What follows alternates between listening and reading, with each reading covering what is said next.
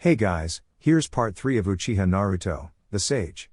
The full story is already out over on Patreon. Anyways, enjoy. Chapter 11, What Are You? It had been a whole week and nothing was happening. Naruto was a patient person. However, this was too much even for him. He had come to test his strength, not sit around and listen to Mei or Yugao while they speak. Naruto was getting tired of it. He had come to the village to test his strength, not converse. Mei was also pushing him too far. Unless he got some action to release all the energy within, he would soon be on the edge. He was not going to wait for something like to occur while he just stood. He did not care for what the Mizukage was thinking or if Mei's forces were not ready for an all-out war. He could cripple any army on his own without help from anyone. Sighing, Naruto walked toward Mei's tent. He realized that he had been sighing a lot lately. Boredom could drive anyone to anything. He hated having to report to her of what he was going to do. It was like he was taking orders from her, and Naruto hated taking orders from someone. Well, when he does go back to Konoha, he would have to swallow his pride, and take orders from Tsunade. She was the Godime Hokage and had authority over each shinobi of the village. Still, he was not going to allow her to boss him around or make him to staff he did not like just because she was the Hokage. Naruto did not bother to announce his presence before getting inside the tent. He knew the woman would be inside sitting on her chair. During day, she was always sitting there unless she was doing something that could not be done inside her tent. Mei smiled brightly upon seeing Naruto. She was not alone in the office. She had Ao, Kujuro and 3 other men in her company. They were probably discussing battle strategies. "Can't stay away from me?" Mei stated with a teasing smile. Naruto just shrugged and simply ignored the other occupants in the room. "I'm going to force Yagura out," Naruto announced. Mei raised a brow. "What?" "I'm going to force Yagura to come out. I have grown tired of waiting."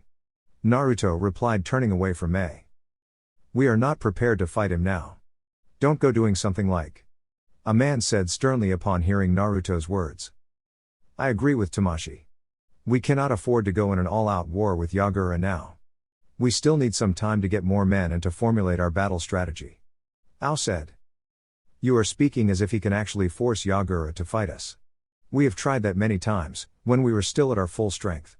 No offense, Mei-sama, but even your presence in the battlefield could not force Yagura to come out," another man stated with a snicker at Naruto. Mei frowned. She did not tell them that Naruto stated that he could summon the Kyuubi. She did not want to get their hopes up. "Don't get involved if you are not strong enough. I did not even request that you come to fight when Yagura does show up. I was merely letting you know what I was going to do," Naruto replied without even looking back to the man. "Who do you think you are here? You are not the boss, Mei-sama is, and nothing happens unless she says so," Ao said, his voice raised as he glared at Naruto's back. Naruto continued on walking away without responding. It was not worth it to respond to Ao.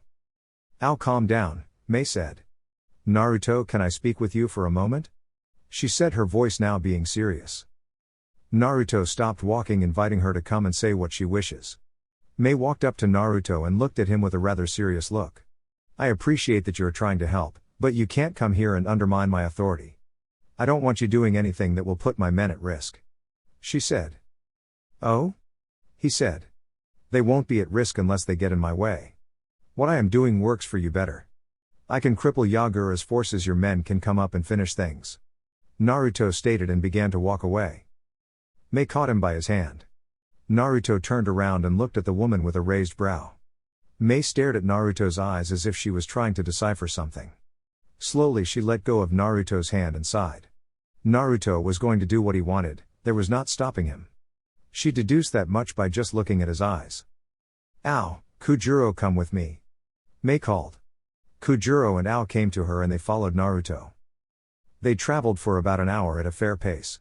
In the place they were they could see Yagura's base, the Mizukage's tower. Ao was beginning to think that Naruto was leading them to a trap.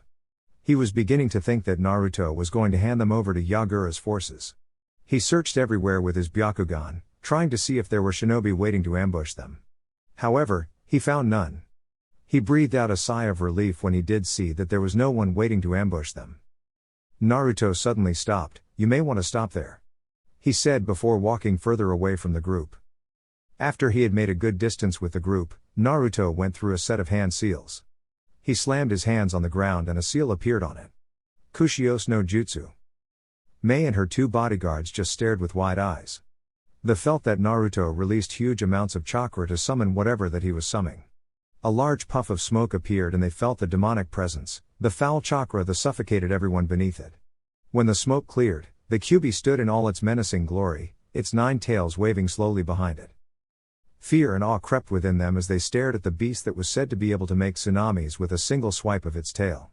The Kyuubi was the beast that went on a rampage at Konoha many years ago, the beast that many villages attempted and failed to capture to add as their military weapon, the strongest Baijuu in all of the 9-tailed beasts.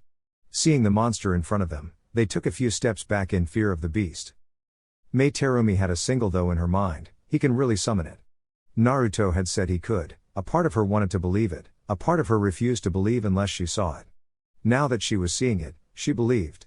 If anything he was to say he could do after this, she would believe him without a single cent of doubt in her mind. Naruto, why have you brought me here? The Kyuubi asked in its deep menacing voice that would send shivers down to anyone's spine. Its blood-red silted eyes stared at Naruto waiting for a response. I want you to do something for me. Naruto replied, his tone up so the Kyuubi could hear him as he was standing beside its paws. He had his hands crossed on his chest, eyes not even looking at the Kyuubi when he responded. Tell me so I can do it quickly, and go back to taking my nap, the Kyuubi responded. Mei and her man almost face-faulted at the Kyuubi's response. The almighty Kyuubi would only be concerned about taking a nap. It was supposed to be a beast of mass destruction, not a beast of taking naps. Kujiro quickly erased a thought in his head of the Kyuubi sleeping with bubbles coming out of its nose. Even given your freedom all you do is sleep, Naruto stated, shaking his head.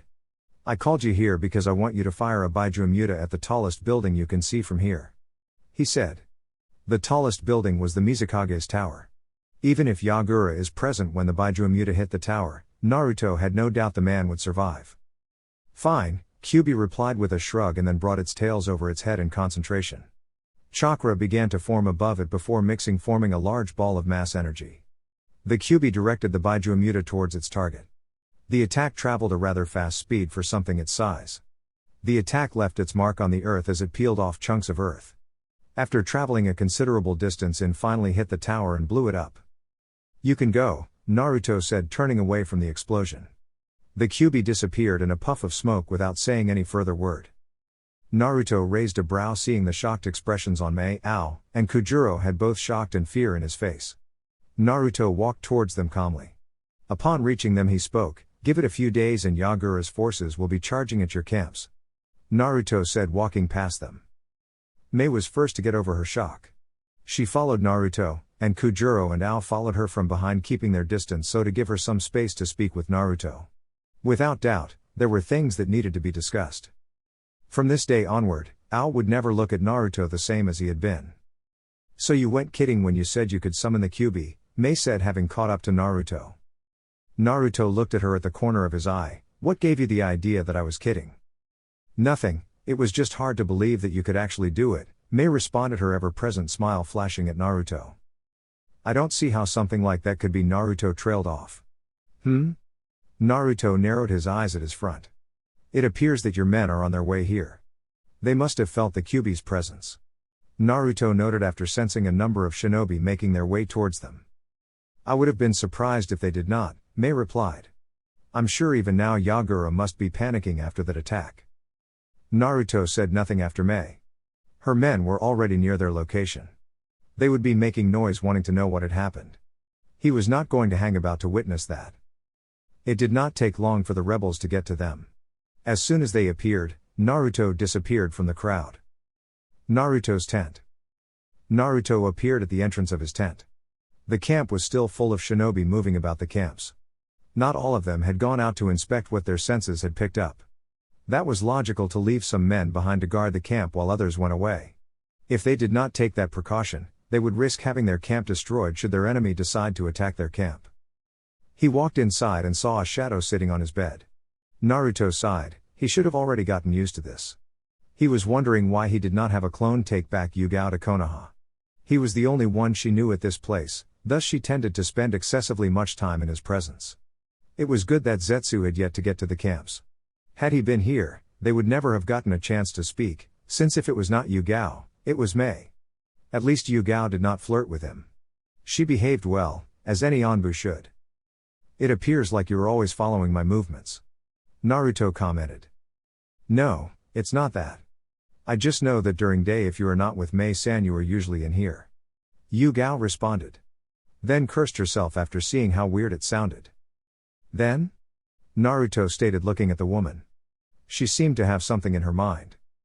I may have been young 16 years ago when the Kyuubi almost destroyed Konoha, but I can never forget how it felt like when it appeared in its foul chakra. Naruto remained quiet.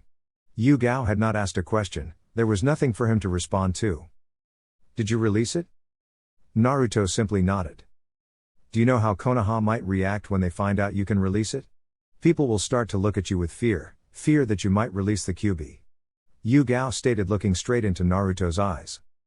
You should not concern yourself with what I do, Naruto replied and walked away from his tent. 3 days later. Naruto had been waiting patiently for Yagura to have his men charge at the rebels' camps. He had gone back to wearing his armor as he waited. He had no doubt in mind that Yagura would run about to attack Mei and her men. At the rebels' camps, things had been rather busy as they formulated their battle strategies. Naruto never got involved with it. There was no need for a strategy if he was going to face an army of weak shinobi who could not make him sweat. He just needed them to be test dummies for his jutsus. They are on their way? Naruto looked to see Zetsu. When did you get here? A day ago. Naruto nodded. He did need to know why he did not inform him that he had arrived at the village. He had no problems with it, as long as he was there when he was needed. Zetsu was someone he could count on. There was no need for him to question. He was probably spying on Yagura. Shall we? Naruto said getting up from his position. He picked up his gun and strapped it on his back. Zetsu sank to the ground without saying anything. Without warning or telling anyone, Naruto began to move towards the direction in which Yagura's men were marching.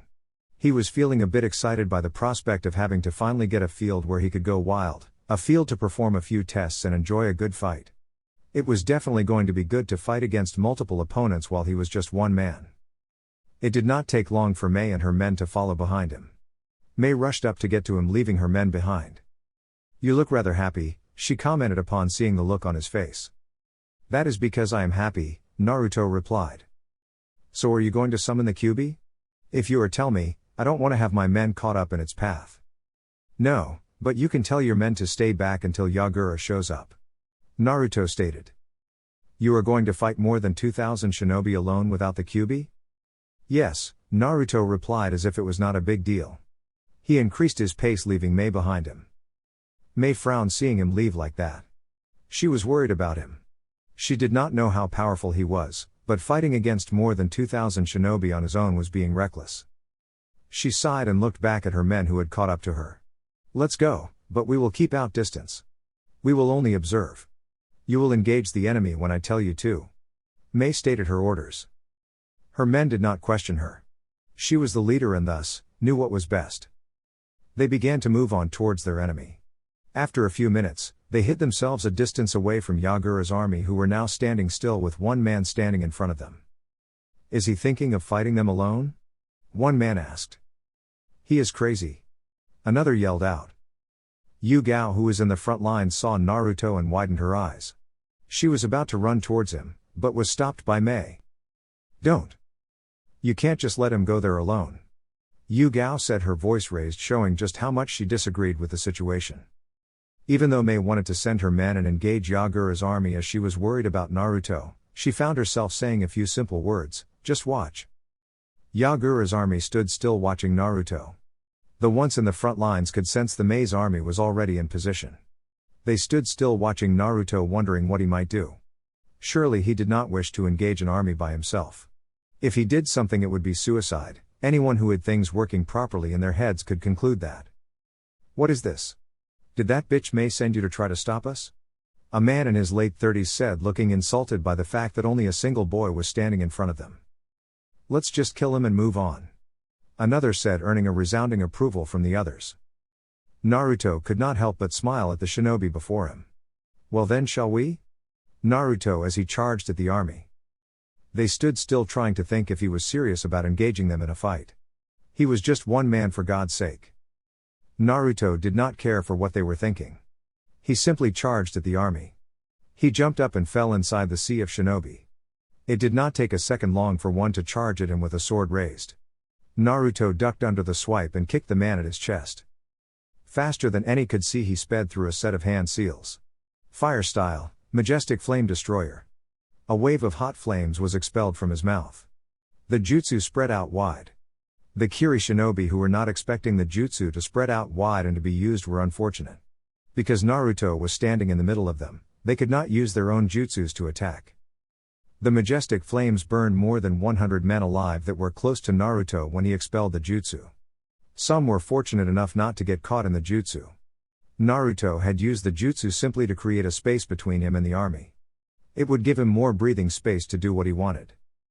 Naruto charged at the disorientated shinobi. A man was caught within his range by a kick to the temple that sent him flying towards the others. Naruto began to deliver hits from shinobi to shinobi. No one was able to land a hit of him as he made his charge. He was only engaging them in taijutsu battle as he wanted to see how his Sharingan and taijutsu fared against a number of shinobi. When he was satisfied with the results, he jumped away from Yagura's army. 4 clones appeared beside him. The clones had their own assignment to do. Therefore, they disappeared from view off to begin their assignments. Naruto went through hand seals before slamming his hands on the ground. Would release, piercing spikes. A large number of spikes shot out from the ground and flew towards the enemy. The wooden spikes were sharp and a single hit could pierce through flesh and leave a nasty wound. The spikes could also kill should they hit a vital point of the body. The spikes fell like rain at Yagura's army. Naruto smiled slightly as he watched them dance around to the song his spikes were singing. The attack in his previous had managed to scatter the army, forcing them in groups, creating distances around them. A few were pierced by the spikes, some killed as the spikes hit vital points on the body, some were left bleeding heavily. Others were able to use earth jutsus as protective shields. Water release, water dragon. A random shinobi yelled, expelling a large water dragon towards Naruto, looking to catch him off guard. Naruto knew that water dragons could be controlled remotely. Therefore, trying to avoid it would be pointless. He went through his own hand seals. Fire release, fire dragon. He yelled as he released a fire dragon equally to the water dragon. The jutsus met in between and tried to push each other for dominance. A smoke of steam was conceived because of the two elements pushing each other for dominance. In the end, there was no winner. Water release, water bullet. A water bullet sped towards Naruto in great speed. Naruto was on alert. He leapt into the air. Gravity did its duty in pulling him down. As he landed down, a large explosion occurred in the air. He looked up and saw a cloud of flames spreading across the battlefield, covering a distance of around 300 meters. Naruto smiled. His clones had completed their jobs. Each clone had disguised itself, and all 4 surrounded the army before firing the majestic fire destruction, each into the air. After that, they would have to stand still in concentration to contain the flames together. The jutsus colliding had caused the explosion. Yagura's army stood still with wide eyes as they stared at the cloud of flames. There was no mistake, it was flames. They could feel the intense heat of the flames. If the flames were to just drop on them, they would be killed. Many of the ninjas began to run around trying to get away from the range of the flames. What the hell is that? A man from Mei's army yelled, staring at the large cloud of flames hovering in the air.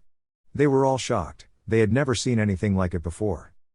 He is preparing for a jutsu, Ao deduced, staring at the flames. One thing was certain, it had to take a lot of chakra to put those flames in the air. It also had to take almost perfect chakra control to keep those flames in the air. Ao was impressed. Whatever it is not something I would like to go against. Imagine if those flames just dropped. How do you defend yourself against something that is falling off the sky? Another man stated, repressing a shudder as he thought what would happen if the flames were to drop on top of them. Mei simply stared, wondering what Naruto wanted to do. She could as well say that he was also not kidding when he said he wanted to test a few things. She was also glad that he was doing well. Regardless, it was just a matter of time before the army overwhelmed him. When that does happen, I will be ready to rescue you, Naruto. Mei thought to herself. Naruto quickly went through 35 hand seals as he took control of the flames. He held a tiger seal, fire release, crying heavens, he muttered. A scene that many would never forget occurred. It began to rain. Raindrops fell from the sky as the flame cloud wept. The rain was not a normal rain. Instead of water, it was raining fire.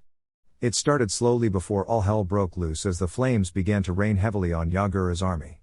The flame drop's heat was intense, pain and death awaited for those unlucky to be caught in the rain.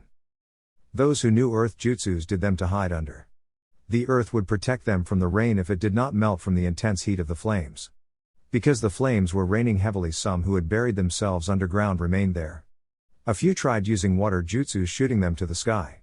That only served as temporary protection because as soon as their jutsus died down, the rain fell on them. Others who were overwhelmed with fear just danced around as the flames fell on them. Others did the smart thing and ran away from the rain as it was not raining across the entire battlefield. It rained for 3 minutes without stopping.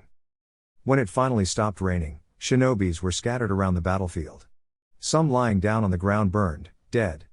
Some had their bodies breathing out steam as their bodies had suffered major burns. A large number of Yagura's army who were not within the range of the flames stood at the scene before them with wide eyes. This was not something that one expected to see. If they had been told that they were signing up for this, they probably would have never signed up for the war. The horrors were not over yet as a thick fire cloud loomed over the sky above them. Many began to take a few steps back in fear of the rain falling again. Rebels. Even though they are our enemies, I cannot wish for anyone to die like that. A young woman stated, looking at the battlefield.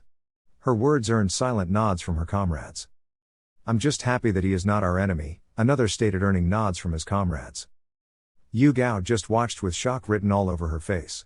10 years ago, when Naruto was still running around Konoha screaming about being Hokage, if someone had told her at that time that Naruto would be able to do things like what she now witnessing him do, she would have snapped their necks. She had never thought that he would be able to cause so much death, a sense of dread within his enemies. Mei just stared at Naruto. Her eyes were not focused on a Yagura's army, no, she had her eyes at Naruto. She could now see why he did not even bother to summon the Kyuubi.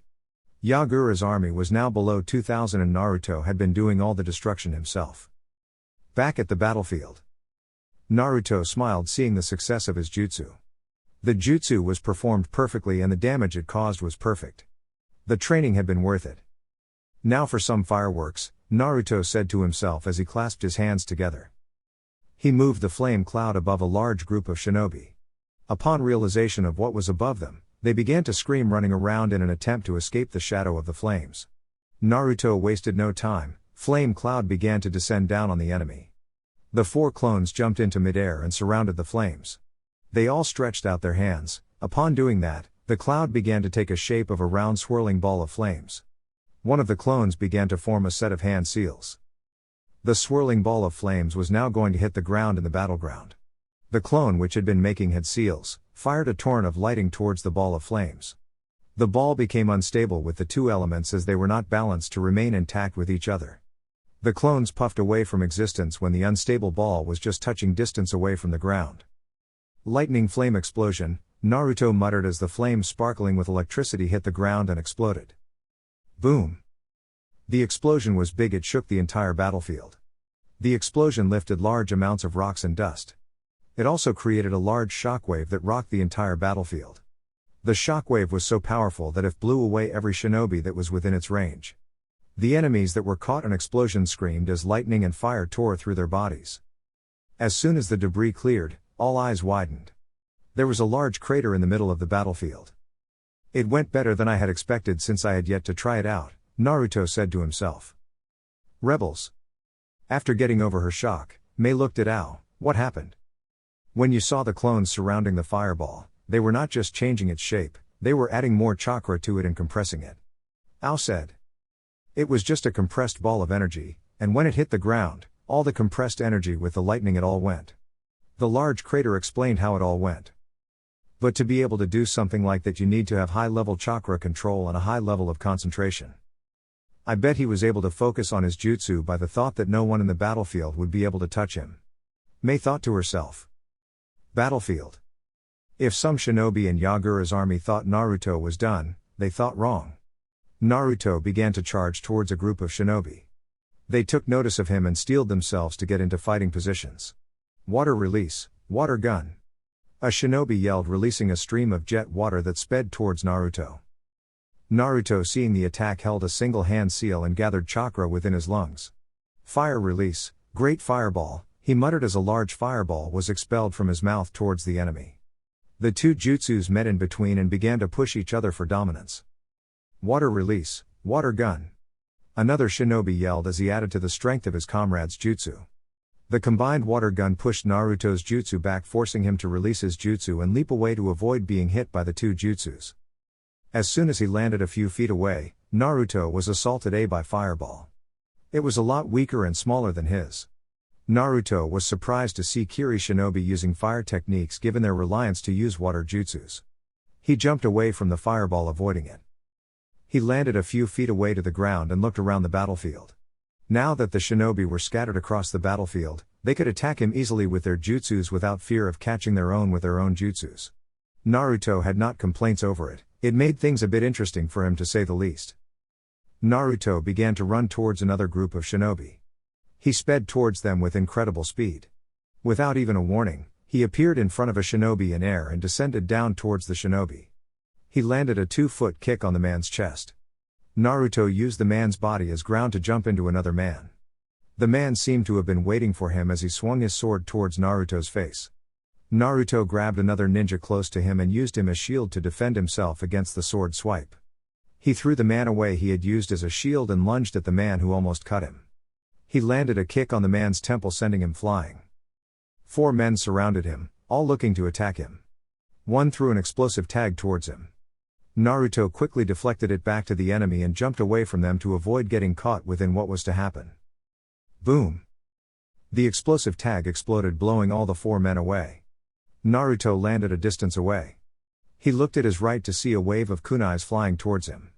Looking at them carefully with his Sharingan eyes, he could see that they had explosive tags. He went through hand seals, wind release, wind palm. Naruto's wind jutsu deflected all the kunais that were thrown at him, sending them away from him. Naruto was not given more time to think about anything else. Earth release, earth spikes. The ground underneath Naruto began to shake as the earth formed sharp spikes and sprout out from the ground. Naruto disappeared from his position in a burst of speed. The moment he landed, another jutsu came flying towards him. Wind release, wind dragon. This time Naruto could not dodge as the jutsu hit him dead on. It did not do any damage to him though. All it did was send him flying, to which Naruto flipped several times in midair and landed on the ground in a crouched position. He got up slowly and dusted himself. His armor had several scratches because of the sharp blades caused by the wind dragon. They are working together with their attacks now, Naruto stated as he observed the now gathered army. They realized that with them having scattered around the battlefield, it made things easy for him to attack them. It also made it easy for them, but so far, it was working for him better than them. Naruto looked up as he saw about 100 men throw shurikens towards him. There was no dodging them. Naruto unstrapped his gunbai for the first time since entering the battlefield. He held it firmly with his right hand before swinging. It released gusts of winds that peeled off chunks of earth as they headed towards the projectiles thrown towards Naruto. As soon as the projectiles made contact with the gusts of winds released by Naruto's gunbai, they were deflected away from Naruto. Naruto placed his gunbai back on his back and began to form hand seals. Wind release, wind tornado, he muttered as 3 wind tornadoes began to spin around him furiously. Naruto clasped his hands together and the 3 tornadoes united, forming one large roaring tornado. The tornado was picking up debris as it rotated around. Naruto looked at the tornado. His eyes morphed into his eternal Mangekyo Sharingan. Amaterasu, he muttered, setting the tornado ablaze with the black flames of Amaterasu. He had set the correct ratio of both elements, or else their combination would blow up. The tornado became dark as it now became a fire tornado. Naruto allowed the tornado to rush towards the enemy. The technique was a large scale of his blazing tornado. This was made with a large number of enemies in mind. The attack neared the enemy, who kept shooting water-based jutsus to try and extinguish the flames. Unfortunately for them, the black flames were not ordinary flames. Therefore, regardless of their attempts to stop the technique, it just passed through their own without much difficulty. The tornado consumed more than 50 men within it, chewing them. They let loose of some pained screams as the blazing tornado cooked them as they rotated in fast speeds within it. The jutsu finally died down, leaving black fire around the battlefield still alive, burning brightly and slowly on the ground. Naruto went through hand seals, fire release, majestic flame destroyer. Naruto yelled as he released his wave of flames that spread out wide, rushing towards Yagura's army like a sea wave. They saw the attack coming and knew how to survive. Water release, water encampment wall. Multiple shinobi yelled, creating a wall of water to block Naruto's jutsu from getting to them. The several water walls formed one large water wall that spread out wide, matching Naruto's jutsus. The two jutsus came head on and pushed each other. In the end, there was no winner, as the contest between the fire element and water element left only a cloud of steam between Naruto and Yagura's army. Naruto did not wait for the steam to die down. He charged towards the army. He had one man yell, "He is coming." He figured the man must have been a sensor to sense him with a cloud of steam. Naruto went through hand seals as he jumped in air, fire release, majestic fire destruction. Naruto expelled a stream of flames that sped toward the targets. The targets had not expected to see another attack flying toward them. The unlucky shinobi were unfortunate when the flames hit them before exploding into a sea of flames, thus burning everything within them to dust. Naruto was doing well in crippling Yagura's army. The army was taking heavy losses because of Naruto's destructive jutsus. Most of them were hard for them to defend, to some it just seemed impossible to defend against some of the jutsus. Two men screamed as they charged towards Naruto with their kunais at hand. They surrounded him and lunged themselves at him. One flanked him at his front, while the other charged at him on his back. Naruto brought out his sword to parry a kunai that was coming towards his face. The man on his back was already onto him. He tried to stab him on his back while he was still parrying the attack from his comrade. With fluid movements, Naruto pushed the other man back, causing him to lose his balance. Naruto spun around quickly to block the kunai that was about to stab him on the back. Without even looking back, he raised up his foot and delivered a kick to the chest to the other man who was trying to regain his footing. He stared the man at his eyes before the man froze with wide eyes. Naruto wasted no time in driving his sword through the man's chest. He grabbed the man by his left hand. Naruto narrowed his eyes at his right. More than 20 different jutsus of different elements were coming towards him on different directions. Naruto looked at the other man. He had already recovered from his kick and was charging towards him. Decoys, Naruto muttered, concluding that the two men were just decoys sent to keep him busy while the others prepared the jutsus that were being thrown at him. All the jutsus neared him before hitting him dead on, along with the other man from Yagura's army. A large explosion rocked the battlefield again, picking up debris. The enemy was starting to celebrate as their jutsus got a direct hit on their enemy. He could be counted as such now that they have seen what he is capable of, after seeing the deaths he inflicted on their comrades. And also the fact that he was fighting against them. Their celebrations were cut short when the debris cleared around Naruto and revealed him to be in perfect health. There was not a single scratch on him. He did not look like he was hit by several jutsus. He stood still with his eternal Mangekyo Sharingan activated. "Attack him again!" Another man yelled. The others went through hand seals. They charged several jutsus at Naruto again. The jutsus came at different directions as they sped towards Naruto. The way at which the attacks were coming at him, it gave him no place to hide if he wanted to. Naruto remained still with the jutsus speeding towards him. He had his hands folded across his chest. "We will get him this time. There is no way he can survive an attack of this magnitude." Another yelled with confidence. No man could survive the kind of attack they fired at Naruto. The hopes of killing him crumbled down within seconds as Naruto appeared standing without a scratch on him. It was just impossible for someone to survive an attack like the one they threw at him. More than shocking is the fact that Naruto did not even have a scratch on him, like their attacks did not even touch him. Naruto eyed around the battlefield. There were still many shinobi on their feet. The others were either dead or just rendered immobile. He went through hand seals, gathering the needed chakra for his jutsu. Wood release, deep forest emergence. The ground began to shake as large roots sprout out from the ground and charged towards his opponents. They could only stare as the techniques headed towards them. One thing was certain, if it reached them, they were going to die. "We cannot allow the technique to get to us." One man yelled, deciding to be brave for everyone so that they could survive. What do you suggest we do then?" "We intercept it with our own techniques," he replied firmly. They nodded and released fire, lightning, earth and wind-based techniques towards Naruto's jutsu. The jutsu collided, creating a large explosion.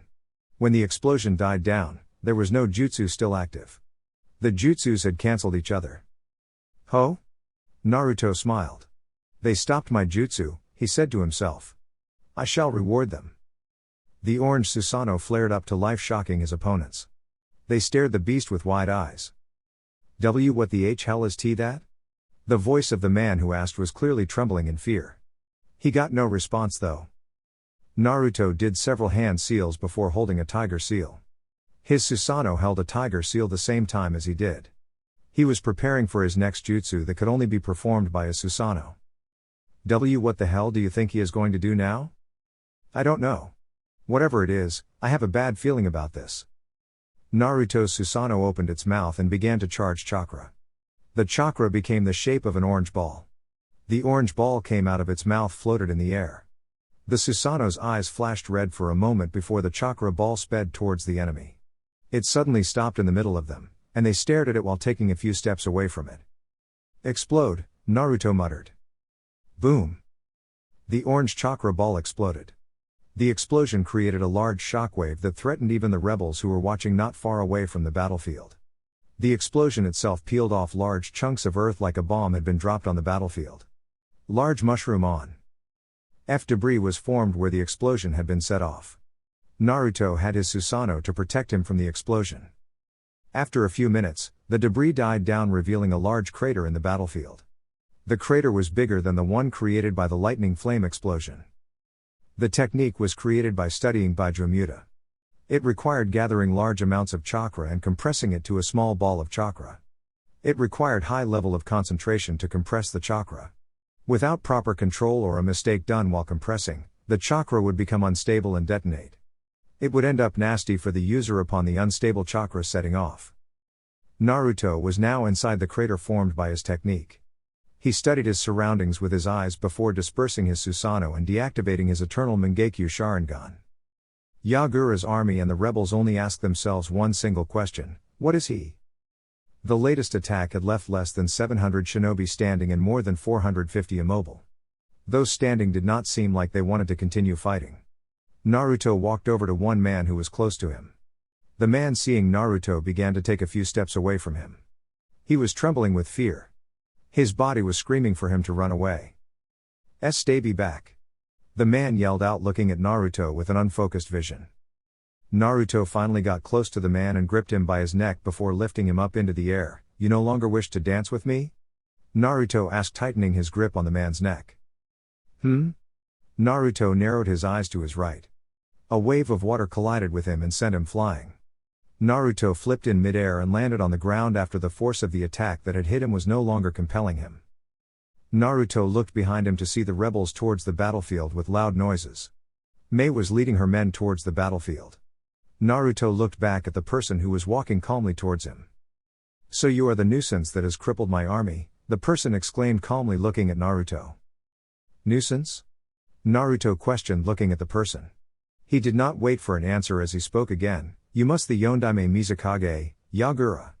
Naruto stated, looked at the now identified Mizukage. I have come to end you.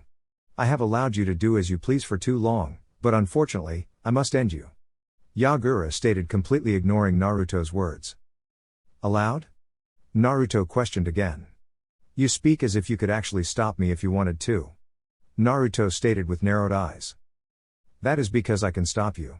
I am rather impressed by your abilities, but I am not like my men, and there is reason I am the Mizukage, Yagura stated, keeping his tone calm. Can you really do it? Yes, I can.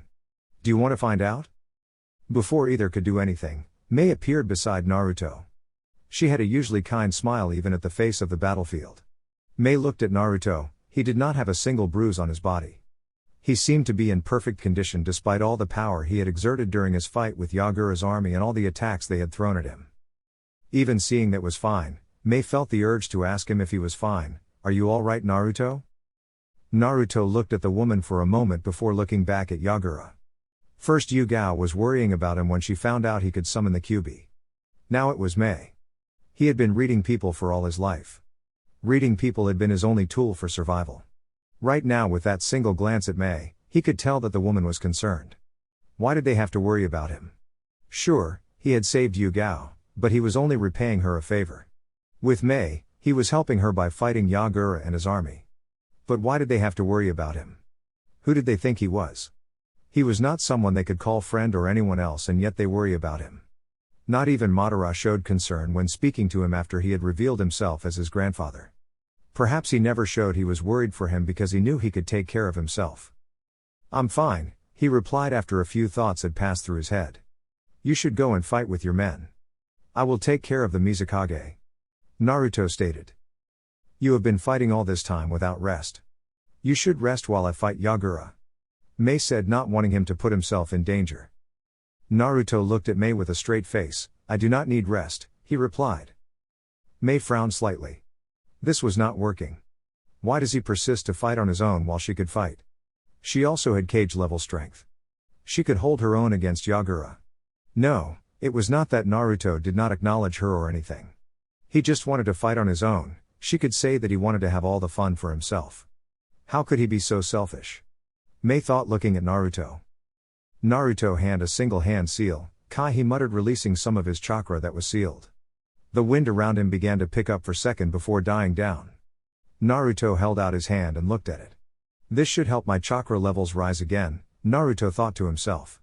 "I may have more chakra than people could imagine, but even with that it is not unlimited. Well, it does not matter anyway." "You should go," Naruto stated, looking at Yagura, who seemed to be waiting patiently for them to finish talking. Mei sighed. "Fine, but I will not be far," she replied in a defeated tone. Getting Naruto to rest while she fights Yagura was one war she could never win. "Shall we Yondaime?" Naruto asked, looking at the Yondaime Mizukage. Yagura said not word further. He simply vanished and appeared in front of Naruto.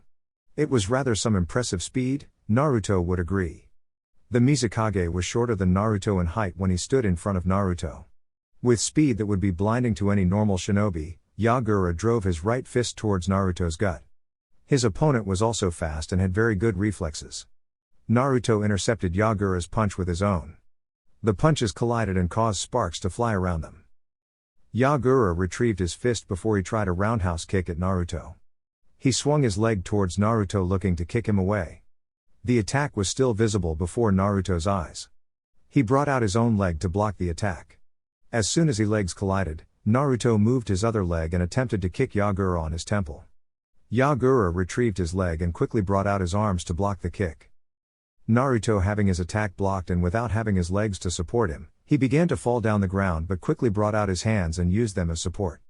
His front was left vulnerable to an attack. His opponent took the chance and jumped in air before descending to the ground. He attempted to kick Naruto at the back of his foot.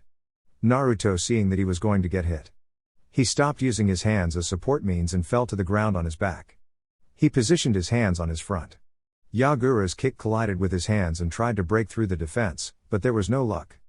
The attack forced Naruto to the ground, creating a small crater where he laid with his hands crossed at his front and Yagura on top of him.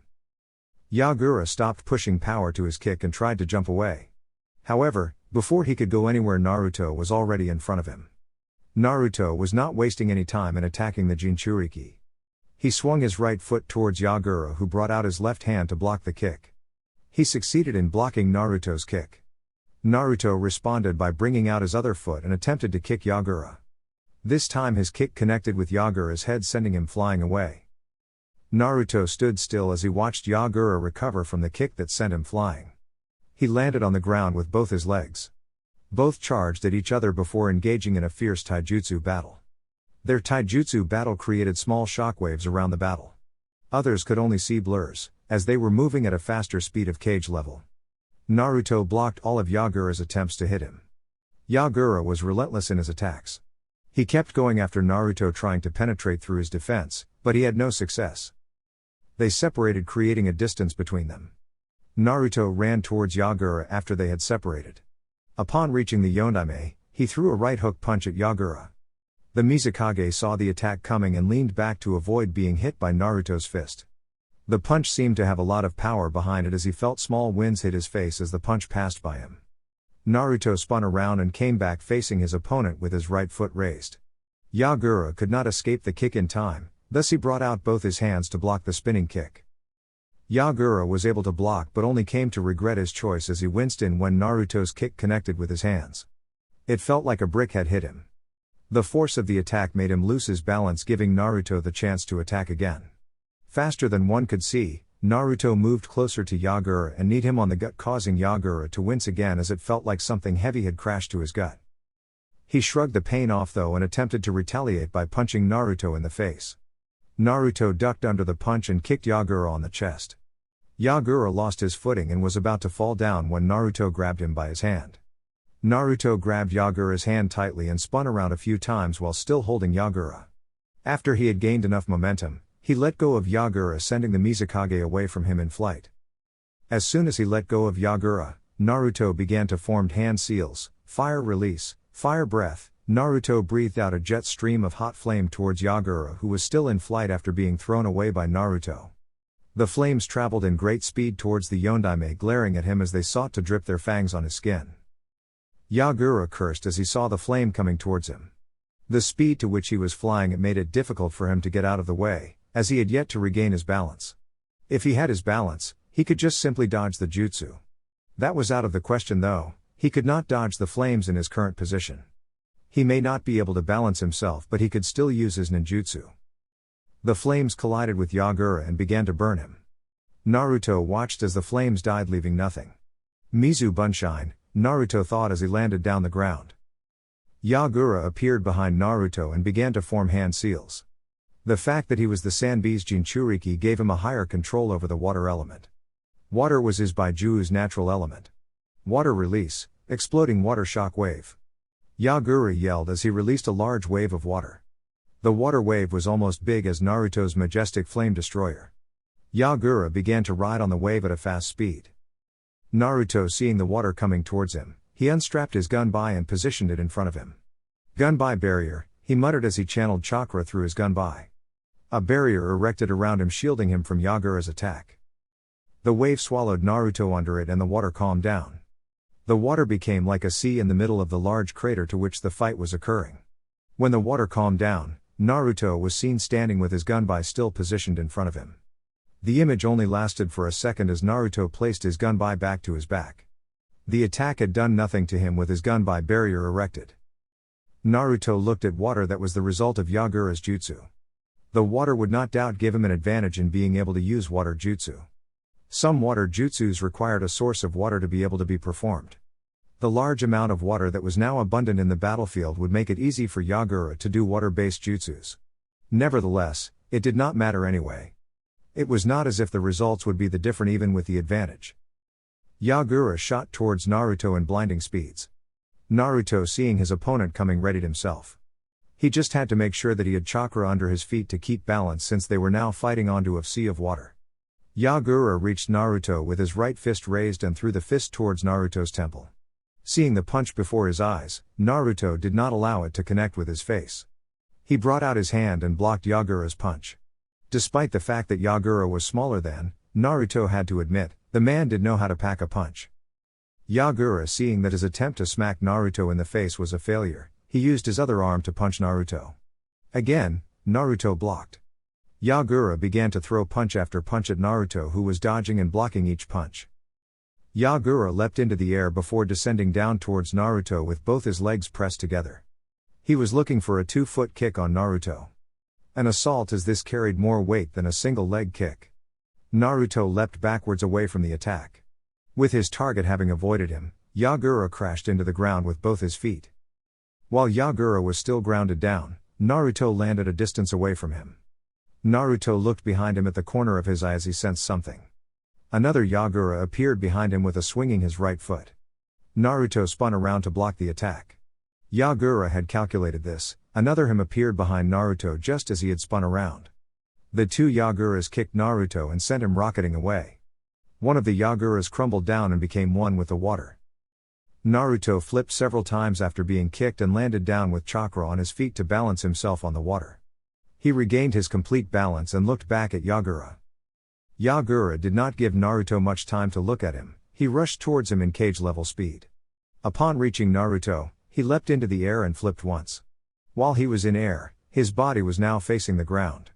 He descended towards Naruto and attempted a kick on top of Naruto's head. His opponent was easily able to read into the move and bring out both his hands to block the attack. Yagura's foot connected with his hands and forced him to the ground a bit due to the power of the kick and the position in which Yagura was. Yagura's whole body weight was on top of him, giving his kick more power. Regardless, Naruto held his ground and pushed Yagura away. The Mizukage flipped in mid-air before landing on the ground. He did not waste time to charge at Naruto again. He appeared to lunge himself at Naruto's left side before completely disappearing and appeared on Naruto's right side.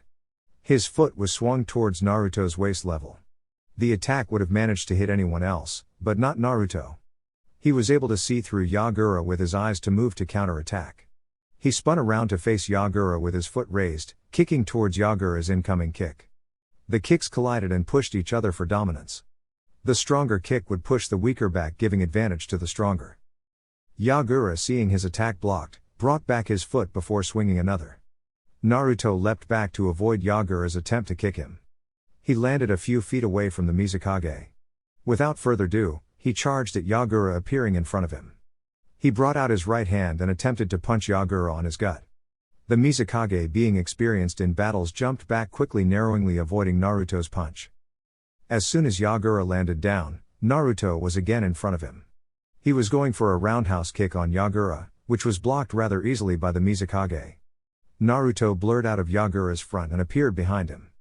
He had moved in such speed that surprised the Mizukage. Yagura did not have time to block or dodge as Naruto's kick connected with Yagura's back and sent him flying.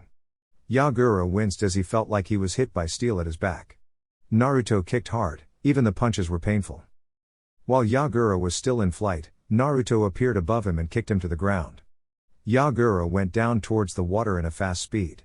He crashed down the water, separating the water. Naruto landed a few feet away from where Yagura had crashed. Yagura recovered quickly and appeared from the water, albeit soaked. He stared at Naruto as he went through hand seals. "Water release, water dragon!" he yelled. Capitalizing on the water lying around the battlefield, he created a large water dragon. He created it through the manipulation of his water affinity. The large dragon formed and steadied as its eyes trained on Naruto, its prey. Naruto looked at the water dragon impassively. He knew that the water dragon could be controlled remotely. There was no use for to try to dodge or running away from the jutsu. It would seek him out till it hit. He began to form his own hand seals as Yagura's water dragon charged towards him. Fire release, majestic fire destruction. Naruto breathed out a stream of flames of intense heat. The flames spread towards the water dragon that was still on its charge towards him. The flames and the water dragon collided. Naruto's flames exploded into a sea of flames upon hitting their target. The water dragon was consumed by the sea of flames. The hot flames melted the flames, nothing more than steam. The flames also reduced the water in the battlefield considerably, creating a cloud of steam. When the cloud finally cleared, all the jutsus had died down and neither of the users were in danger of any sort. Other than the fact that Yagura was slightly panting, he was alright. He had yet to receive any real damage from his battle with Naruto. On the other side, Naruto was in perfect condition. He was tired slightly, he just was not showing it. The chakra he had released replenished his reserves. However, that was not the only good thing about the stored up chakra, it also replenished his energy. Naruto could as well say that it worked as a soldier pill. After recovering his breath, Yagura charged at the unmoving figure of Naruto. The blonde-haired Sharingan user was just standing there motionless as if waiting for Yagura to attack him. Yagura appeared in front of Naruto and spun around, attempted a back kick, and Naruto deflected the kick by his own leg. He withdrew his sword from its sash. Holding it tightly on its handle, he slashed it vertically at Yagura. Without a proper weapon to defend against the sword, Yagura jumped back to avoid being cut. You could not fight against someone with a sword when you did not have it. Dodging was the only way he could fight. Naruto lunged himself in front of Yagura, not giving him much time to plan for a way to fight.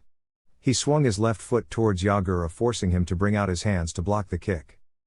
Naruto was expecting Yagura to do just that. He put more power behind his kick, causing Yagura to lose his footing. Naruto slashed his sword across Yagura's chest.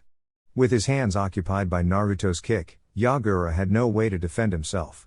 Regardless of that, he was not some weak shinobi. He allowed his body to lean back despite not having complete balance over his body. His action did enough to avoid the sword from leaving a large gash on his chest. The tip of the sword cut across his chest, leaving him bleeding slightly.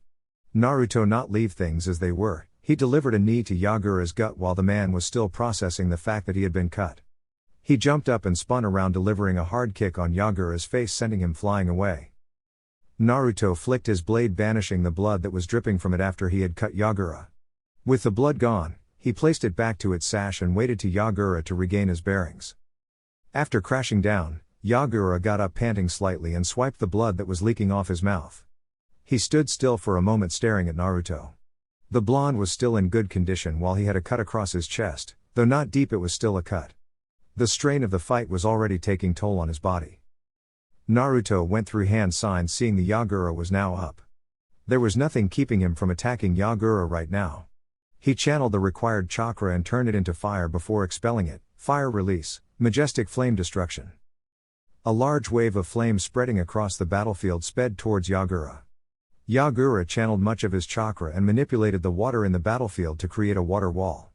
The water wall held on for a little while before the overwhelming flames pushed through. Naruto narrowed his eyes behind him as the flames died down. There was no water left in the battlefield due to Naruto's jutsu. Behind him, Yagura was on his knees panting. A part of his body was slightly burned by the flames Naruto had unleashed towards him. Naruto turned around and walked towards the kneeling Mizukage. He then picked up his pace, speeding fast towards the tired-looking opponent. Yagura rose up from his kneeling position upon seeing Naruto charge towards him. He stood up and took a defensive stance. Naruto appeared in front of him. Before Naruto could do anything, Yagura threw a punch at Naruto's face. Naruto ducked under punch before delivering a punch of his own to Yagura's gut. He proceeded to punch Yagura twice on the face before gripping his neck tightly, causing him to gasp for air. Naruto slammed the Mizukage down the ground with so much force that created a small crater where Yagura had hit. Naruto jumped away from Yagura while still in flight. He went through hand seals, fire release, phoenix flower, he muttered as he released fireballs that went down to Yagura like meteorites. Yagura regained his bearings and stood up before going through hand seals, water release, water wall. He yelled as he expelled water from his mouth that created a wall in front of him. The wall protected him from the fireballs, as the fireballs did not penetrate through his defense. Naruto landed down the ground gracefully. He did a few hand seals, wind release, wind palm, he muttered as he sent a gust of wind toward the unmoving form of Yagura. The wind hit Yagura dead on, only for him to turn into a puddle of water. Naruto narrowed his eyes behind him. Water release, water bomb. Yagura yelled as a swirling ball of water formed in front of him and sped towards Naruto. Naruto took out his gunbai and positioned it in front of him. Gunbai barrier, he muttered as he channeled chakra through his gunbai, erecting a barrier. The water bomb collided with his gunbai barrier before exploding. Naruto's barrier held still, protecting Naruto. When the explosion of water cleared, Naruto was standing still with his gunbai in his hand. He placed it on his back, having served its purpose. Naruto saw the Yagura was on his knees again. He held a single tiger seal molding chakra. Fire release, great fireball, he muttered and expelled a large fireball at Yagura. The fireball rushed at Yagura and hit him, engulfing him in flames. Naruto sensed a burst of Baijuu chakra as soon the flames hit Yagura. He watched careful as the flames died down. He could feel the tailed beast chakra resonating around the battlefield. When the flames died down, Yagura was nowhere. However, there was a creature formed of crimson-red chakra. The creature had demonic eyes that stared at him deathly and three tails waving slowly behind it. Yagura had pulled out all of the Sanbi's power. "You are going all out?" Naruto asked, though never waited for an answer. "Then I, Uchiha Naruto, shall respond with my full strength," he said, clasping both his hands together. He began to release all of his chakra. The chakra he was releasing became visibly outwardly. Winds blew by around him, causing debris to arise. The chakra resonated around the battlefield, causing the few battles that were still going on to come to a halt. It was impossible for anyone not to notice the kind of power Naruto was releasing. All just watched with wide eyes. The wind around Naruto began to pick up in new strength, creating more debris than they had been. Naruto continued to unleash his power. His chakra became visibly to the naked eye. No one had ever felt so much chakra coming from a single person. The form of a sambified Yagura never tensed as Naruto released his strength. He just stood still, looking as if the chakra Naruto was releasing was of no consequence. Like the chakra was nothing. He stood still like he could handle whatever that was that Naruto could throw at him. Even the debris began to swirl around Naruto heavily. He never took a step back nor shielded his eyes from being blinded by the debris. Naruto's Susanoo flared up to life in all its orange glory. Its head gaining an even more fearsome look with the horns and eyes that seemed to be glowing with power. A strong shockwave blew, dispelling the debris that had picked up around Naruto. When the debris cleared, Naruto was standing still inside his Susanoo. He stretched out his hands. Not yet, he thought, and clasped his hands together. His Susanoo did the same. Another strong shockwave rocked the battlefield as Naruto released more chakra. He finally stopped and smiled slightly. His Susanoo now held 2 orange blades. When everything had quieted down, Yagura did not need to be told to attack Naruto. In a blinding speed he shot towards Naruto. Small chunks of earth were lifted as he shot towards Naruto. The speed he had picked up surprised him, even Naruto, but not enough to shock him or make him lose his calm. Yagura appeared in front of Naruto and crashed to his Susanoo. The attack did not break through the defense. The Susanoo stood still without breaking. Yagura leapt away from Naruto, creating a distance between him and the blonde. He charged at Naruto again, this time faster and with more power than he did before. He crashed his fist to Naruto's Susanoo. The force of the punch caused the ground beneath Naruto to change form and become a crater with chunks of earth around the Susanoo picking up. Despite that, Naruto's Susanoo held on and never broke from the attack. This forced Yagura to jump back from Naruto and attack again. This time he was attacking Naruto on different directions, trying to find the weakness of the Susanoo. After all the attempts to break the defense, Yagura was neither success nor had any luck in find a weakness. The Susanoo was like an impenetrable wall that refused to be brought down. He growled in frustration and anger. It could be frustrating to anyone when you are trying to break someone's defense and find no luck. If he could not break through Naruto's defense, then he could not touch the blonde-haired shinobi. If he had not stopped, my Susanoo would have broken, Naruto thought to himself.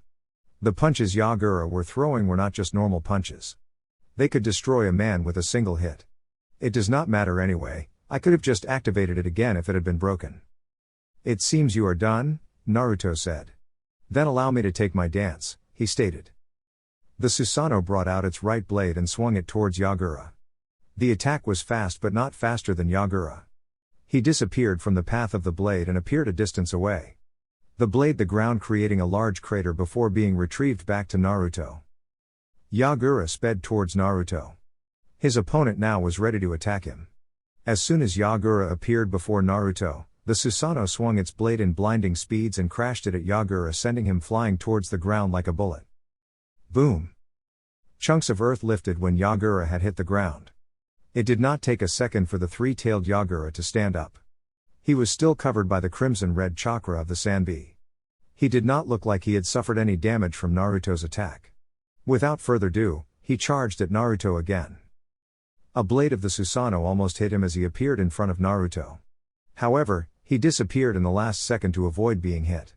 He was forgetting that Naruto's Susanoo was holding 2 blades. The other blade that had not attacked him before crashed onto him and sent him rocketing towards the ground. The Susanoo crossed its blade in front of it. The blades began to glow bright orange before releasing an attack, a wave of energy towards the fallen Yagura. The attack sped towards Yagura in blinding speeds. The attack hit the ground with a boom and left an X mark on the ground. The attack hit Yagura dead on, compelling him to the ground. Yagura rose up from the ground grudgingly. He glared at Naruto and released a roar. Naruto deactivated his Susanoo. Despite the fact that Yagura did not seem to be hurt, Naruto knew he had dealt much damage to the Jinchuriki's body. It would be soon before his body would be unable to maintain his form. Naruto charged at Yagura with his wind chakra enhanced sword. He reached Yagura and took a swipe at the Jinchuriki. The blade did not cut the chakra skin, it did not even leave a mark on Yagura. Naruto spun around and attempted to kick Yagura on the face. Yagura ducked under the kick and punched Naruto on the gut, sending him flying away. The armor did absorb most of the attack, but it still hurt. Naruto flipped several times before finally landing on the ground. As soon as Naruto landed on the ground, Yagura was already running towards him in full speed. Naruto brought out his gunbai, knowing that he could not use any part of his body to block Yagura's attacks.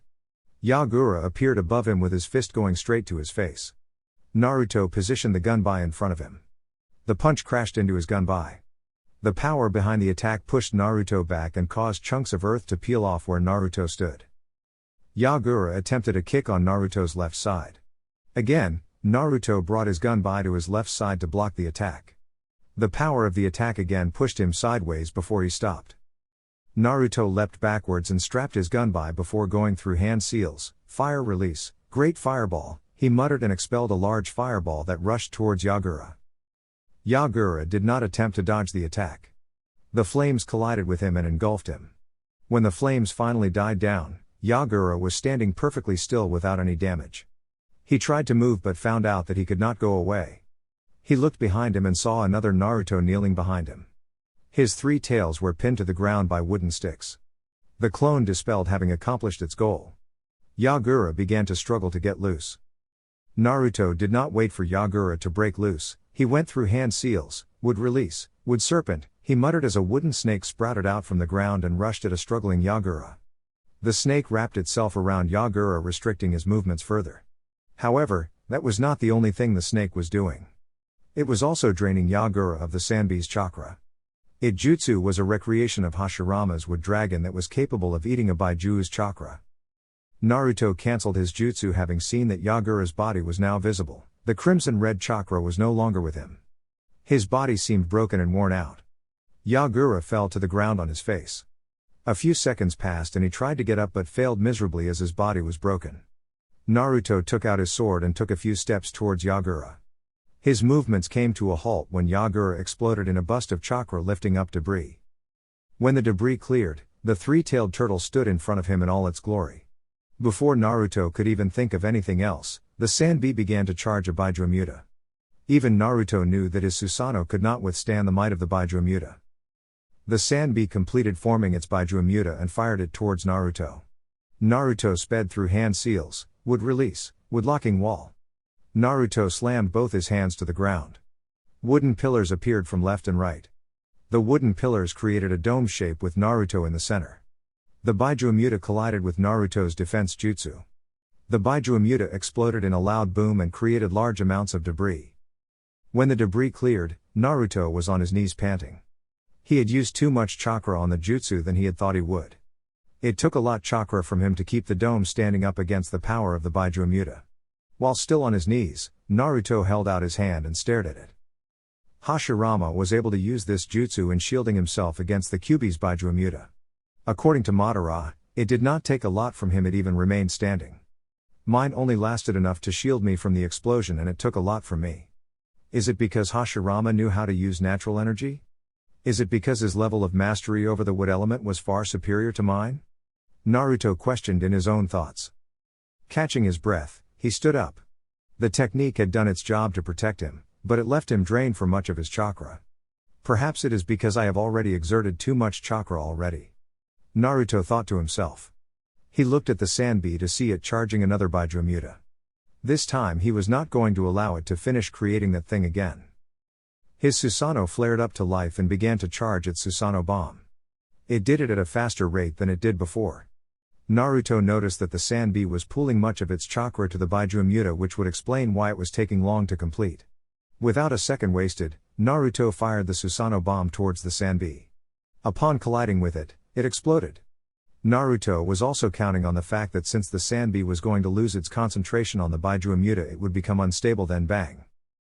The explosion shook the entire battlefield. The large cloud of debris formed on where the explosion had set off. It took several minutes for the debris to clear, allowing everyone to see a rather large crater. It was large because it was also connected with the other 2 craters that were formed by Naruto's attacks. Now there was only one crater. Yagura was lying in the middle of the crater. Naruto's EMS was no longer active. The Susanoo bomb had taken much of the remaining chakra he had. And also defending against the Baijumuta had taken a lot from him. Naruto was on his knees breathing heavily. With the little chakra he had now, he could not even summon the Kyuubi. A large burst of blue chakra came out of Yagura, forming a pillar that kissed the skies. The pillar of chakra lasted for a few moments before it disappeared. Naruto smiled inwardly seeing this. He heard noises coming from behind him. He looked back and saw Yugao, Mei and her army running towards him. This is going to be annoying, he said to himself. Chapter 12 Kiri Part 3. Somewhere at the outskirts of Konoha. The war hawk of Konoha, Dansu Shimura, sat comfortably on his throne. He was inside his root-hidden bases. His loyal Onbu were kneeling before him. They were presenting the old war hawk with the latest news on the Jinchuriki of the Kyuubi. Ever since Naruto had made his appearance known by attacking Orochimaru, he had sent his loyal knee to get as much information on the Kyuubi. Is this truly accurate? Dansu asked in a monotone voice. Yes, Dansu-sama, one of the men kneeling replied. Dansu frowned. The report was not what he was expecting. Naruto had become far stronger than he had anticipated. It would make things difficult for him to make the boy one of his agents. Looking at the report from Naruto's battle in Kiri, Dansu could not help but deepen his frown. If everything was indeed true, then the blonde would become difficult to control. He would only become a threat to his plans. He could not allow that. Get me Koharu and Homura, he ordered. Without a word, the rude agents were gone. Dansu smiled inwardly. Now was the time to begin plotting. Kiri. Heroes are born and are men who have done good deeds for their homes. They live to protect people they call their precious. It is highly unlikely for one to become hero for another country in the shinobi world. Every man fights for himself and every village for its own interest. Only a few kind people are willing to fight for another village even if it is not their jobs to do so. Those people fall in the category of real heroes. Good deeds are done, but often not many are done because one does them willingly or so because it is in their nature to do good things. Many in the shinobi world simply do good things because it is their job. Without doing good things they don't get paid, thus can't afford a living. Many ninjas, men and women alike, strive to become heroes. Not every weak and ordinary man can become a hero. But a strong and courageous man becomes a hero. So, many train hard, punishing their bodies so that they can be strong enough to be heroes for their villages. Heroes are admired at their homes for the good deeds that they do. Often some shinobi train for power simply to protect what is precious to them. That road also leads to one being a hero to those that one is precious to. Children and aspiring ninjas take heroes as their role models, shinobis to surpass. But to simply do good deeds for the fame is not a mark of a hero. The life of heroship is the life of sacrifices. Real heroes sacrifice their strength, body and mind for those that are precious to them. Many live as heroes, but often than not, some die as heroes. The life of a real hero is paved with joy, but most often heroes endure heavy mental problems with the choices they have to make. Heroes sacrifice many. The problem with sacrificing is when one starts to question what to sacrifice, what not to sacrifice. Regardless, even in the face of death, heroes are always smiling because they are at peace with themselves. They know that they have lived their life to protect what is precious to them. The mark of a true hero is not to do good things for the fame it brings. Most heroes do things in the dark. Few know the fact that they are heroes, many see them as criminals. Uchiha Itachi is a prime example of this. He massacred his own clan for the sake of Konohagakure. He killed his own clansmen so that his village would not be caught in a civil war that was to surely destroy the village. With his actions he saved so many lives, yet at the same time took so many lives. The same village he sacrificed for sees him as nothing more than a criminal and a traitor. Regardless of that, his village is still standing, not suffering or recovering from a civil war because of his sacrifice. This man is a true hero and a true shinobi. Many might not see him as such, but as long he knows it within his heart, he has no problems with how the world views him. Many people who become powerful and are admired in their villages, tend to become corrupt seeds. When you are powerful and your village admires you, you live a famous life. A life of fame, seen as a hero. Things go your way, women throw themselves at you, simply because you are powerful and cool. Villagers respect you for your strength. People trust you because of the service you provide for your village. Whenever things go wrong, you are never a suspect because people trust you. Nobody expects you to be doing wrong things. They expect you to be correcting wrong things. That is why when things go wrong, your name is always far away from the suspect list. It is on the name of those to investigate the matter. But mostly those who become corrupt are those who do good deeds for the sake of the fame. It is because their hearts were never pure to begin with. They did not save people because they needed to be saved or because they cared, it was only because they wanted to be famous. Such people are two-faced. In the dark shadows, they lurk taking advantage of women, who are unfortunate to be infatuated with them. They take advantage of the fact that people trust them. They abuse the power they have. Such corrupt seeds are not heroes. They are nothing but products of greed. The Sandaime Reikage made a brave sacrifice during the Third Shinobi World War. He stood against 10,000 enemy shinobi. He allowed his men to run away while blocked the path of the enemy. He knew that he would die fighting against 10,000 men. However, the safety of his people meant much to him than his own life. Thus, he let them go so that they could not be killed. He was the Raikage, defender of his people, and he died that way. He fought for 3 days straight against 10,000 shinobi, all with the purpose of seeing his people survive.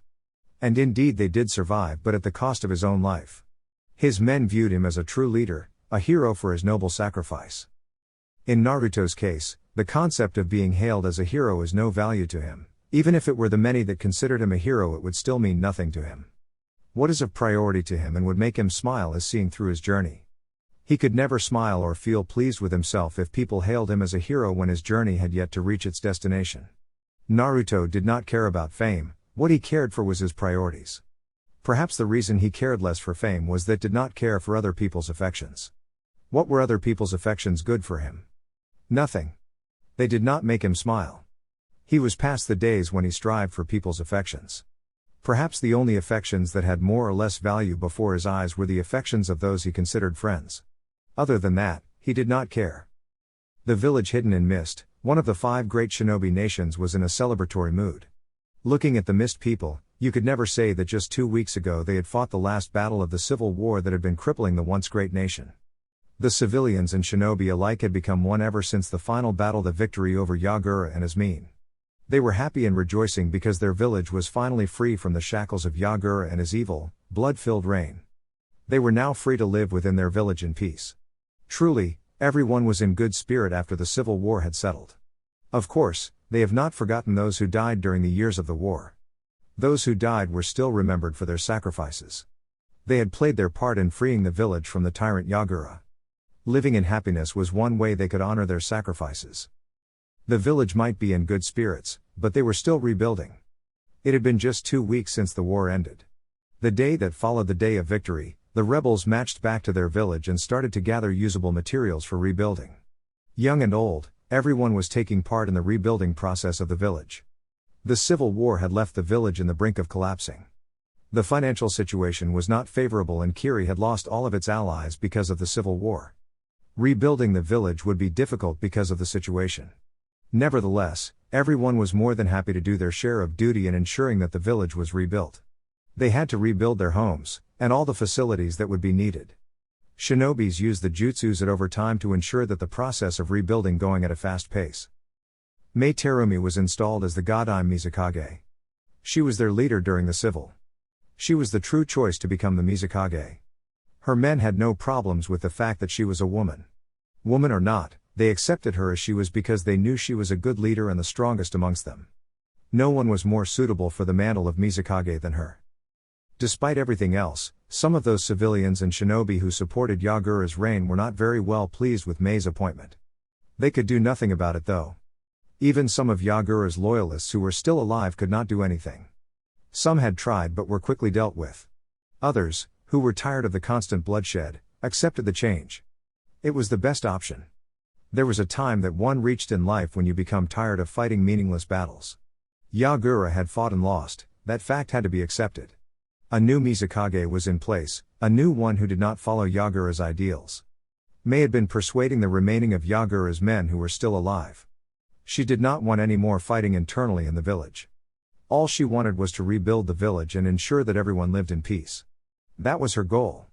More fighting and killings would only weaken the village's military strength further. They had lost enough shinobi already, it was best that they not lose anyone any further. Not even one. Of course, none of this would have been happening if it were not for Naruto. Kiri had gone on to hail him as their savior, hero of Kiri. Few have gone as to hand him the title of God for the strength he displayed during the final battle. He had showed them strength that they had never seen before. Because of him, Kiri had been freed. He basically won them the war by himself. A feat that was astonishing to say the least. Nevertheless, calling him a god was taking the praises too far. Even Naruto himself knew he was nowhere near to be considered a god of shinobi. He still had many years to improve. To say that Naruto was thrilled by the affection the rebels were giving him would be outright lying. To say that Naruto was grinning like a madman because the people were practically kissing his feet would be like saying Tsunade allowed Jiraiya to give her a massage.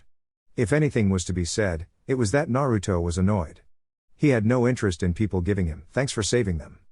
He could never even get some peace because someone would always find him and annoy him. He did not care for the attention and recognition they were giving him. All he wanted was to be left alone so he could plan his next move. True, he had saved them, that did not mean they had to thank him each time they saw him. Mei had questioned Naruto about his reasons for saving the rebels. She wanted to know if the only reason he had joined the rebels was because he wanted to test his strength. The only answer Mei got from Naruto was a nod. Testing his strength had been his main objective of joining the rebels. True, what Yagura was doing was wrong, but that did not concern Naruto. It was not his business, thus he cared less for what was going on. The only difference with the issue was that Yagura was a Jinchuriki. Mei had reminded Naruto that he had also said he wanted to end Yagura because he was making Jinchuriki and Uchiha look bad. Naruto did not deny that being another reason for killing Yagura. He had been once a Jinchuriki and his mother was a Jinchuriki. They were Jinchurikis of the Kyuubi and yet none of them turned out to be crazed bloodthirsty monsters. His mother was kind and gentle despite having being a container of a baijuu of mass hatred. He was also alive and did not go around killing people simply because he felt like it. He placed his mother as a front of Jinchurikis. She was a symbol of how Jinchuriki should turn out to be. Anything less than that was unacceptable. Yagura was making Jinchuriki look bad, he was giving people a reason to call Jinchuriki monsters. Jinchuriki already endure many hardships because of the beasts they contain. They may hold monsters, demons as people call tailed beasts, but that did not make them monsters. What Yagura was doing was making Jinchuriki look bad, he was insulting his mother's memory. That was unacceptable before his eyes. Gaara had been an exemption because he was just a lost child that needed guidance. There had also been a rumor spreading around that a Sharingan was manipulating Yagura. That being said, it made Uchihas look as bloodthirsty murderers because whatever action Yagura took was because an Uchiha was controlling him. Therefore, it was Uchiha's fault that Yagura was spilling blood. Naruto did not want such a rumor to be associated with the Uchiha. Itachi had massacred them to avoid something as bad. If he had not done what he did, the clan would be remembered as the once great clan that attempted a coup d'état. Naruto wanted the Uchiha to have an image of a great, prideful and powerful clan. Yagura might have been a victim of the Sharingan, but that did not change the fact that his name was dragging the name of Uchiha down. Killing Yagura in the middle of the war, had it not been for the fact that Naruto wanted to test his strength, he would have simply had White Zetsu drain the man of his chakra then drag him to him so that he could see that he was taken care of. Not assassination. No, the draining of chakra would to Sobi could be taken before Naruto without much trouble. Yagura was guilty for his crimes against his mother's image and the Uchiha clan.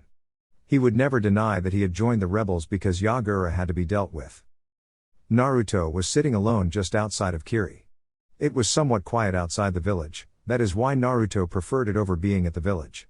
Since not every building in the village was destroyed, which meant that there were houses, hotels and restaurants that were still operating. Naruto could have chosen to stay at his hotel, but many knew where he lived. If he stayed there he would have women knocking at his door during night or day. Their reasons would be to thank him in special way. While others just wanted to jump on him because he was cool. Fangirls never dwelled well with Naruto. Their behavior was annoying, not the least amusing. Lately a few people ever tried to cross his path though given his attitude. He was not the one to be smiling around the village. People had become intimidated because he would simply stare back at them with his Sharingan. That put on the male population away from him. Unfortunately, that did not seem to work on the female generation. To them his attitude only made him cool. Naruto was pleased with his own strength and what he could do. With years, it would increase and he would surpass all the legends in the shinobi world. Perhaps the one he would not be able to surpass would be the Sage of Six Paths, since he had no plans to collecting all the baijuu and seal them within himself. However, with the Rinnegan and the Eternal Mangekyo Sharingan, he could attain a piece of the Sage's power.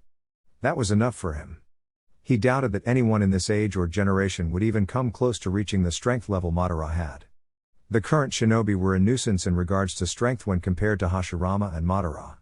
Perhaps even the Sandaime Reikage, the man did fight the Gyuki alone to a draw and suffering only one injury. He had an ultimate defense that no one could bypass, even the Gyuki's Baijuamuta could not. However, Naruto doubted that the Sandaime's shield would stand against the Kyuubi's Baijuamuta. Even in its imperfect form the Kyuubi was still the strongest of the nine-tailed beasts. The Gyuki might have been second to the Gyuki in terms of power, but it could never defeat the Kyuubi even without half of its power. Naruto looked from beside him to see Zetsu right beside him. I thought you might have been interested in keeping the Sanbi for yourself, Zetsu said, looking at Naruto. This was the first time they were speaking after the final battle. Zetsu had never appeared before Naruto. No, I have no interest in the Three Tails. But, with the death of its Jinchuriki, it will take no less than 5 years for it to reform. With that much time, Akatsuki's plans will be put on hold till it reforms, Zetsu concluded, seeing now the reason Naruto did not extract the Sanbi from Yagura before he died. Yes, they have to seal the Baijuus in order. Without the Three Tails, they won't be able to move on to the Four Tails.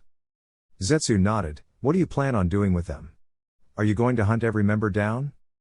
No, Naruto replied, shaking his head. You will continue watching their movements and report when they make a move for Shukaku and the Two Tails. You are going to allow them to take the Jinchurikis? No, I will intercept them before they do, since you will be tracking their movements. If I can just stand in the way of them catching a single Baijuu, Obito will be forced to take me seriously, since I have no doubt his arrogance has yet to see me as a threat, Naruto replied impassively. No doubt when he sees you as a threat he will come to you himself or send Nagato after you. He will come to me, all right. Fight me? No, he wouldn't do that if Nagato is still alive. The likely choice will be that he will send Nagato after me. Again, Zetsu nodded and smiled. Well, things are going to be surely interesting from now on, he said. They will, but mostly it will also be annoying, Naruto admitted. Since he was going back to Konoha, he would have to deal with the council and other things that he would rather not deal with. I have something interesting you may want to know, Zetsu stated, making Naruto look at him. Jiraiya's spy network is really effective. He already knows that you are here and is on his way, Zetsu revealed. Jiraiya's spy network was indeed effective. He had more information in the Akatsuki than any other village and was able to find Naruto's location before anyone else could. Kiri had cut itself from the rest of the world, thus it was very difficult to get information from the village. Now it was a little easy since the civil war was over. Naruto was sure that people were now starting to whisper his name around the corners of the world. Is he coming alone?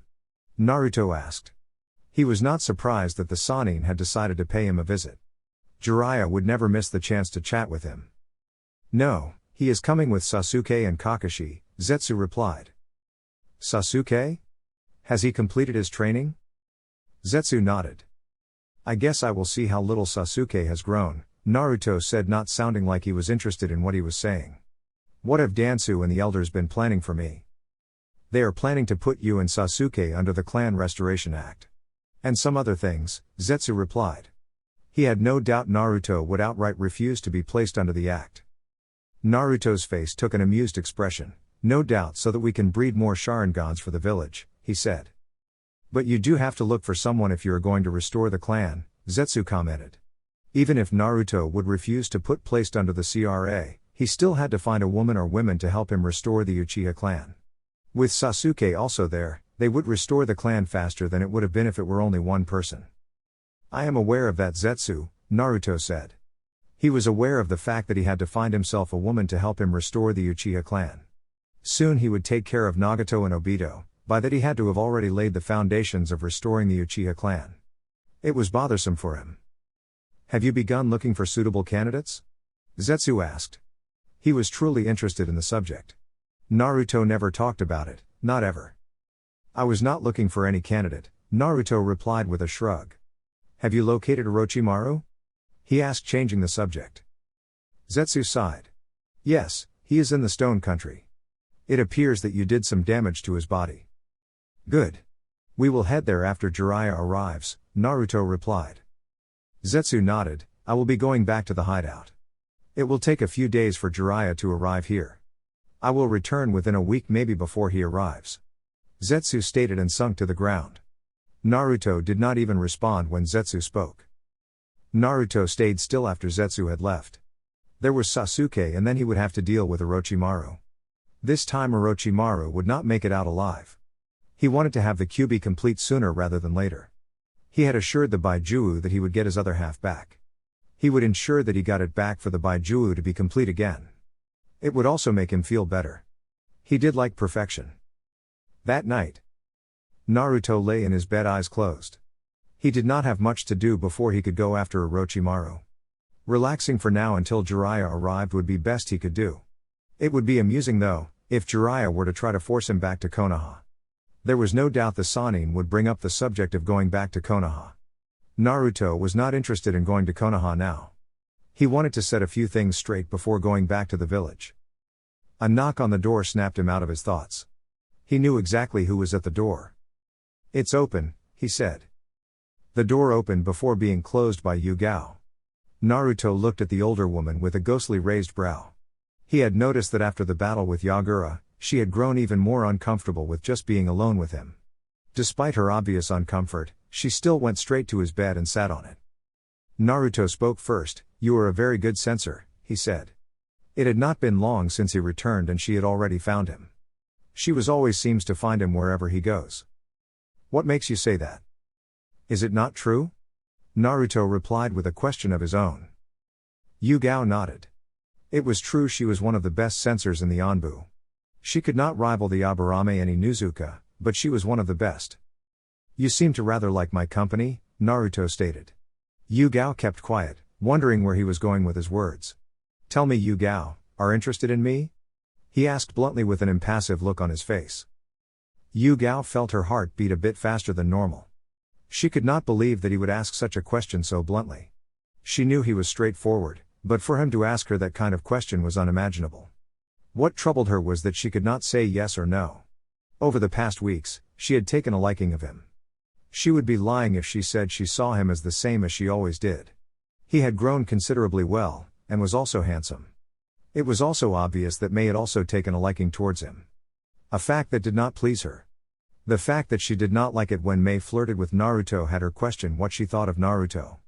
Right now she did not know what she felt. "When are we leaving here?" she asked, changing the topic.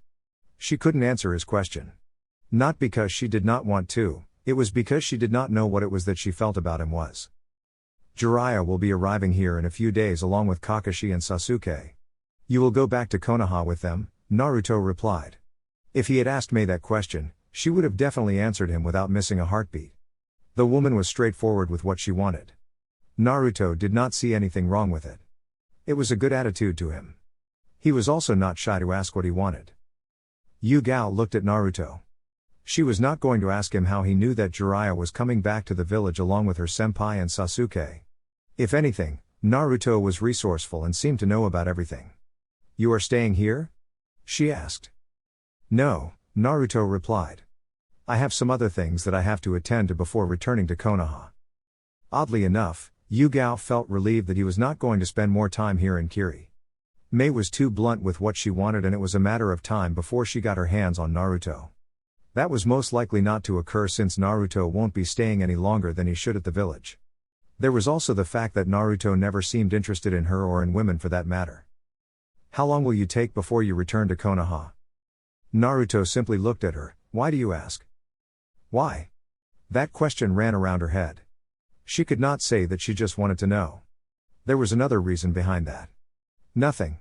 Never mind," she said, quickly avoiding answering Naruto's question. As things were becoming a lot more uncomfortable on her, Yugao stood up. "I will be going. I had just come here to check on you," she stated and walked away without waiting for Naruto to answer. She knew that he was not going to say anything after her. It was always like that with him. Even if she said good night to him, he would not bother to respond. Naruto sighed as Yugao left.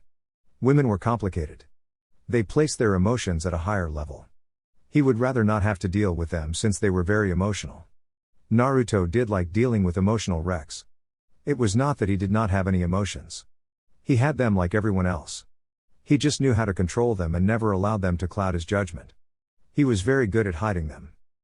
Naruto's hotel room. Morning came rather quickly than anticipated. But no one could complain. Complaining would be just a waste of breath. Once night gave way for day, it was done, nothing could be changed. Regardless of how you may wish for day to return to its rest, once it was its shift, day will always take over. Better waking up and accept that the day had come. It was not like any hour of the day had suddenly passed without count.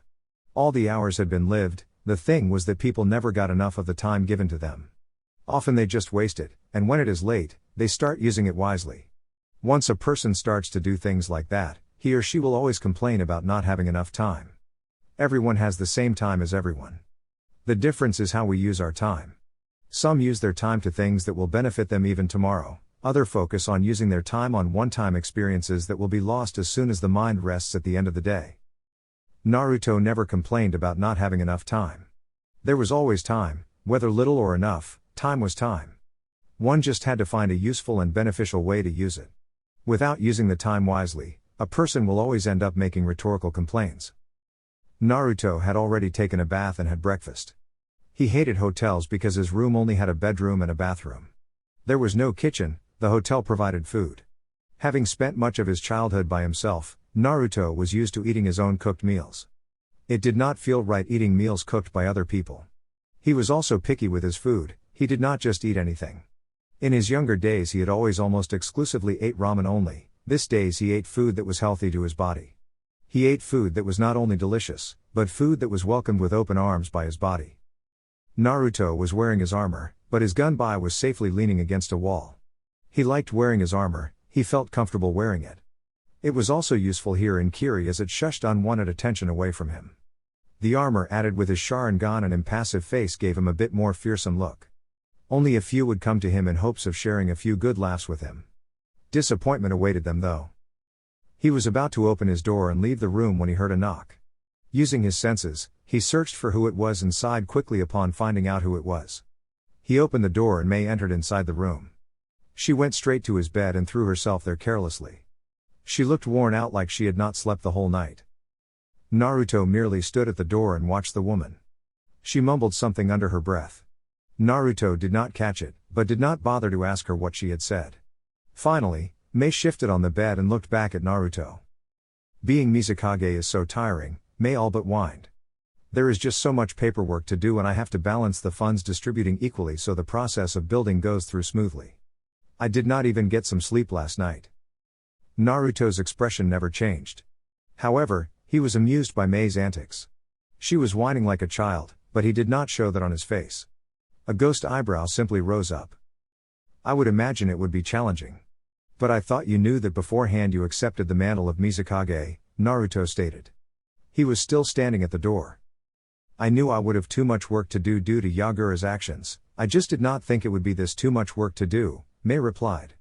I don't even have time to do anything else these days. I am always hooked up on my paperwork, council meetings. It is all too much for my mind, she said caressing her temples. You are a strong woman, I am sure you will do just fine, Naruto gave a rather rare comment. Mei smiled brightly, those are the first encouraging words you have ever said to me, Naruto. Naruto raised a brow. Does that surprise you? Yes, Mei replied with an honest nod. I just never thought you were capable of saying those words. I have never seen you encouraging anyone ever since you came here. Deciding not to comment on that, Naruto spoke, I was on my way out. You can rest here if you please, he said. That's rude. I came here to visit you and you are just going to leave me here because you were on your way out. Your visit is acknowledged, Naruto replied opening the door. Naruto, wait. Mei called rushing over to him. They walked out of the hotel room and walked within the streets of Kiri. The villagers were busy with their everyday activities.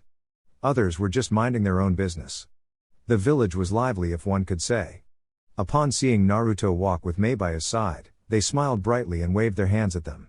Of course, Mei was the one returning the hand waves, as Naruto just walked like he was not seeing the gratitude people were giving him. Does it hurt to smile or wave back at them? Mei said. Naruto never once smiled to her people when they were greeting him or waving their hands at him. The only time he even seemed to acknowledge their actions was the day of the final battle and the day after the battle. Since then he never smiled, or seemed happy to be hailed as a hero to the village. No, but it is not necessary since I have already done that, he replied with a nonchalant shrug. Not necessary? Their reasons for being kind to me are for that I saved them. I have already acknowledged their thoughts and it would be pointless and a waste of my energy for me to walk about the village waving my hands to everyone every day. Mei sighed and decided not to say anything further. They continued to walk further in silence. They just walked seemingly to an unknown destination. Walking around the village, Mei had to smile at her people were, well most of them. She just hoped that they could maintain the unity even after the village recovers from the civil war. After they finish rebuilding, they would have to start taking missions. This meant that shinobi will no longer be running around the village as they would be busy doing missions. Now was the only time which the civilians and the shinobi would bond. Mei was glad that they were doing exactly that, bonding. It's a lovely sight, isn't it? Mei said with a bright smile looking around the village. Naruto just nodded. Silence was conceived again. Mei was the one to break the silence. When are you going to leave? In a few days. Mei's smile dropped for a second. She knew he was going to leave soon, but she did not expect him to be leaving so soon. Well, it had been a month since he came into the village. I was hoping that you would stay a bit more. You will be returning to Konoha? No. We're going to. Perhaps I can run away with you. Stone Country. Mei raised a brow looking at Naruto. What are you going to do there? I'm going to take care of some business, Naruto replied without giving info on what he was going to do at the Stone Country. Mei decided to nod, getting that Naruto was not going to tell her anything. The two walked in silence again. They walked towards the training grounds, west side of the now rebuilt Mizukage Tower. The training ground was vacant. Just what Naruto wanted. He was not going to use the ground for training. He wanted to sit down and relax away from the noisy village. Mei sat down beside him on a small rock under a tree. You like this place, why? It's quiet and peaceful, Naruto replied looking at Mei for a second. If I had not known that before the final battle I would have been shocked by those words. The way you fought was not like of someone who enjoyed quietness and peace. Are you saying that I should look for quietness and peace in the middle of a battlefield? Naruto asked. Like usual, the question seemed to be rhetorical as he never waited for an answer from Mei. The battlefield offers me an opportunity to dance a little, and an environment like this gives me the chance to be in peace. Dance? Mei thought. So you enjoy the thrill of a battle, she said, earning a nod from Naruto. Can I ask you something? Naruto just looked her. Mei took that as a yes. Have you ever thought of trying to find peace in the elemental nations? No, Naruto replied. It was true. He had never thought of trying to find and bring peace in the elemental nations. Perhaps the thought of peace might have crossed his mind once. Surely he had shrugged it off. Why? Peace is not the reason for my existence. Therefore, I choose not to bother about it. Not everyone is not born for a certain goal. When I was born, no one gave me a goal to be Mizukage or to save my village from the blood purge, Mei stated. But because we have feelings and care for our home, we do things that we never thought we would.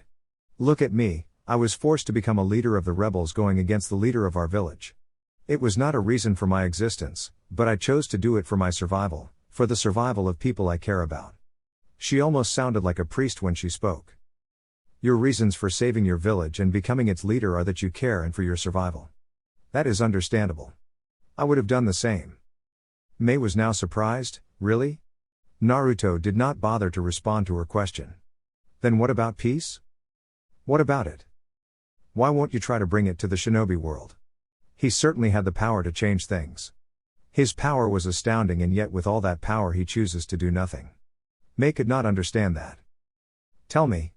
What would be your reason to bring peace to the elemental nations? Naruto asked, looking straight at Mei's eyes with an intensive stare. The stare unnerved her. Because I do not like what the elemental nation has become. I want a world where everyone is free. I want a world where things like what happened here in Kiri don't happen again. Another reason would be that I care about the world. Naruto continued staring at her. Mei stared back without flinching after answering his question. How noble of you, he said. It sounded sarcastic, but Mei could never really tell. She was not sure if Naruto even knew the meaning of sarcasm. So why do you not bother to think about peace? Because I do not think like you. I do not care what happens to the world. I'm not saying I do not see how corrupt it has become. It is just not of consequence to me. I do not fear evil, or the corrupt. I can always remove them at any time I choose if they become bothersome to my cause, Naruto replied. Mei looked at Naruto and sighed. You know, so many people wish they had the power you have. Not for evil but for good intentions. Yet, you have the power but you choose to do nothing. Nothing more was said. Naruto knew that Madara wanted peace in his own unique way. That was the main objective of the Moon of the Eye plan. The problem with it was that Madara wanted to take people's free will doing it. He wanted to take away people's reality and put them in an illusion. When he was still little, he had believed that Madara just wanted to rule the world. Naruto could see the flaw in the plan, taking people's free will. Perhaps if Madara had instructed him to continue with the plan at his younger days, he would have agreed to do it. But now, he did not know if he could. Taking people's free will was not something he found himself capable of doing. Naruto had also concluded that the reason Madara had even thought of the plan was because of his god complex. Before casting the infinite genjutsu, he would have to become the most power being, Jinchuriki of the 10 tails. With all that power, Madara had thought of casting the genjutsu as he would be superior to everyone. 2 days later. There is always a journey, a path which one has to take simply because we exist. Our existence and the impact of it is valued by the kind of life we live and the choices we make. One cannot be a great person if he does not make the choices that are to be made by a great person. Careless mistakes can lead a man to failure, humiliating failure for that matter. We make our own paths and choices. But often in the shinobi world some people are not born with that luxury to make their own choices. Some people are born and restricted to follow certain principle. Without following the laws and principle they are exposed to shame and dishonor. Some people are born to fate, become what they are chosen to become, whether they like it or not. Often there are always strings making us do things or influencing our choices. Some are seen, some are not. For Naruto, you could not say it was fate that brought him to the position he currently stood. It was a choice that made him where he was. Naruto did not believe that there was such a thing as fate. He believed that if such a thing existed, it was man-made, one created his/her own fate. Naruto stood with his armor worn and gunbai strapped on his back. Jiraiya, Sasuke and Kakashi had arrived into the village. With their arrival, it meant that Naruto could now leave the village. They had been inside the village for a few hours. Naruto figured they were sightseeing and gathering intel. He did not wait for long to go to the 3 men though. The 3 men stared at Naruto in wonder. He was a fearsome warrior in his gear. The Sharingan and the impassive look on his face only intensified that. Of course, they had also heard of his adventures that were nothing short of a miracle. They could not believe that he had become so powerful and fearless. Well, he was always fearless, but the power the eyewitnesses were saying he displayed was astounding. That was unless the eyewitnesses were exaggerating. But given that this was Naruto they were dealing with, one could never know. There were also his adventures at the Oto Gakure where he decimated Orochimaru's bases. The blonde was capable of anything. For Sasuke, he felt a ting of jealousy for the other Uchiha. At the same time, he was a bit proud that there was another Uchiha that was powerful. He was part of the powerful clan. Someone has been busy, Kakashi stated, his eyes on his little orange book. He was the first to speak after the group had met. When they arrived they first looked around the village until Naruto appeared before them. Jiraiya was just staring at Naruto until he finally spoke. He does look a lot like him, doesn't he, Kakashi? Hi, Kakashi replied, his eyes narrowing at Naruto. Just imagine what would happen if he had black hair. The elders would probably freak out and call for his execution, Kakashi commented. Naruto looked at Sasuke. The Uchiha seemed different and he could tell he had improved his strength. Kakashi has trained you well, Sasuke, he stated, ignoring Kakashi and Jiraiya's conversation. Sasuke just nodded. Kakashi this time had trained him with all his might, unlike when he was still a Jonin. And you have become strong, Sasuke stated. Yes, I have, Naruto replied. His eyes morphed into its EMS form. Tsukiyomi, he muttered. World of Tsukiyomi. Sasuke found himself in a familiar place, the same kind of place that gave him nightmares in his younger days. He looked around and saw Naruto looking at him with a calm expression of his face. It appeared that he was not going through another torture session. The thought made him sigh in relief. I see you remember this place, Naruto stated. It is not so different from what Itachi did to you. But I did not put you under this illusion to harm you. I figured that much, Sasuke stated, looking back at Naruto. You said it before that you and I are like family. You are correct about that. You and I are the only Uchihas that will give birth to a new generation of Uchihas. But for that to happen, you and I must be willing to work with each other. Don't you agree? I agree. That was why I even bothered to go talk you after the Chunin exams, Sasuke stated. Naruto nodded, that is what I wanted to hear. I believe that you will be going back to Konoha when you leave here.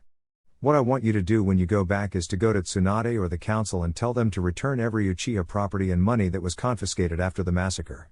Do not take no for an answer, is that clear? Sasuke nodded with a smile.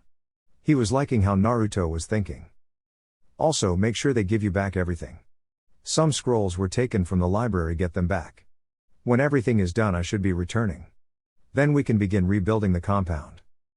If they refuse to give me what is ours? Sasuke, Since when do you take no for an answer? Naruto said with a small smile. Perhaps the first time he ever smiled to Sasuke. Sasuke smiled too and let loose of a chuckle, perhaps never. But you do know that they can be difficult sometimes. If everything is not returned when I return to Konoha, then we will just have to make them see reason now, won't we? Sasuke nodded with a smile. With everything now said, Naruto cancelled his technique. End world of Tsukuyomi. The change in Naruto's eyes did not go unnoticed. However, no one was willing to ask anything about it. Before you leave, look for Yugao. She is somewhere in the village, Naruto stated looking at Kakashi. She is here? Kakashi questioned. Naruto did not respond, he turned his back on them to leave only to be stopped by Jiraiya. Where are you going? Naruto turned around and looked at Jiraiya. Where I wish to go, he replied. Jiraiya was cut off by Kakashi.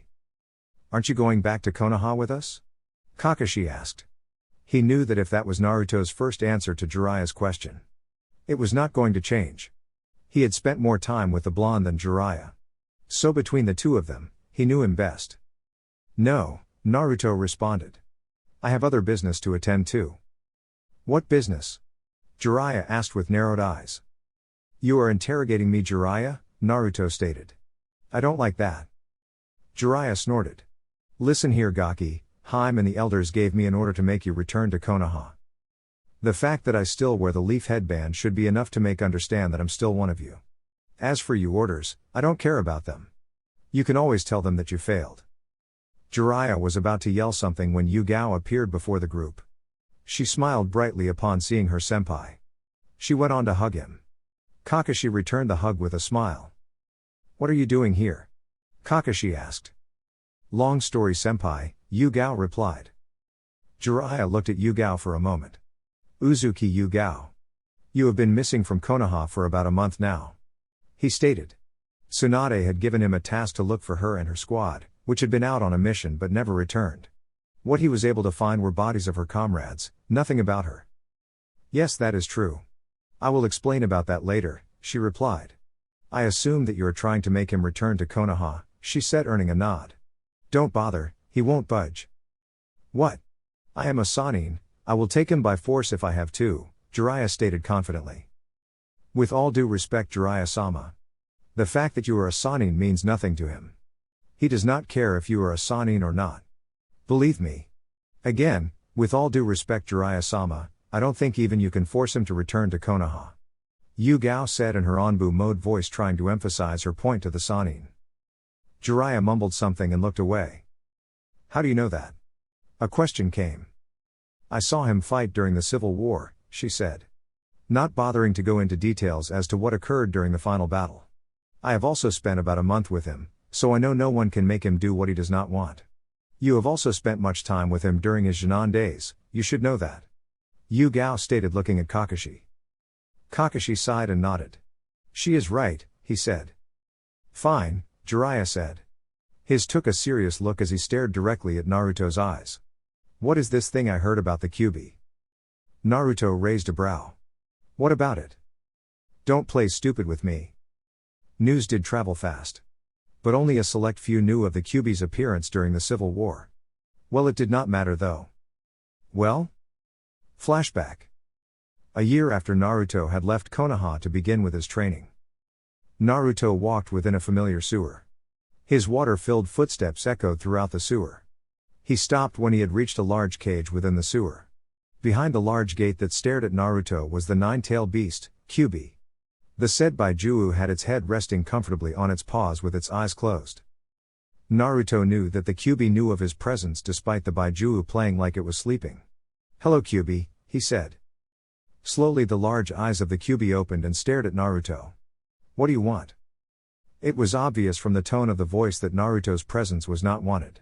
Naruto had the Sharingan, a doujutsu that had been used twice to control the mighty Baijuu. As such, the Kyuubi hated anyone with the Sharingan, but not more than Madara. Naruto was also related to Madara. I want to offer you something, but in return I want something from you, Naruto stated, resting his hands on his chest. What? It did not sound like the Baijuu was interested in what Naruto wanted to offer it. If anything, the question was just asked for the sake of it. I told you last time that I would free you from this cage. It's degrading for a being such as yourself. Oh, he was not being sarcastic. I also don't like the fact that I'm sharing my body. Perhaps if it was the Juubi I would not complain, he said. If I give you your freedom, you will come to me when I call you. The Kyuubi did not even think about it for a second. It snorted, my freedom for being manipulated again? I would rather stay in here. You are letting your hatred toward men cloud your thoughts, Naruto said, pissing off the Kyuubi. His words sounded like an insult to Baijuu. I never said anything about manipulating you. You are just making those assumptions on your own. It's always like that with humans. They say that and do this. Your words mean nothing to me. The Kyuubi spat. You are being difficult and complex like a woman, Naruto stated. Watch your mouth, brat, the Kyuubi said in a low, dangerous tone. You say you can't trust my words. I get that. But the fact that I'm here speaking to you should be enough to convince you that I can be trusted. I have my Sharingan and it is very easy for me to control you with it. You live inside my body, you should know that manipulating is below me. The Kyuubi growled in response, it knew that was the truth. Contrary to what Madara believes. I believe that you are not some mindless beast that needs to be controlled by those with blessed eyes, Naruto said, keeping his voice calm. But right now, I am starting to question that. Perhaps all that hatred you bear has stolen your ability to think logic. Naruto just managed to insult the Kyuubi again. Though to him it was not an insult. He was just saying what he thought. If he was going to go anywhere with the Kyuubi, being brutally honest was one way to do it. The Kyuubi rose up and glared at Naruto murderously, its tail swung menacingly behind it. I will not tolerate you to speak with me like that, brat. If it was not for this cage I would have ripped your body apart in a matter of seconds. You will not tolerate me to be honest with you? He did not wait for the Kyuubi to respond though. The only reason I even said I would need you to be available when I call was because if I had just said that I wanted to free you, you would have just tried to rid of me in your presence. He paused for a moment. Well, it does no matter anyway. You will still have your freedom. I will return here in 2 days. He said and walked away from the Kyuubi. 2 days later. Naruto stood in the ancient land of the dragons with Zetsu beside him. Madara had been the one to discover the land since the man probably knew everything about the shinobi world and things that occurred before shinobi villages were formed. Naruto understood that Madara had more knowledge about the foundations of the world than he let on. Madara only told Naruto what was necessary for him to know. But after spending so much time at the hideout, Naruto did some researches of his own. Madara did not see this land, but he knew it existed. Perhaps it had been his busy schedule that took most of his time, therefore not giving him the time to visit the land. Zetsu did most of the research though. He also had to find a way to enter the place. White Zetsu's clones were the perfect specimen to use when testing ways to enter into the land. Using Madara's notes, he had used reverse summoning jutsu to get to the place. The place was like the fire forest, but it also had active volcanoes within it. Naruto walked calmly towards the Kyuubi's cage. Today would be the day the Kyuubi gets its freedom regardless of its opinion on the matter. Naruto knew that the Baijuu wanted out. Perhaps it was just being too prideful to admit that to him. Perhaps it was the fact that he was an Uchiha, and also Madara's grandchild. Madara had been the first man to take control over the Jinchuriki with his Sharingan. The Kyuubi hated the man for it. In fact, he hated the Uchiha for it. Given the chance, the Kyuubi would not hesitate to kill an Uchiha because of its hatred. Naruto arrived next to the Baijuu. It was just staring at him unblinking as if trying to figure his intentions. I came back again, Naruto begun. I am no seal master, but I know how to weaken the seal. Minato's seal is quite complex, but with force it can be broken, he said. The Kyuubi said nothing, but Naruto knew his message was heard. I will weaken the seal. Zetsu will be trying to extract you from the outside, while you force yourself out of the seal, Naruto stated. I believe that is clear enough, he said and lifted himself up into the air. Upon the 2 large gates there was a paper with a kanji for seal. He lifted up his shirt and channeled chakra to his stomach. The seal appeared. Naruto's fingers glowed with chakra and he slammed them on the seal before spinning his hand. The seal twisted a bit and Naruto winced in pain. He looked at the Kyuubi to see the Baijuu still watching him calmly. He waited for a minute and saw the Kyuubi's chakra leaking out of the cage. The black ink of the seal on his stomach became like liquid dripping of his gut. Naruto smiled. The seal was weakening. Outside, Zetsu saw Naruto fall down to his knees. He moved quickly to let him fall easily on the ground. He lifted Naruto's shirt and saw the change on Naruto's seal. He smiled and placed his hand on the seal. He focused on the Kyuubi until he grabbed the chakra that was leaking off the seal. He pulled it out with his right hand and stepped away from Naruto. His right hand had palm open with the Kyuubi's chakra extracted from the seal kissing the palm. His left hand formed a single hand seal as he began to pull out the Kyuubi. Had Naruto not took some time to study the seal Minato had used, he would have never found a way to weaken it. But now he had found it. Still he could feel the pain his body was experiencing because of the Kyuubi's chakra being pulled out by Zetsu. It would only get worse when he tears the paper with a kanji for seal on it. Sighing, Naruto placed his hand on the seal and began to rip it off. Just then a hand grabbed him, stopping the process. He was pushed away from the seal. Yondaime, the Kyuubi growled with clear anger dripping from its voice. It stopped trying to break from the seal to glare at the man who had sealed it. Naruto just stared the Yondaime with an impassive look on his face. He was surprised to see the man in front of him. He had not expected him to show up. Minato looked at Naruto oddly for a minute before speaking. "Naruto?" He sounded unsure whether it was Naruto or not. "Hello Minato," Naruto replied, keeping his calm expression. "Yondaime, come here so can rip your body to shreds," the Kyuubi growled again. Minato looked back at the Kyuubi for a moment before looking at Naruto again. He had winced when Naruto called him by his name. Looking at his son's face, he could not tell what his son was thinking seeing him. He sighed. He did not have much time to dwell on anything. "Naruto, why are you trying to break the seal?" he asked. "It does not concern you," Naruto replied. "I cannot let you free the Kyuubi, Naruto. It's dangerous." Naruto cut off the Yondaime. As I said, it does not concern you. You are just a mere manifestation of chakra sealed within the seal when the Kyuubi was sealed in me, Naruto stated. You are dead. Your role has already been fulfilled. Naruto brought out his right hand, placed it at the Yondaime's chest. Minato did not know what his son was trying to do. He could not really tell what his son was thinking since his words had no anger in them. "Disappear Minato," Naruto said, releasing a wave of chakra through his hand that was placed on Minato's chest, making the chakra spirit of the Yondaime disappear into thin air. Naruto went back to the Kyuubi's gate and ripped off the seal. He looked back at the Kyuubi. "Leave some chakra behind to compensate for your absence. If you don't do that, it might prove nasty for me," Naruto stated, leaving the cage. He stopped and narrowed his eyes at the Kyuubi. "When you are free, my body will be severely weakened. I will be unable to do anything, and if you try anything funny, I will make you regret it," he threatened dangerously and walked away. The Kyuubi snorted at the threat and went back to focusing on trying to break free. The seal formula stretched out around Naruto's body, lifting him into the air. He was letting out a pained scream as Zetsu continued to pull out the Kyuubi from the seal.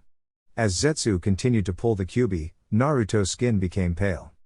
The process lasted for more than an hour as Zetsu did not have much chakra to forcibly pull out the Kyuubi at once. When the Kyuubi was extracted, it appeared in all its glory.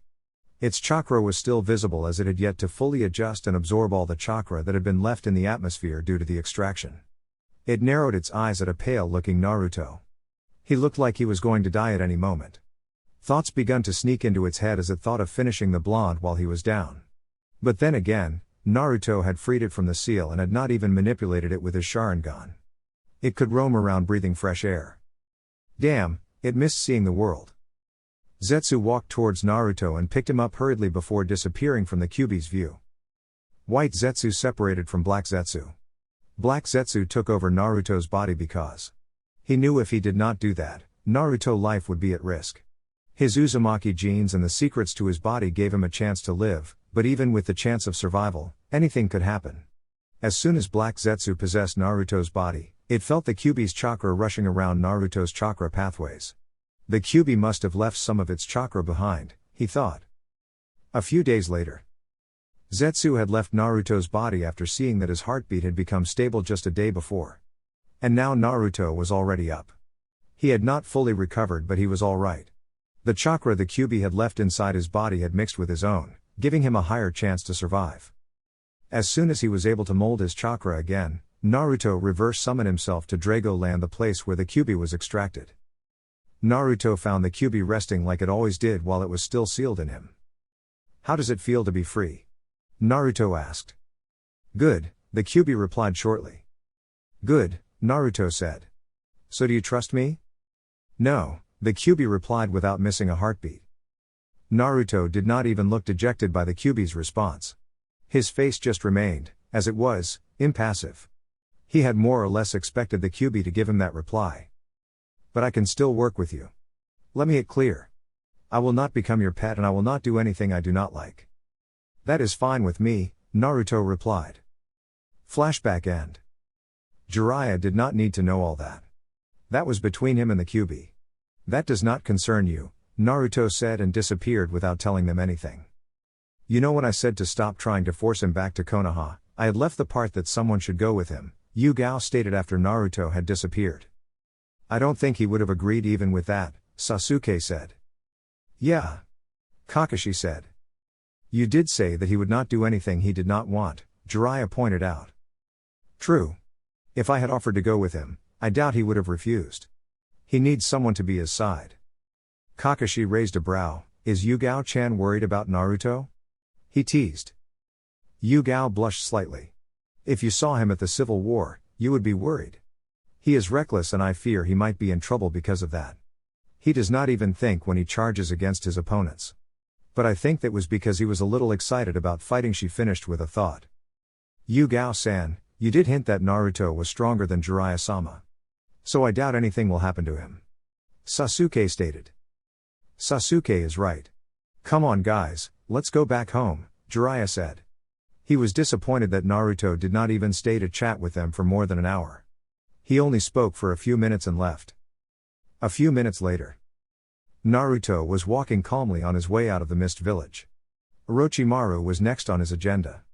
He wanted to deal with the snake before going back to Konoha. Zetsu would meet him while he is still on his way. He stopped suddenly when he felt a familiar presence behind him. I'm so hurt that you were leaving without even saying goodbye, a voice of Mei spoke from behind him. I had to hear from my men that you were leaving, she said walking closer to Naruto. Naruto managed to smile as he turned around to face the woman. I did not think my departure would hurt you, he said sounding a bit amused. Mei walked closer to Naruto and stood an inch away from him. You were leaving without me giving you a goodbye kiss. It seems that way, Naruto stated. When will you return? I have no plans in returning here, Naruto replied looking straight at the woman's eyes. Mei leaned closer to Naruto and stared at his eyes. Their lips were just a breath away from making contact. It seemed like eternity as Mei stared into Naruto's eyes. Mei closed her eyes and moved her lips towards Naruto's. They made contact. Mei was afraid that Naruto would not kiss her back. She felt relieved when Naruto got hold of her warm and soft lips for a moment before pushing her back. Naruto smiled at Mei. Mei had never seen a smile like that from him before. It brought warmth to her heart. Goodbye God, I'm Mizukage, he said and disappeared into the mist. Chapter 13. Just a child who never knew what it meant to be loved by a mother. Happiness, joy and overwhelming emotions ran around Naruto's body. They gave him a feeling he never felt before. For the first time in years, Naruto cried. His face had even forgotten the taste of tears. Tears had forgotten which path they took whenever they departed from his eyes. This was the first time Naruto cried in front of someone. The last time he cried was because he had killed Madara. Regret and guilt had made him unstable. Zetsu had seen him cry during that time. It was the first time he had lost someone close to him. The fact that he had been responsible for that loss made him cry. This time he was crying. But for different reasons. This time it was not because of guilt and loss, it was because of pure bliss. His tears were out of happiness other than sadness. That was happening because of the woman who was hugging him affectionately. He did not want to allow his tears to come out when the woman appeared before him. He had tried all his best to hold them back. But when she hugged him, he lost that ability to hold back his tears. Her hug was flowing with motherly love, warmth and pure happiness. All that Naruto could feel perfectly well. He could also tell that the woman was overjoyed by seeing him. He had no doubt about that. He could also feel her tears on his skin. Hugging her was unlike anything. Not that he had been hugged often. The warmth she gave him was unlike any other. No one had given him the warmth she gave. She was unique. He felt complete, at peace in her embrace. Naruto had never thought, even in his wildest thoughts, that a simple hug would force him to experience the kind of emotions he was feeling. He was so proud at being in control of his own emotions. He was not ashamed to boast at being a master of his emotions. But here he was having lost control over his emotions. The odd thing was that he felt that there was nothing wrong with it. Naruto hugged her firmly. Her whole body was pressed against his. She did not complain though, she just allowed him to do what he wanted. Finally they separated from their embrace. Naruto did not want to let go, but he settled for placing his hands on her shoulders with a smile, a genuine smile. The woman was truly beautiful. Perhaps this was the first time he had called a woman beautiful. Her red hair only added to that beauty. "Mother," he said, his tone losing its impassiveness that it always carried. "Musico," the woman said in a tone filled with complete happiness and warmth. "You have grown quiet wonderfully, Naruto," she said. "Sit down with me, will you?" Naruto sat down obediently next to his mother Kushina Uzumaki. Perhaps Kushina was the person he held at a higher regard than anyone else, even though she was dead. Even more than Madara. This was because she was his mother. She was the one who gave birth to him. She had to mean more to him than anyone else. "It's wonderful to see you, mother. I have always wanted to meet you," Naruto stated rather happily. Now he was able to contain himself. But his eternal expression of impassiveness was replaced by one of happiness. "It's good to see you too, you know," Kushina exclaimed happily. Naruto smiled hearing the verbal tick. He used to do it before he met Madara. Now he knew where he got it from, his mother. Kushina smiled at her son. "I won't ask anything about how you grew up. I know everything given that I have been watching you from here," she said. "But I can gladly tell you more about your mother.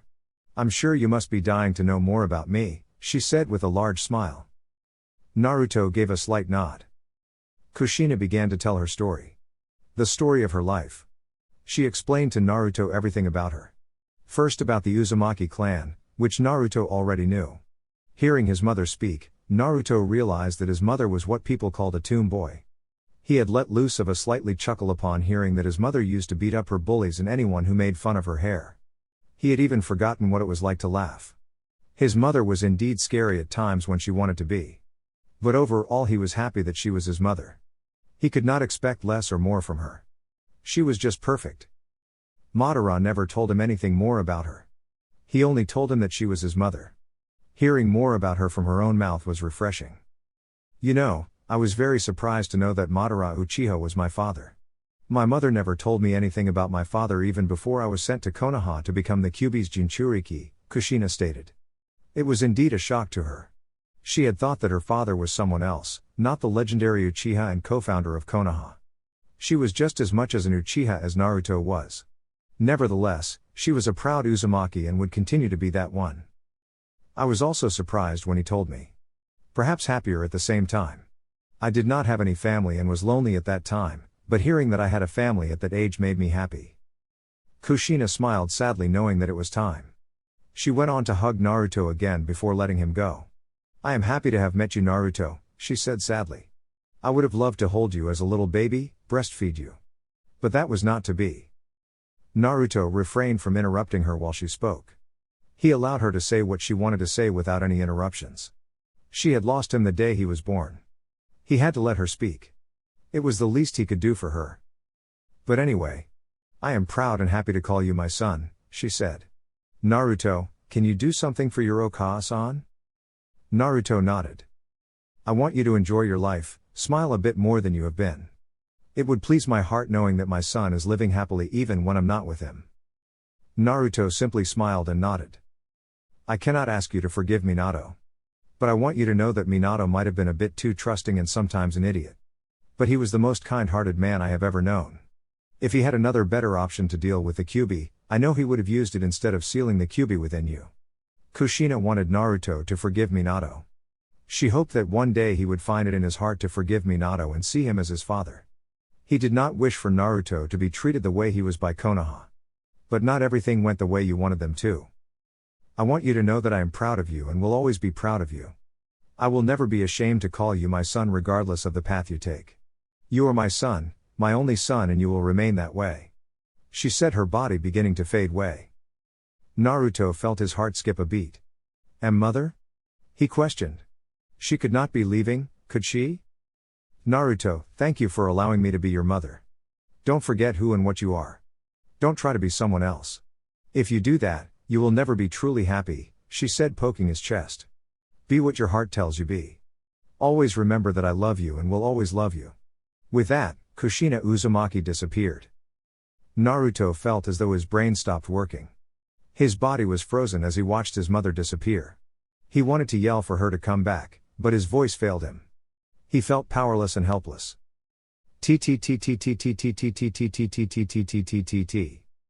Suddenly Naruto's eyes snapped open. His body was covered in sweat and he was breathing heavily. That dream again, huh? Zetsu's voice said beside him. Yes, Naruto replied. What time is it? It's still midnight, Zetsu said. Perhaps we should continue with our journey, he suggested. That sounds good, Naruto said. I would be able to sleep again and way. Chapter 14. Iwaigakur, Tsuchikage office. The Yondaimate Tsuchikage, Onoki stared at a picture in front of him with wide eyes. He stared at a picture of a certain blonde. The picture was placed in Otogakur's bingo book. He had gotten the latest bingo book from Otogakur. His grandchildren had made him turn on the front page to look at the man who had been making news around the elemental nations. The word of Naruto's adventures in Kiri were reaching all corners of the world. He had not taken it seriously when the boy had attacked Orochimaru's bases and destroyed them. He had thought that the boy was just another kid who just wanted to die soon by tempting a snake inside its burrow. But now he could no longer avoid it anymore. After hearing what Naruto had done in Kiri, he had to take Naruto seriously. He was a threat. Anyone that was from Konoha was a threat. Also, the fact that the boy was the son of Konoha's Yellow Flash did not please him. It was not hid from anyone that the blonde was Minato's son since the Sandaime had announced it at the Chunin exams. His spies had told him about the boy's power during that time. But like always, he had shrugged it off and said he was just a boy. But now he could not say it anymore. He also had to take into consideration that the boy was an Uchiha and had the Mangekyo Sharingan at his disposal. Anyone with the Mangekyo Sharingan was a threat. It would be a pain if the blonde could also use that cursed jutsu. It was good that so far no one had said he had used the jutsu. That was pleasing. But with a ninja you could never really tell. Shinobi never showed all their cards in battles. They always held something back as triumph card. He was going to believe that the blonde still had another triumph card added to his already impressive strength. He doubted that even he could have brought the destruction the blonde brought to Yagura's forces in Kirigakure. The boy's power could no longer be ignored. He had to act and do something. During Naruto's younger age, he looked like his father, but now he was different. There was no mistake about it. He no longer took after his father in looks. In fact, he looked like him. The thought made him study the picture carefully. He looked at Naruto's right eye. The Sharingan was activated. He looked at that uncaring eye. It was as if it was looking down at him as if he was just a mere nuisance. The armor the blonde wore reminded him of him again. The way his hands were rested on his chest just reminded of him. The hairstyle and length only made him look like Madara reborn with blonde hair. Yes, it was as if he was staring at another Madara. The thought did not dwell well with him. The bingo book from Otogakur had ranked the blonde S rank. The rank was fitting. It was just troublesome because Konoha seemed to be getting even stronger. They still had two Sanins, Kakashi, Mitogai. Now they had Uchiha Naruto. There was also another Uchiha. Konoha's power was rising. Yo! A female voice spoke. Old man, what's wrong? You look like you have seen a ghost. Onoki looked at the young woman speaking to him. It was his grandchild. She never showed him any respect. It's nothing, he muttered. Gramps, you know bottling up inside is not good for you. Especially given your age. Onoki's eyes twitched. He hated being reminded of his age. He was indeed old, but he did not appreciate being reminded of it. If it was not for the pressing matters, he would have been retorting and yelling at his grandchild to show him some respect. His eyes looked back at the bingo book entry. For now he would do nothing. No, he would not even place the blonde in his bingo book. He would wait then act. Acting without proper assessment of what he is dealing with will never not give him positive result. Yes, for now he would watch from the shadows and gather all things needed before he can act. With those thoughts, the old man smiled to himself. Somewhere in the Earth Country. Zetsu glanced at Naruto. They had been traveling at a rather fast pace. Naruto had said he wanted to deal with Orochimaru quickly and return to Konoha. Zetsu was not sure if that was the only reason. He had said it himself just a week or so before that he was not in a hurry to return to Konoha. So why the sudden change? It was also unlike Naruto to do things in a hurry. He always liked to do things at a comfortable pace without rushing them to avoid failure and to get the perfect results. Perhaps he was questioning a lot. No, he was not. Zetsu told himself in thought. It began when Naruto decided to take Yu-Gao with him to Kiri. Sure, he knew the woman. But he could have taken her to some place or make a wood clone to guard her till she woke up. He could have also left her with Tazuna in the Wave Country. Despite not being familiar with him, Zetsu doubted that Tazuna would have refused to cater to Yu-Gao after what Konoha had done for his country, more specifically Team 7A team that Naruto was also part of at the time. Zetsu shook his head, clearing his thoughts. Perhaps he was being paranoid, thinking things too deep. Zetsu, Naruto said, getting his companion's attention. Do you think we should remove the clone that is attached to Dansu? He asked, slowing down his pace. Zetsu looked at Naruto curiously. Why do you ask? Don't you think it gets boring when you know everything your enemies are planning? I mean, there are no surprises. You are never put into a difficult position because you always know what they are going to do, thus prepared for anything. It does make sense when you put it like that. And it makes things interesting, Zetsu responded. I thought as much. Obito is a little better at keeping things to himself. We only know what Akatsuki is planning, but with him personally, we don't know. At least he can keep things interesting, Naruto stated. But with Dansu, I always know what he is going to do. Zetsu nodded. I guess you are right. You know, you almost want to kill Dansu simply because you know everything he does. That does not make things interesting enough. No, he had been paranoid and wrong. There was nothing wrong with Naruto. He was just fine. The silence had not meant anything much. It was just that Naruto did not have anything he wanted to say. Only Naruto could say something like that. I do wonder why you are keeping him alive. I can't go around killing everyone who is my enemy, Zetsu. And if I were to kill that old man, things in Konoha will only be boring. Besides, he has yet to do anything that warrants his death, Naruto explained. Zetsu nodded with a sigh. He should have expected as much from Naruto. The council would only be annoying to him, but Dansu was different. He was ruthless, cunning and manipulating. Just what Naruto needs for things to be interesting. But at the moment they were not, because Dansu never surprised Naruto because he always knew what the elder was doing. You do know that he is a threat along with his army. And he is not the one to do things in legal grounds. Yes, I am aware of that. Just because I am stronger than him does not mean that I can always outsmart him. Dansu is a threat, I see him as such. But there are risks in allowing him to live and stopping to spy on him. Zetsu countered. Naruto turned to look at Zetsu. I thought you knew me well enough, he said. What is life without risks, Zetsu? Again, he did not wait for Zetsu to reply. Risks make us to be always on alert. When you live knowing that there are threats, you always keep your guard up, you senses in high alert. People like Dansu remind you that if you become careless, you will pay dearly. Zetsu nodded, understanding Naruto's words. What can I expect from Orochimaru this time? After our last encounter, I doubt he will be open just like last time, Naruto asked about his next opponent. I thought you said you like to be surprised? Naruto just remained quiet. Whether his words we heard or just ignored, Zetsu knew that Naruto was waiting for his answer. He has not done anything serious to prevent you from reaching him. Excellent, Naruto said. I want to end this as quickly as possible. Karen must be going bullocks with White Zetsu's clone keeping her guard. You are right about that. She almost tore him apart in one of her episodes. Zetsu said, shaking his head. Then she has become uncomfortable. We should be able to get to her in a week or less after dealing with Orochimaru. They continued to walk at a slow pace as they had already arrived at the general area of Orochimaru's hideout. Slowly but surely they finally made it. The day was still young, so within a few minutes, depending on how quickly Naruto dealt with Orochimaru, they would be leaving the hideout. The plan is the same as last time, you search for the mask while I handle Orochimaru, Naruto stated as they had reached the secret entrance of the hideout. Got it, Zetsu said and sunk into the ground. Naruto calmly performed the necessary actions to get inside the hideout. He walked inside the hideout with his eyes scanning the place. Orochimaru liked dark places.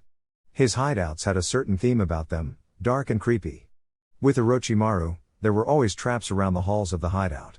Luckily, he was using his Sharingan perfectly well. At least Zetsu had given him the directions of Orochimaru's throne room. Oddly, each hideout had a throne room for the master. This gave much about Orochimaru's personality. He saw himself as a superior being, superior to everything. Being that he had servants and his own village, and an army of experimental humans, he felt as a king. Naruto could only shake his head at the thought. Not even he thought himself as a king. Perhaps he felt superior to others in terms of power. However, that was not just for saying. He was indeed superior to many in terms of power. Sanins were arrogant. Because they had been named as the legendary shinobi, they thought they stood out to everyone. Naruto did not think that they were not powerful. They were indeed powerful, but even he could not be proud of a rank he achieved by surviving a fight with a man. Naruto finally reached the throne room. It was hard to sense chakra from the dark passages. But here he could sense several chakra signatures. No doubt the largest was Orochimaru. Speaking of the man, he was on his throne, legs crossed and head resting on his right arm. He had a smirk planted on his face. "Welcome, Naruto-kun. I was wondering when you would appear before me after your little show in Kiri," Orochimaru said while his servants simply kept their eyes on Naruto. "Little show?" Naruto said with a ghostly raised brow. "I believe those who can call it a little show are those who can actually do better than I did, Orochimaru. And in your current state I doubt you could have even laid a finger on Yagura." Orochimaru continued smirking. He was not going to allow a little brat to overwork him. "I wonder how you can remain calm and confident. Last time I did show you who was superior. I was thinking you would be running away knowing that I would be after you. That is what a snake does best after all." "Oh my. You are rather talkative today, aren't you, Naruto-kun?" Orochimaru said with a grin, a creepy grin. "Do not get overconfident, boy. Things will not proceed as they did last time. Let me guess. They will be different because you are a Sannin, right?" The slight frown from Orochimaru gave him the answer. Naruto shook his head disappointedly, "And here I thought you were smart, Orochimaru." That seemed to do the trick. Well, aside from that, Orochimaru never noticed that before when Naruto appeared his Mangekyo was activated. Or perhaps he saw but shrugged it off as it was seemingly deactivated. Orochimaru snapped his fingers and 4 figures stepped forward. "Sending your children to their deaths, are you, Orochimaru?" Orochimaru ignored Naruto's statement. "Give our guest a proper welcome visit," he ordered. "Hi, Orochimaru-sama," the 4 figures replied in union. Naruto's eyes shifted towards the 4 figures before him. This is the famous Sound 5, no rather 4. The leader is dead, such a pity. His words were not to console the Sound 4. No, he knew the leader of the group Kimimaro was the strongest, perhaps even stronger than Kabuto if it were not for his illness. Someone from the Kaguya clan would have definitely given him a good dance. "Who the fuck do you think you are?" the red-haired woman said. She was the only female in the throne room. "Is that a rhetorical question?" Naruto asked, his eyes staring into the red-haired woman's eyes. She was about to say curses when her teammate stopped her. "Tuya, don't get riled up before we even fight our opponent." "Fuck you, fatty," she said irritably. This was another kind of woman that Naruto was seeing. He had never seen her kind before. Perhaps she was the way she was because she spent most of her time in the company of men, thus never gets the chance to do anything womanly. "Are you just going to stand there, or are you gon' come at me?" That did the trick. They charged at him. All 4 of them. With the way they disappeared, Naruto knew it would be tricky.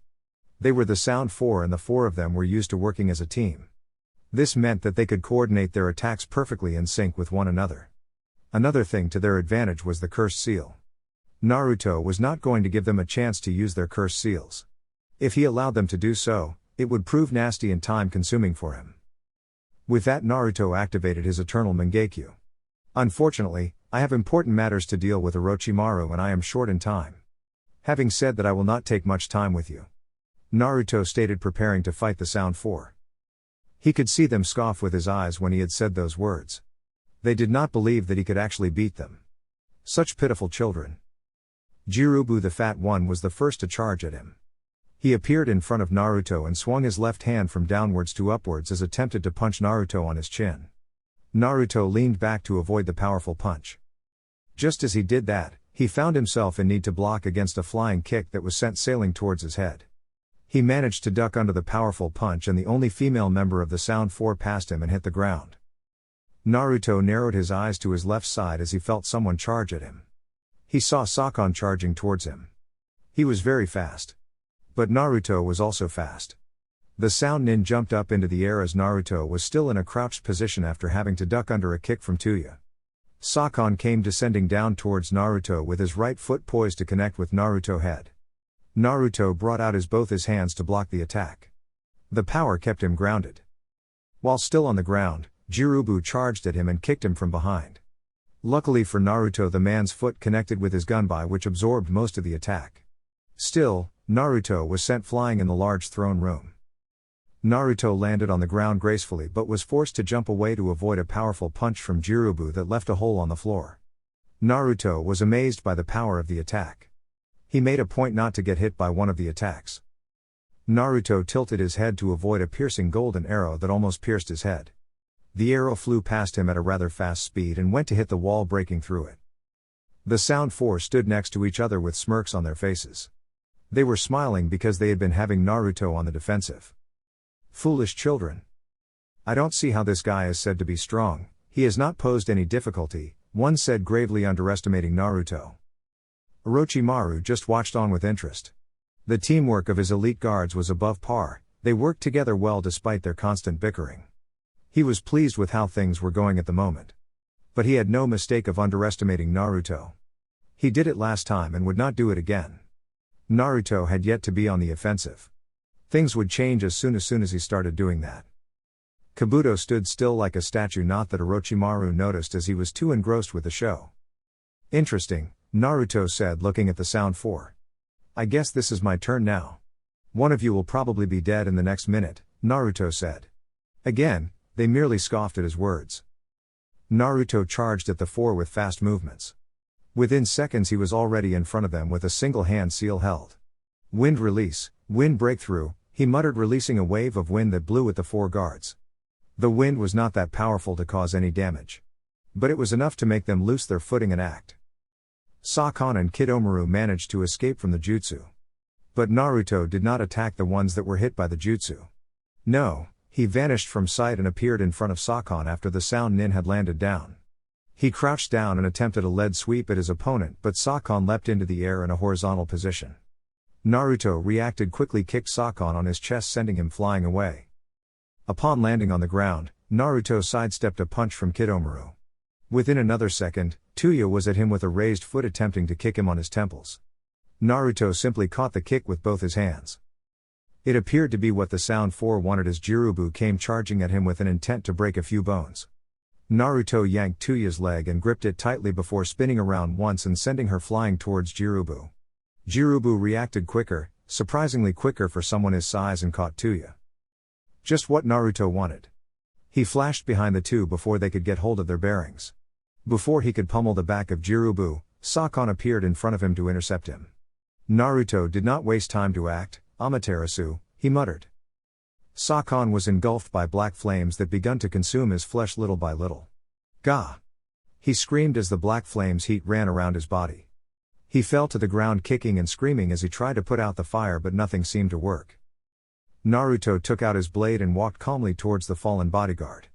He channeled wind chakra into his blade, poising to cut off Sakon's head to end his misery. But he was stopped from going further as an arrow hit just in front of him. He looked up to see Kidomaru holding a bow. One step closer to him and I will spill your guts out with the next arrow. He hissed. He thought he could actually pierce Naruto's gut with his arrows. Arrogant child. Naruto said nothing. Simply, he put back his sword on his sash and then he finally spoke. I wanted to end his misery quicker. But I guess you like seeing him suffer, he said. No way in hell was Naruto feeling pity or sorry for the poor bastard. He cared less for any of them. Kidomaru's response was shooting arrows towards Naruto. Naruto was forced to backflip several times to avoid being pierced by the arrows. He stopped when he hit the wall. An arrow came flying towards his chest, piercing him. Before they could be any celebrations, the Naruto that was hit simply disappeared in a puff of smoke. A minute later, Sakon was already dead due to extreme pain and a part of his body had already been consumed by the black flames. Naruto appeared behind the three left elite guards. He did not want them to use their cursed seals as it would prolong the fight, something which he did not want. Lightning release, lightning dragon, Naruto muttered before the three opponents took notice of them. They did, however, notice the chakra spike from behind. But before they could do anything, the lightning dragon had already reached them. It hit them dead on and gave them incredible shocks throughout their bodies, leaving their entire bodies paralyzed, temporarily. Naruto knew that Orochimaru had sensed him from behind his guards. And yet the snake Sannin did not warn them. So the snake Sannin was not going to get involved even when he thought that his children were in danger. Naruto would definitely use that to use advantage. He flashed towards the three opponents. He grabbed Kidomaru by his neck and lifted him up before punching him on the gut. He then proceeded to knee the guard before throwing him into the air. He spun around. As he did, Kidomaru was coming back towards him. Naruto kicked Kidomaru like a ball and sent him crashing towards the wall. He moved fast and kicked Jirubu away from Tuya. A few seconds before the paralyses wore off, Naruto placed his hand on Tuya's forehead. "Sigh of the Yellow Dragon," he muttered, and gathered large amounts of chakra.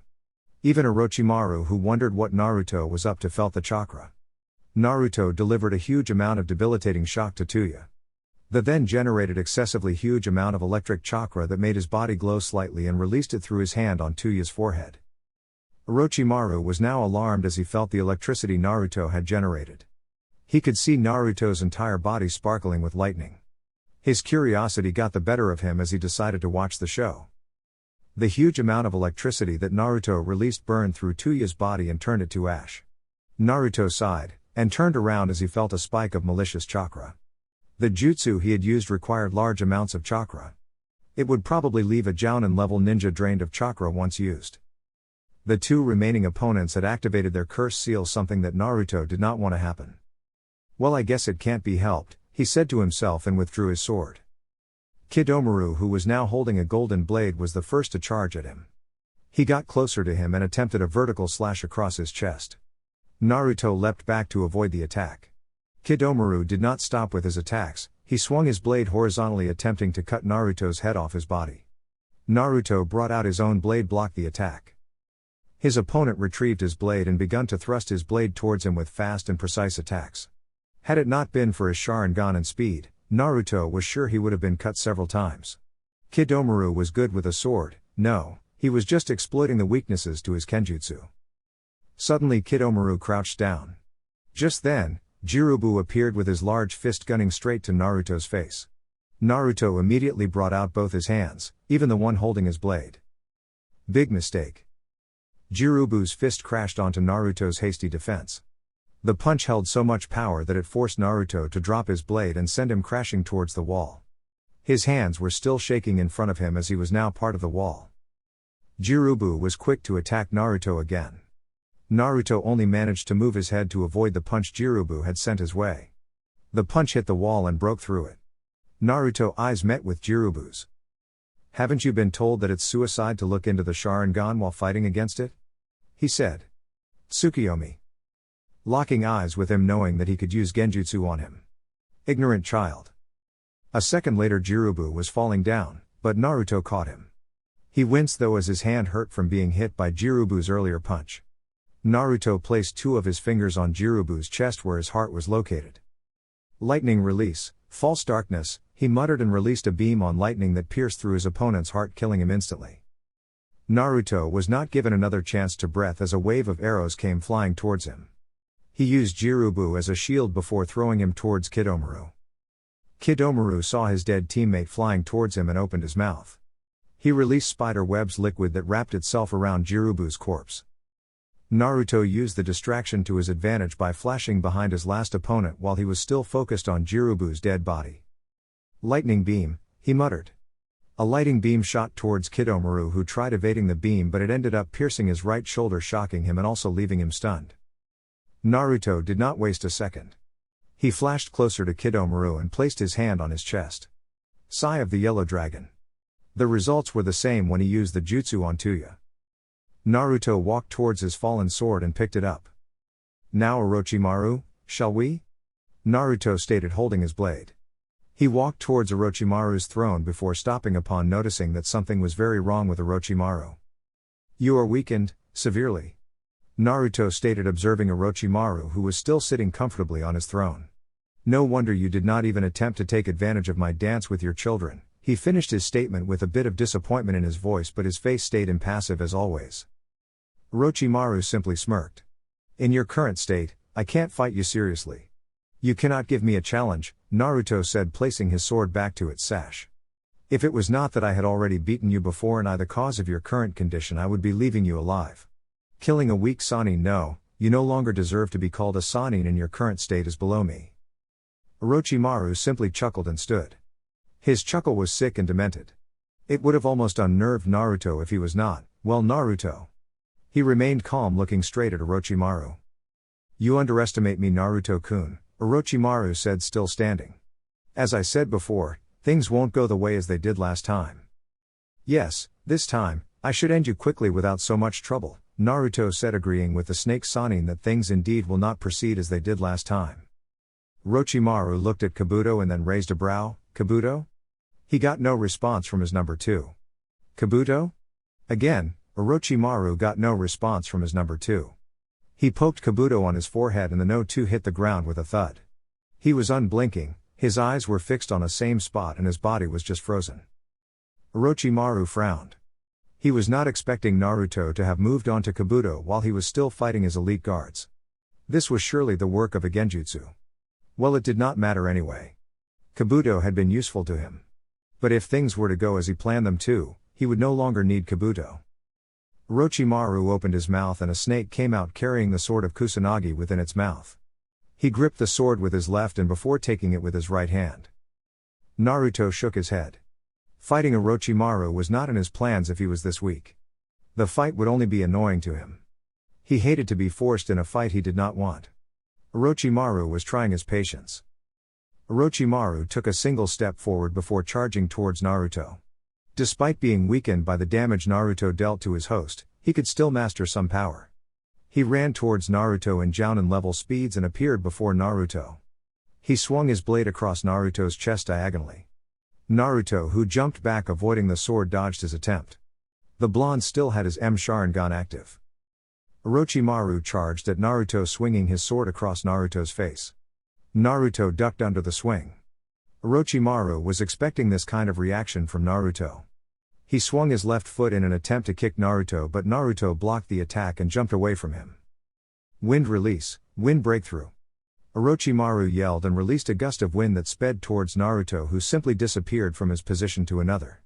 The wind traveled towards the wall after missing Naruto. Orochimaru appeared before Naruto again with a flying kick, which Naruto blocked with both his hands, and grabbed Orochimaru's leg before throwing him away from him. Orochimaru flipped in midair and landed down on the floor gracefully. You are not even trying to fight me, he said. That took you long to notice, Naruto stated, crossing his hands on his chest. Orochimaru was not even making the mistake of looking at his eyes. He would have just used Tsukiyomi if the snake Sannin had given him a chance. Like I told you, Orochimaru, I would be leaving you alive if I was not the one to have caused your current condition. But because I caused it, I just have to simply kill you in the easiest way, unless you continue your futile attempts to make me fight you. Orochimaru did not respond. He disappeared in the fastest speed he could master in his current state. He appeared behind Naruto and held out his right hand. Many snakes shot out of his sleeve towards Naruto. Naruto quickly turned around. Amaterasu, he muttered, setting the snakes ablaze with the black flames of Amaterasu. Seeing that Naruto was now facing him, Orochimaru placed his hand on his mouth before blowing a purple smoke towards Naruto. The smoke hit Naruto on his face before he could escape it. Nevertheless, he jumped away from the smoke. Orochimaru smirked, seeing his success. The smirk then twisted into a devilish grin as the snake Sannin watched Naruto like a hawk. Naruto felt that there was something beyond normal about the smoke he had breathed in. He could feel it inside his body. Poison? Orochimaru chuckled darkly. Yes. And it is not just any poison, it is a very deadly poison that I created after our last encounter. I thought we created the baseline that poison did not work on me, Naruto stated, not even the slightest worried by the poison he had breathed. Orochimaru continued to chuckle darkly. That previous poison I used was weak, but this one is far stronger. Nothing can counter it, well, expect for me. You are very confident of your poison, Naruto said. You are dragging me into a fight that you cannot win. It is annoying and I refuse to amuse you further. With that, Naruto sped towards Orochimaru. His opponent did not bother to move or try to evade as Naruto punched him in the face. Naruto then caught Orochimaru by his leg and threw him with a lot of power towards the wall. Even Naruto could tell that Orochimaru had allowed himself to be hit and thrown easily. He had not made an attempt to dodge him. Naruto rushed towards the wall where Orochimaru had crashed. Within the debris, a dark chuckle escaped and a hideous snake appeared. Naruto was intrigued upon seeing the snake.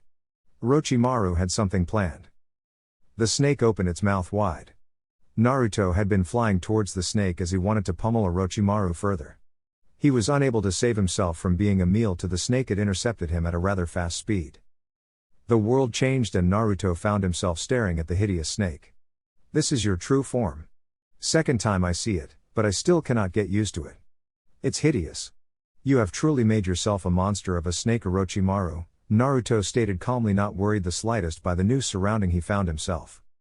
Kukukukaku, Orochimaru chuckled darkly, ignoring Naruto's comment about his true form. I have you now, Naruto-kun. This is my world, you cannot escape me. Oh, so this is what you wanted to begin with, Naruto stated, remaining calm. I found it curious that you would attempt to fight me knowing that you could not win. I also found it curious when you did nothing when I battled your children. He paused for a moment. So this was your goal, my body? Orochimaru's snake form simply grinned in a demented way. How did you know it would work? This body transfer jutsu of you does not work on a Jinchuriki. But you are no longer a Jinchuriki, Naruto-kun, Orochimaru replied with a smirk. You knew I was no longer a Jinchuriki before you even attempted to use this jutsu on me. Naruto stated. Orochimaru, you had no intentions to fight me to begin with. While I danced with your children, you were simply watching your next host for the last time before you took it. When did you become interested in taking my body? Ever since I discovered the secrets to your body, Orochimaru replied. A pity you can never have my body. Kukukukaku, once you came into this world you could no longer escape. This is my world, only I can control it. Who said this was your world? Naruto questioned. What are you saying? Genjutsu. When I saw your true form I knew you were up to something. So I placed you under an illusion that showed you what you wanted to see, Naruto stated as the illusion dispelled and Orochimaru found himself staring at Naruto back in his throne room.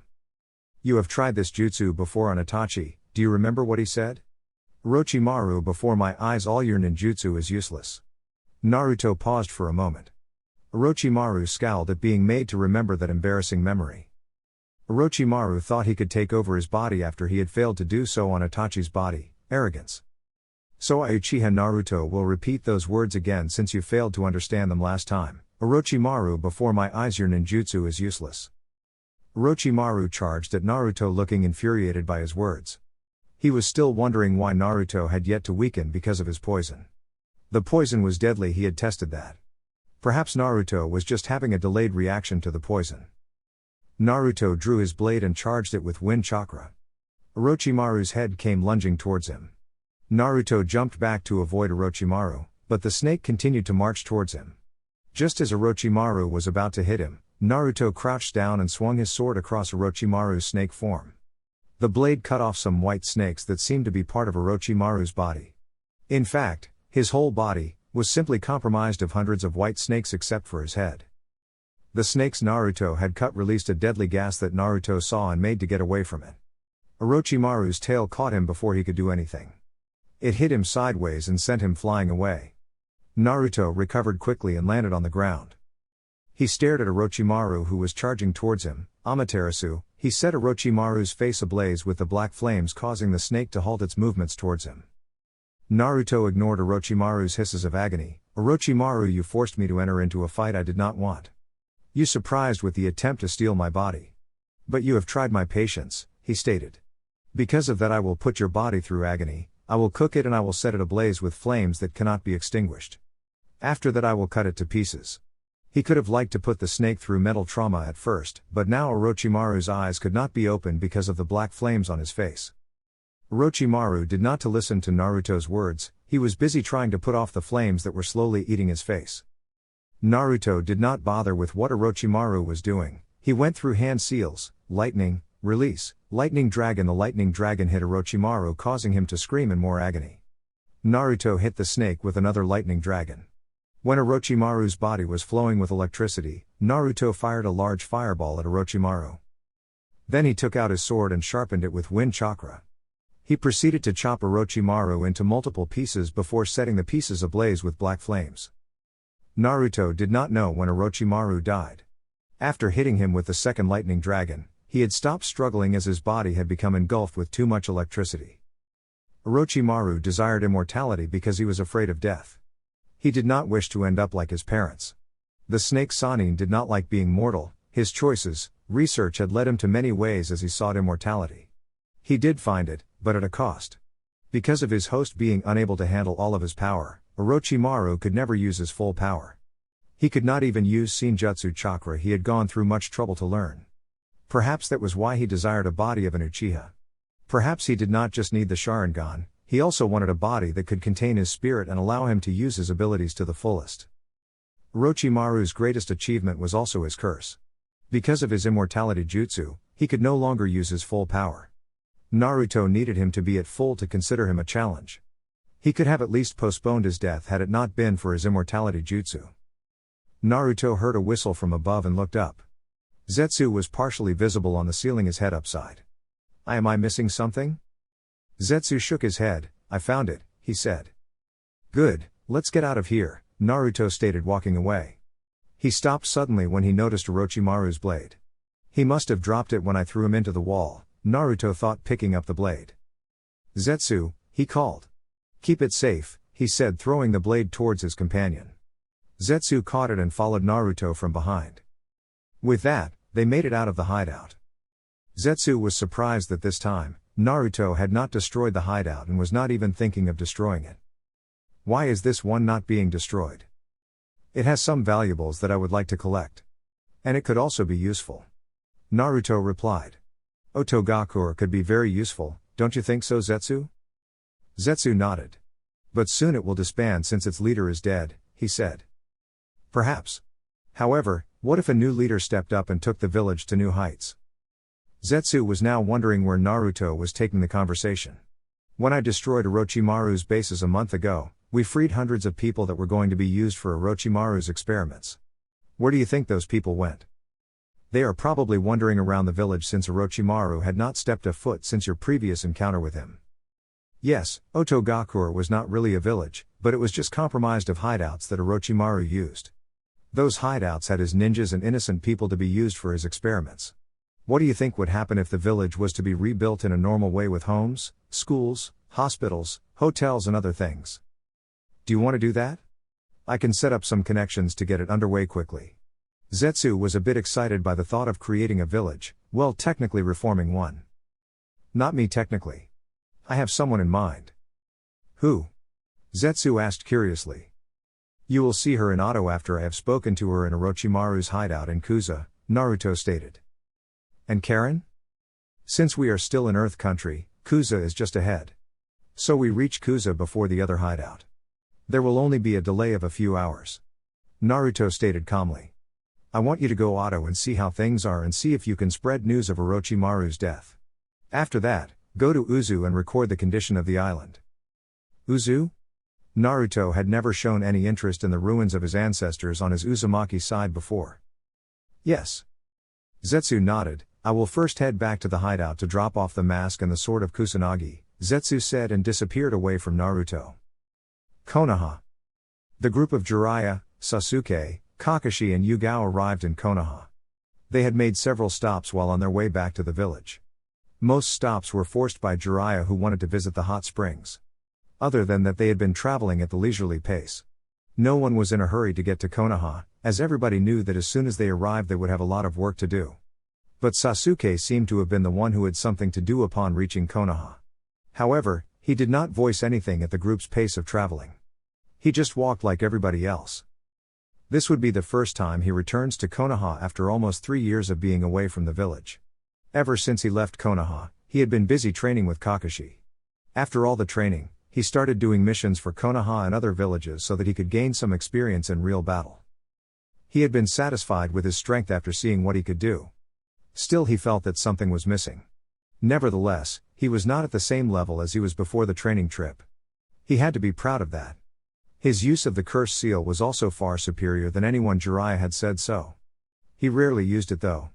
Kakashi had advised him to use it as his ace when all else fails. He accepted that advice and the cursed seal was his ace. He could use it from level 1 to level 2. Thus utilizing all the power of the mark Orochimaru had left on him. Never had he thought that he was going to return to the village with his current mentality. He never thought that he could actually be caring for other people other than himself and his revenge. Well, he had to thank his one-eyed sensei for the change. The scary thought would be that since he would be smiling to people, it would attract more fangirls. He shuddered at the thought. He hated fangirls. With Sakura and Ino at the academy having to gape all over him was enough. He did not want to go through the ordeal of being chased by love-crazed fangirls again. But the change was good.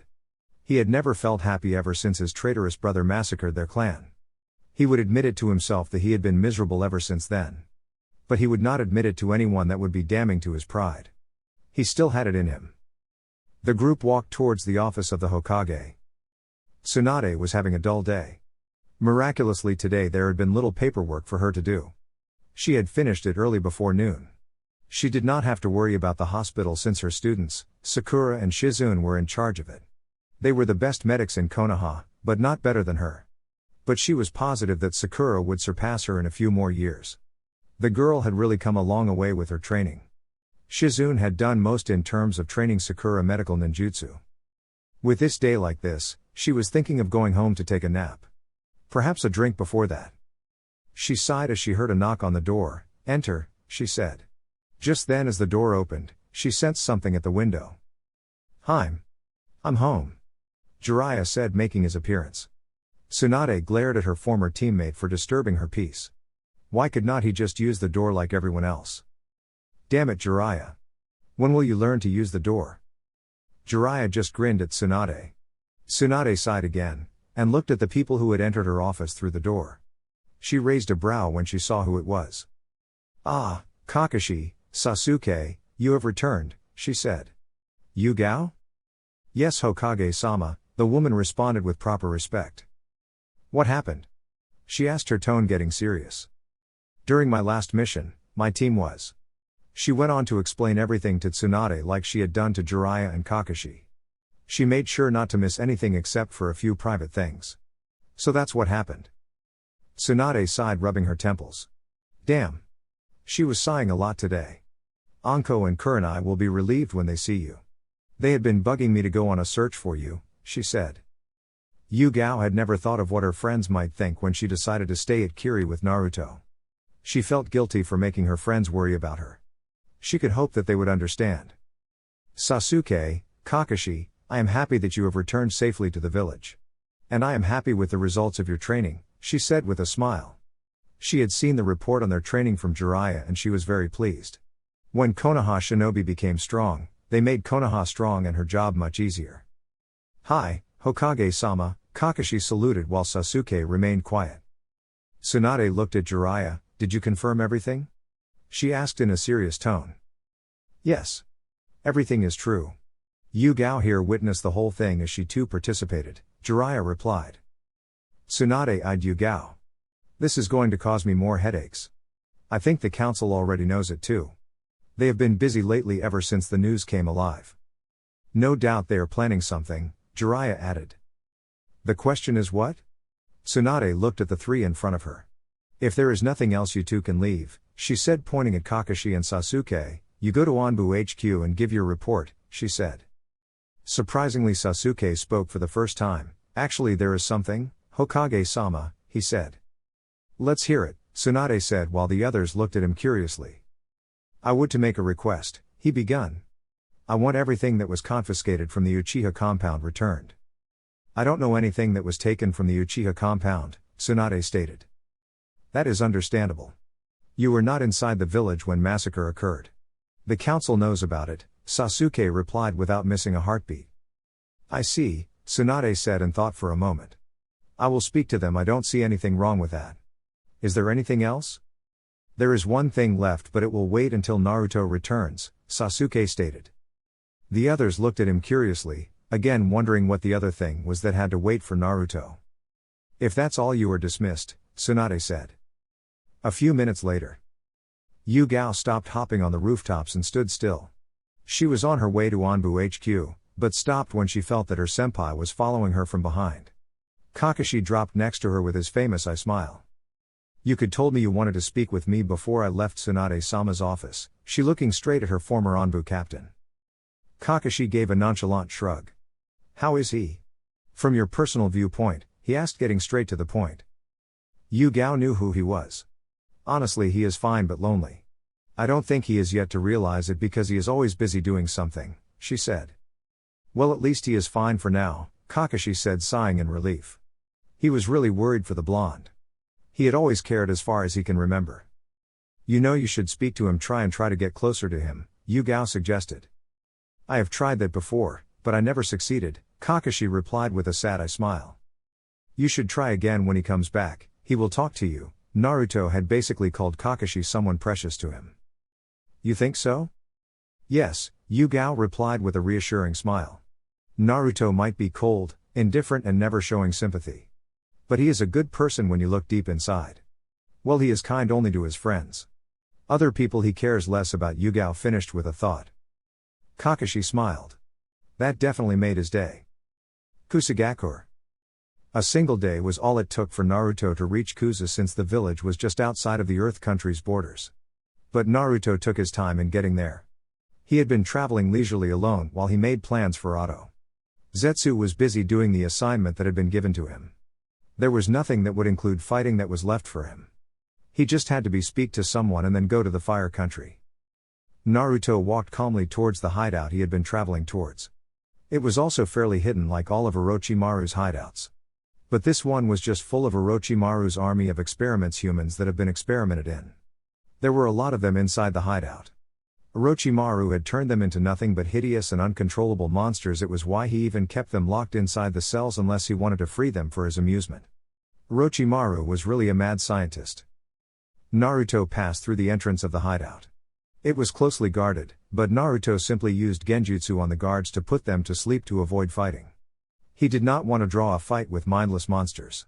He also did not want his target to run away upon finding out that there was an intruder in a base she was controlling. Naruto passed through multiple cells. There were ones that had normal people that had yet to be used for experiments. But if Orochimaru was to remain alive, he would have surely come for them for one of his crazy experiments. He looked at them and saw how even some children were inside the cells crying for someone to help them. He felt something in his heart. Pity? No, he did not care for Kiri regardless of the situation it was in. And yet, here he was feeling some sort of pity for the children waiting to be used for experiments. Did it remind him of his own childhood? Did it remind him of the times he used to be hopeless accepting anything that came towards him? Naruto shook his head. Thinking like that was very wrong for him. With a last glance, Naruto walked towards the dark pathways of the hideout. "Hey, who are?" Naruto cut off the man by placing another genjutsu. He could have simply killed the man, but he refrained from it. He could not just go around killing everyone. Otto would be low on shinobi if he did that. Still, he wanted to get to the main room of the hideout without so much trouble. This was the first time he was being silent and doing something. Usually he would have just waltzed into the place causing havoc. But he did not want to fight anyone soon. It would only be an annoyance if he was to fight anyone. He also did not want to alarm the person he was looking for. Arriving at the large room, Naruto entered without so much as checking for anything like traps. He simply entered without a second thought, like he knew around the place, like he was familiar with it. "Who are the hell are you? And what are you doing here?" A woman yelled at him sitting from a chair behind a desk. This was Orochimaru's study. This room had a lot of scrolls, possibly information on experiments. "You are Guren, correct?" Naruto said, walking closer to the light blue-haired woman who was now standing up staring at him. "Yes," she said. "You still have not answered my question. Answer me or you will pay with your life," she said threateningly. Apparently, threats like that amused Naruto and he managed to smile slightly. It was also apparent that Guren had not been watching news lately. If she had been, she would have known who he was. Naruto had no doubt that his name was being whispered around all shades of the elemental nations. "I have not come here to fight," Naruto said. "What do you want? I have not seen you from the base before. How did you even get inside here?" "I used the entrance," Naruto replied, moving in front of Guren, who looked ready to attack him any time. Guren studied him, everything about him, from toe and head. He was certainly not some weak shinobi. Another fact, he was wearing a Konoha forehead protector. That raised all alarms in her head. Another was his Sharingan that was staring at her. But not all that fazed her. She moved closer to him and grabbed him by his collar. "What is a Konoha shinobi doing in my hideout? Tell me why I should not kill you here now?" Naruto yanked her hand and moved his hand fast and precise, and grabbed her neck tightly. His Sharingan morphed into EMS. "Tsukiyomi," he said, getting the woman under the most powerful genjutsu. Guren found herself in a blood red and black world. She immediately knew that it was a genjutsu and tried to dispel it but failed miserably. She tried to do it again, but it was futile. As soon as Naruto appeared, she attacked him. But before she could do anything, 4 Narutos appeared and restrained her before she was put on a cross. Guren glared at Naruto furiously. "What is this?" She yelled, her calm lost. "It matters not," Naruto replied, watching her. "Stop trying to resist. That will only lengthen my presence before you," he said. Guren gritted her teeth. "What do you want?" "I want you," Naruto replied calmly. He never realized just how wrong his statement sounded. Well, until he saw the look of horror in Guren's face. "Let me rephrase that," he said, seeing that she got another meaning from his words. "I want you to work for me, with me." "What? Never, no, I work for Orochimaru-sama alone." "Orochimaru is dead," Naruto stated, shocking the woman. "No. That's impossible. Orochimaru-sama cannot be killed, not by a brat like you." Perhaps Guren was the second to make mention of the fact that Naruto was still young. A lot of people he met never even realized that he was still young. "Then I will show you," Naruto said, and made the woman observe while he killed the Sound 4, Kabuto and Orochimaru himself. No, that's not real, it was just an illusion. Orochimaru-sama can't be dead. He could not be killed. Not like that. I assure you that is reality. You, being one of his most trusted, must know where he was a few days ago, Naruto said. As for Proposit. No. She screamed.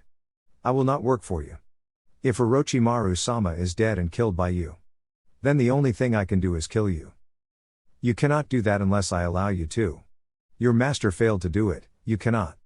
Killing me is beyond you. Naruto said, rubbishing any hope that she could actually succeed in killing him. Do you want to test that? No, Naruto answered without a thought. If I do that, I would end up killing you, since I have already left many alive on my way to you. Guren gritted her teeth. I swear I will kill you the moment Yoshi was cut off. Naruto freed her from his genjutsu and unleashed a murderous killing intent upon the woman. The weight of the killing intent forced her to the floor and made breathing very difficult. She almost coughed up her guts. This was the first time Naruto had used his killing intent to subdue someone. He never really used it. He preferred to use his hands to subdue his oppositions. However, today he was in no mood for a fight, thus, using his hands was not on the cards. Shut up, woman, he said in a tone full of power and authority. The power behind the voice had Guren nod vigorously as he stopped his killing intent. Good. All that power that made her want to be submissive under his will was all gone. For a second Guren thought it may have been just an illusion. She thought of attacking him, but the look on his eyes told her that she would be killed if she attacked him. So from that moment, Guren told herself, never annoy him enough to become irritated. As I said, Orochimaru is dead and I want you to work for me, Naruto said.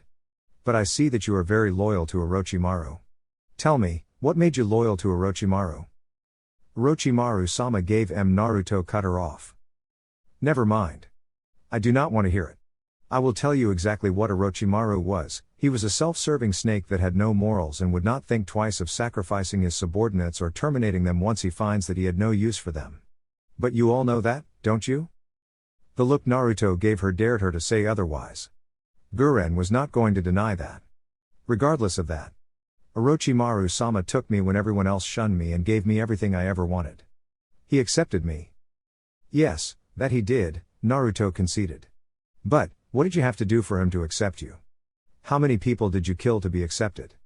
How many people did have to betray just to prove your loyalty? Yes, perhaps a certain woman. Guren narrowed her eyes at Naruto. What do you know? Yukimaru's mother, the woman who took care of you after you had passed out from killing many people just for Orochimaru. He ordered you to kill her, the woman who saved your life, and you did. Orochimaru brings in her son, Yukimaru, and has you look after him. After knowing who his mother was, you felt guilty, you hated yourself for killing his mother. You wanted nothing more than to make up to the boy for your. Please stop, Guren said in a low tone. You know that Orochimaru would have asked you to kill him once the boy was no longer useful to him. Also, what of his promise to make you his vessel? He never did make you one, did he? That was a soft spot to her. She had been happy, no overjoyed when Orochimaru told her that she would be his next vessel. But over time, he kept picking other people before her. She felt worthless, shamed because of it. She also knew that Orochimaru would have asked her to kill Yukimura if he was of no longer use to him. If she tried to argue, he would have pulled out the loyalty card. It was why even before Naruto came, she had been confused. She had grown closer to Yukimura and never wanted to lose the bond she shared with him. She wanted to protect him even from Orochimaru. Naruto walked over to Guren and leaned down. He lifted her head by her chin with his right hand and stared into her eyes. So fierce, strong and loyal, he said, moving his hand down her chest. His fingers poked her breasts, yet so fragile. Guren wanted to smack him for touching her possessions. But looking at his eyes, she could tell he was not interested in her breasts. That led her to the conclusion that he was referring to her heart when he said fragile. She felt somewhat insulted by that. Naruto stood up and walked away from her. If I was Orochimaru, I would be saying that, work for me and I won't tell Yukimura what you did, but I am not like that. I care less for that, he said.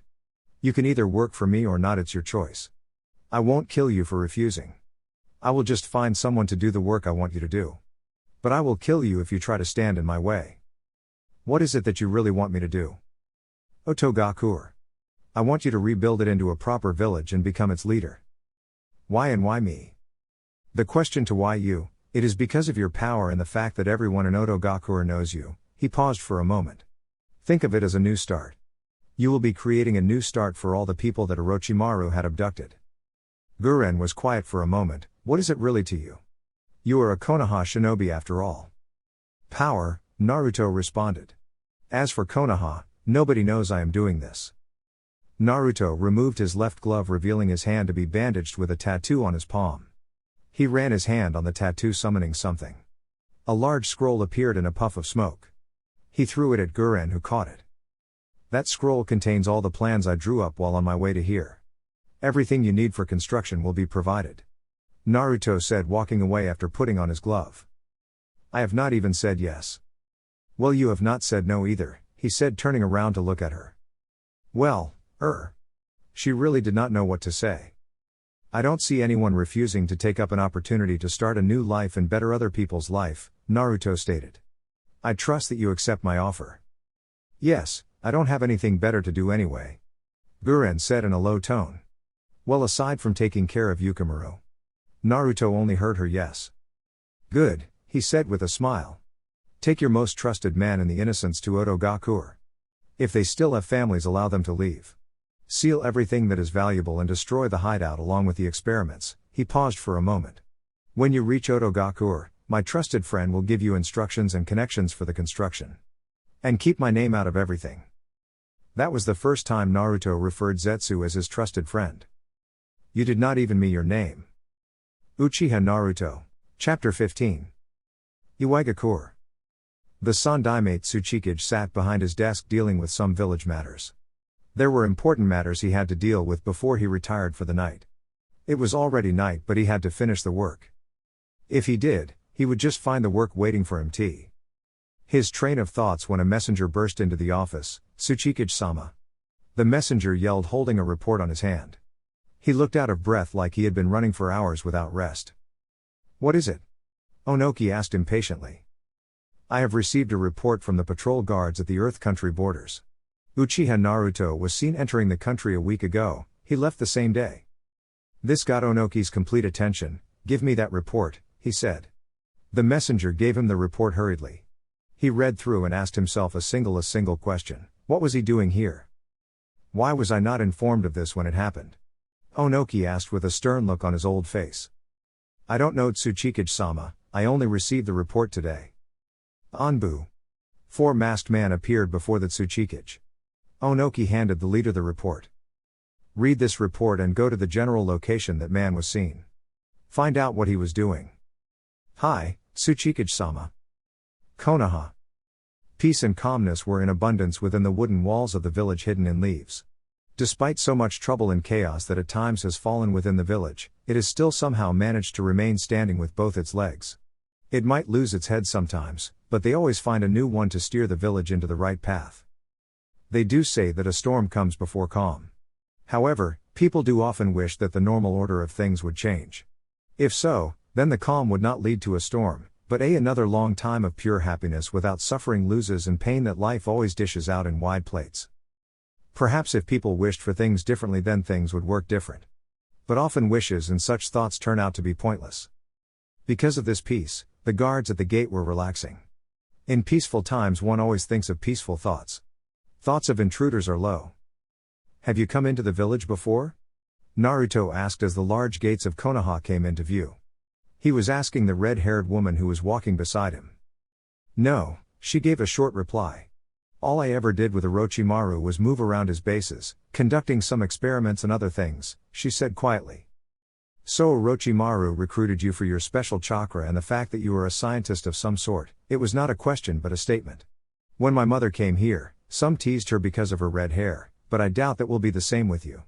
You might also find a number of Onbu following you. Other than that, there is nothing for you to worry about. Karen looked at Naruto. Was he trying to make her comfortable because he knew she was uncomfortable with coming to the village? Was he just saying it to ease her worries? Naruto spoke again while the girl was still in her thoughts. Are you familiar with medical ninjutsu? Yes, but I'm not that good at it. I just let someone bite me to heal, Karen responded. Most of her body was covered with bite marks. Her special chakra was able to heal almost any wound. All one needed to do was to bite her. You have already told me that, Naruto said. Since you are going to be living here, I thought it would be good for you if you found something to do. You will no longer be doing experiments and researches. That being said, you might this place boring. So what do you suggest I do? Whether she was being sarcastic or not, Naruto could not really tell. Not that he cared for it anyway. For now, nothing. Don't reveal your abilities to anyone other than the one person I tell you to trust. You will live like a normal girl until I find you something to do, Naruto said, going over things they did not when he had gone to pick her up at the other hideout. Karen nodded, knowing that it was all she could do, for now that it's. When they reached the gates, Naruto did not stop to speak with the guards. He just passed through with Karen following behind him. Hey, stop it right there. One of the gate guards yelled as he saw the man with a red armor and a war fan strapped behind him and long blonde hair. The man was passing through the gates with red-haired woman. Naruto stopped and turned to the guard, making the man uncomfortable under his impassive gaze. A flash of recognition flashed through the guard's face as he looked at Naruto's face. Oh, it is you, he said nervously before turning to Karen. Who is she?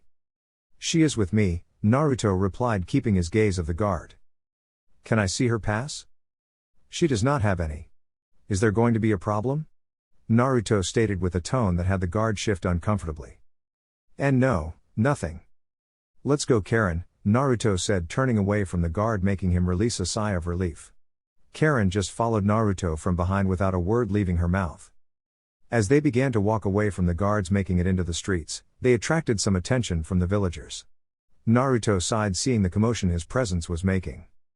There are about 3 squads, which I believe are Onbu, that are watching us, Karen said to Naruto. The girl was a top sensor. He had not sensed them all. So far, he had only sensed a single squad. Naruto touched Karen on her shoulder and they disappeared in a swirl of flames. Naruto's house. They appeared inside of Naruto's house within the Shinobi district. Karen found herself admiring the place despite the obviousness that no one had been living in here for some time. This is my house, Naruto said. It will be yours from now on. I would have you live with me at the Uchiha compound, but I get the feeling that you are not comfortable around me. So until you get used to my presence, this will be your house. Thanks, Karen found herself saying those words. They just escaped. Naruto said nothing about that. You are free to do anything you want. Just keep a low profile. He said. But for now stay here until I return. Where are you going? I have to see Sasuke, and I believe that not long Tsunade will be sending her Onbu after me, Naruto stated, leaving the Uzumaki girl alone at the apartment. Uchiha compound. Naruto arrived at the Uchiha compound quickly and walked within the empty streets that used to be full of children running about their happiness. There seemed to be no one. Well, that was to be expected given that only Sasuke was currently living within the home of the Uchihas. He went to the house he knew to be the former head clan's house, which was now Sasuke's. The house was clean. Sasuke was taking good care of it. He went upstairs to search for a room he would use. Finding it, Naruto unstrapped his gun and left the house off to the training ground within the compound. He sensed the other Uchiha there along with someone. Sasuke was busy sparring with his sensei, Kakashi. Both had their Sharingans activated as they battled. Sasuke was fast. His speed was admirable. Kakashi was also fast, but nowhere near as fast as his student was.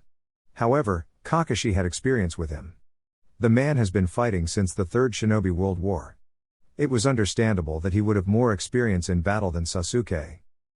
Naruto was impressed with both their improvements. Even so with Kakashi's use of the Sharingan. Despite not being an Uchiha, he was using the Dujutsu like an Uchiha. There was also the fact that he had the Mangekyo. Still, he was not able to use all of the Mangekyo's abilities because of his lack of Uchiha blood. As far as Naruto knew, Kakashi was only able to use Kamui, which was special to Obito's eyes. The two finally noticed Naruto and stopped their sparring session. They walked towards Naruto looking heavily tired. It seemed that they had been sparring for quite some time now. It was a surprise to Naruto seeing Kakashi fight with someone when he was not doing a mission. Perhaps he should have had Zetsu spy on their training trip to see how well they were training. As far as his eyes could see, Sasuke was not the only one who changed. Kakashi was the first to speak. "Naruto, it's good to see that you have returned in one piece," the copy ninja said, giving Naruto one of his iconic eye smiles. Naruto said nothing at the man's words. Kakashi spoke, "When did you return?" "A few minutes ago," Naruto responded. "Even you changed?" "Well, I suppose if Sasuke was able to change, then everything is possible," he commented on both the Sharingan users' change. Sasuke felt insulted by what Naruto had said. What is that supposed to mean? He looked like his old self when he asked the question. "Oh? You still posses that old spark, it seems," Naruto said, his lips forming a small smile. "Old habits never die," Kakashi said. "Naruto," he said, his expression changing. "Can I talk to you, say maybe tomorrow?" Naruto looked at Kakashi with a raised brow, but said nothing. He only shrugged. "I will see you tomorrow, Sasuke," Kakashi said, and disappeared in a puff of smoke. Naruto turned around to the house with Sasuke following him. When they arrived, Naruto went outside to the garden while Sasuke went to take a shower. He had been training, it was only natural that he take a shower first before getting down to business with Naruto. "I did not think that you would be returning soon," Sasuke said, walking towards the garden where Naruto was sitting comfortably in silence. "I did what I had to do faster than first thought," Naruto replied. At first he had not planned to come back to Konoha quickly as he had now. He was in no hurry to return to the village. But things do change, and he was forced to hurry up his schedule. "Where did you go to after leaving the Mist Village anyway?" Sasuke asked, genially curious as he sat down beside Naruto. "Earth Country," Naruto replied calmly. Sasuke from now on would be his partner. He would know some of the things that he will be doing. There was no need for him to keep his fellow Uchiha in the dark about some things. "You would go to that country knowing that Iwagakure hates Konoha?" "I doubt if they see a Konoha shinobi in their country they would let him go without trying to take him down." Naruto shrugged. "My target was at the country. And besides, I would have taken care of any nuisance that would have attempted to fight me," he said. "Who was your target?" Since Naruto seemed to be talking to him freely and even bothering to answer his questions, he decided to just go with the flow. "Orochimaru." "Did you get him this time?" He knew that it was not the first time that Naruto had gone after Orochimaru. The first time it was obvious that Orochimaru had gotten away, as Naruto ended up destroying several of Orochimaru's hideouts. "Yes, that meant that the snake Sannin was dead." "I doubt that you were after him simply because he was a Konoha traitor." Sasuke paused for a moment, trying to see if Naruto was getting annoyed with his questions. "What did he do to you?" "Nothing," Naruto replied. "He just had something that belonged to me." Now Sasuke was not going to ask what it was that Orochimaru had which belonged to Naruto. If Naruto had chosen to say something, then it was not for him to know. "Are you satisfied?"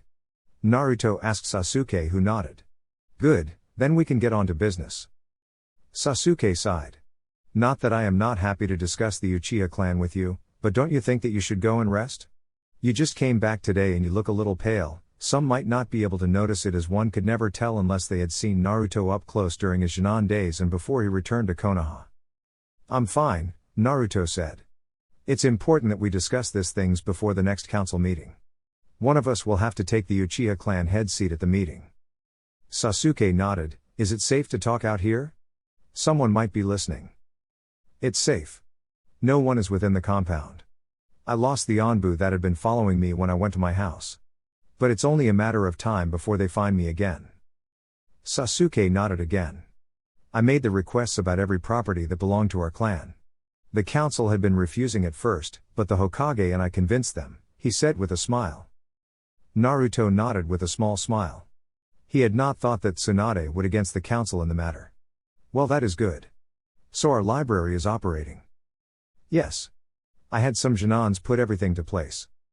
All that is left is to put a barrier so that not everyone can get in. That sounds good. I would hate it if someone were to sneak into our library. How long did it take for them to give you the scrolls? Naruto asked as a thought entered his mind. About a week, Sasuke replied, looking at Naruto trying to see if there was something wrong. Before I left I knew where the scrolls were located. They were not in the village's library. The elders never thought that they would be forced to return them. I know Dansu made copies of particular scrolls. The elders did not, as they had the originals in their possession. So I am guessing that with the time it took them to give you the scrolls, they were making copies. What is in those scrolls that they had to keep them for their own use? Did you ever use the library before the massacre? Sasuke shook his head no. There are some secrets that were put into the library by the previous head clan before your father. Secrets about our Dujutsu, how it's matured and some abilities of the Mangekyo, clan history and other things. I thought everything about the Mangekyo was at the Naka shrine? Yes, everything is in the shrine. But a few details were put in the library. The scrolls don't tell how the Mangekyo is activated though. There are just some abilities, some forbidden, that were recorded. These abilities of the Mangekyo were used before Konoha was even founded. I did not. Sasuke trailed off when Naruto raised up his hand. A second later, an Anbu dropped next to the two Uchihas. Uchiha Naruto, Hokage-sama is requesting your presence now. Naruto looked at Sasuke. I will come and pick you up after the meeting, he said, not acknowledging the Anbu. Uchi Naruto cut of the Anbu with an even tone. I heard you, he said and disappeared. The Anbu did the same. Hokage office. As soon as Naruto appeared inside Tsunade's office, he found himself staring at the eyes of Jiraiya and the blonde Hokage. They seemed to have been waiting for him patiently for quite some time. Perhaps Tsunade had thought that as soon as he entered the village he would be knocking at her door reporting that he had returned home. Foolish expectations. He would never have done that. Perhaps after he had discussed everything with Sasuke he would have. Nevertheless, he had been expecting her to call him as soon as she got tired of waiting. Naruto knew that Tsunade was a very impatient woman. However, not all senjus were impatient as far as history said. Perhaps it came from the fact that her grandfather spoiled her too much while she grew up. She was and is used to always get what she wanted. It had to have been wonderful living being the first grandchild of the Shodai Hokage. Well, that was why they called her princess anyway. Both former teammates were no doubt going to be asking him many questions. Depending on the kind of questions they asked, he would give answers. In addition, today he had decided to be gracious and answer some questions. Well, the questions he felt were necessary to be answered. Things he liked to keep to himself, he would keep. How nice of you to finally come here, the remark sounded sarcastic. Naruto either ignored it or just did not catch it because his face stayed impassive, as always. An Anbu came by and said you requested my presence, Naruto said after some silence. What is it, Hokage-sama? Nop, he was never going to say it again, it did not feel right at all. It felt wrong. Tsunade seemed to smirk in victory as Naruto called her properly. It was for the first time he had actually done that. She enjoyed the look on his face when Hokage-sama came out of his mouth. Jiraiya had other ideas though. Why does she have to called with respect only? While Jiraiya the Toad Sage is called often with disrespect, now he was just whining like a child who was robbed of her lollipop. Naruto did not comment. Such words from a man like Jiraiya did not need his comment. Not even a thought. His eyes only looked at Tsunade. Apparently, Tsunade did not have the same thoughts as Naruto. That is because you act like a child, you damn pervert. She set her voice up to make her point clear. Jiraiya seemed hurt by her words. Well anyway, legs, get back to business, Tsunade said, taking her eyes off Jiraiya to Naruto, who was standing calmly in front of her desk. To answer your question, Naruto, I did send an Anbu after you. As to why, the reason should be obvious, Tsunade said, speaking like a commander. Her tone seemed to get Jiraiya off his childish antics as he adopted a serious expression on his face. Apparently, that was the only word that left Naruto's mouth. First, I would like to say that, no, tell you that you should not do what you did when you left the village. Nobody leaves the village without my command. I am the leader of this village and you will not do, see you please, is that clear? Tsunade spoke in a tone full of power and authority, which were complemented by her fierce and sharp look. Anybody under her gaze would have nodded and kneeled before making assurances that it would not happen again. But not Naruto, he was unlike anybody. Yes, he was going to be gracious, but that did not mean she could boss him around. She was weaker than him. Old for that matter. He could see her wrinkled skin that showed her true age. Perhaps he would follow some of her orders but not every one of it. He was not going to say he would follow her every word or not. Therefore, he chose not to say anything. Tsunade took the silence as a yes. Her message was clear enough. I would have been asking for the results of your training. However, from the reports in Kirigakure, I no longer need that, she said. I have a question though. Where were you before you decided to run after Orochimaru? At a safe place, Naruto replied shortly. It appears that way, Jiraiya intervened. But that was not the question. I searched everywhere for you but did not find you. That is not true. Huh? You said you searched everywhere. That is not true. If you did not find me then you clearly did not search everywhere, as I was somewhere. Now Naruto's eyes were at the perverted Sannin as he replied to the question. Don't try to play smart with me, Naruto. Answer the question. Naruto did not answer. His eyes went back to Tsunade. He caught her with an amused expression on her face. She seemed to enjoy seeing Jiraiya being schooled. Tsunade cleared her throat and banished the amusement in her face. As Naruto has put it, you did not search everywhere, Jiraiya. Hey, who are you with on this? Jiraiya asked Tsunade, sounding hurt again that she would pick Naruto's side over his. Regardless, that does not answer the question. The question remains, where were you, Naruto? Is this question pressed because I can simply disappear from the face of the world without anyone knowing my whereabouts? Is it because Jiraiya, as renowned spy master who has connections almost everywhere, failed to find me? Naruto questioned the two Sannins in front of him.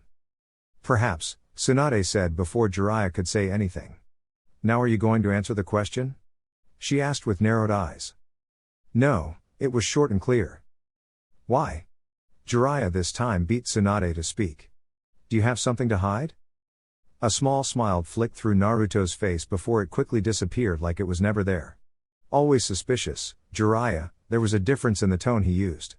Neither Jiraiya nor Tsunade could quite define it. You have given me enough reasons to be, Jiraiya defended himself. That I have, Naruto admitted. Jiraiya, do you remember the time you asked me how I was an Uchiha as per your belief neither of my parents were Uchihas? Yes. Do you still remember the answer I gave you? Jiraiya frowned but replied nonetheless, you told me to search for answers myself. Until I had found something I could come back to you and you give me the answers. Tsunade now found herself questioning that. She was also curious as to how Naruto was an Uchiha. However, that did not banish the question, why would Naruto have Jiraiya dig for information? Unless. She smiled at the thought and looked at Jiraiya. Jiraiya, you fool, he told you to search for something because he knew you would not find anything. Tsunade thought. What does that have to do with anything? Both of you are suspicious of me. You don't trust me. I have not given you any reason to. If you think I am plotting something against the village, use your spy network to verify that. Perhaps this time you might find something. If you do find something, come and confront me about it. He did not care if they trusted him or now. But his saying would make things better for him. And besides, things would be interesting if they were stayed the way they were. He would get bored if he did not stir things to become interesting. Jiraiya frowned. Naruto was obviously telling him that because he knew all his searches would lead to nothing. There were people who covered their tracks perfectly. Like Dansu. He could not find a shred of evidence that would put the old war hawk behind bars even when he knew that the old man was into things that would have him executed. With Naruto he was only suspicious, but he did not know for sure. His gut told me that Naruto was not plotting something against the village, but Naruto's secretive ways did not help. Tsunade sighed. Well, it appears that Naruto was not going to answer the question. And they could not force him to answer. She was glad that Jiraiya had realized that Naruto was telling him to search because he knew or was positive that he would not find anything. That is if the frown on his face did not suggest anything. Well, since you are obviously not going to answer that question, let's move on to your actions of the past months. Naruto waited for the question. Why were you after Orochimaru? He had a girl that should not be with him, Naruto responded. Well, that was not entirely true. He was after Orochimaru for the Shinigami mask, and Karen. However, he could have gotten Karen without going after Orochimaru. He just had to find the hideout she was being kept. What girl? Jiraiya asked. His face had mixed emotions. Naruto never bothered to study them. Uzumaki girl. You must know already that I came back with a young woman. Tsunade nodded. A report from the gate guards had told her so. What's special about her? Is it not that obvious? Jiraiya spoke the obviousness Naruto was speaking of. She is an Uzumaki. She is a member of his mother's clan. Perhaps a full-blooded Uzumaki unlike him. Tsunade nodded now in understanding. But the question is, why could Orochimaru keep her?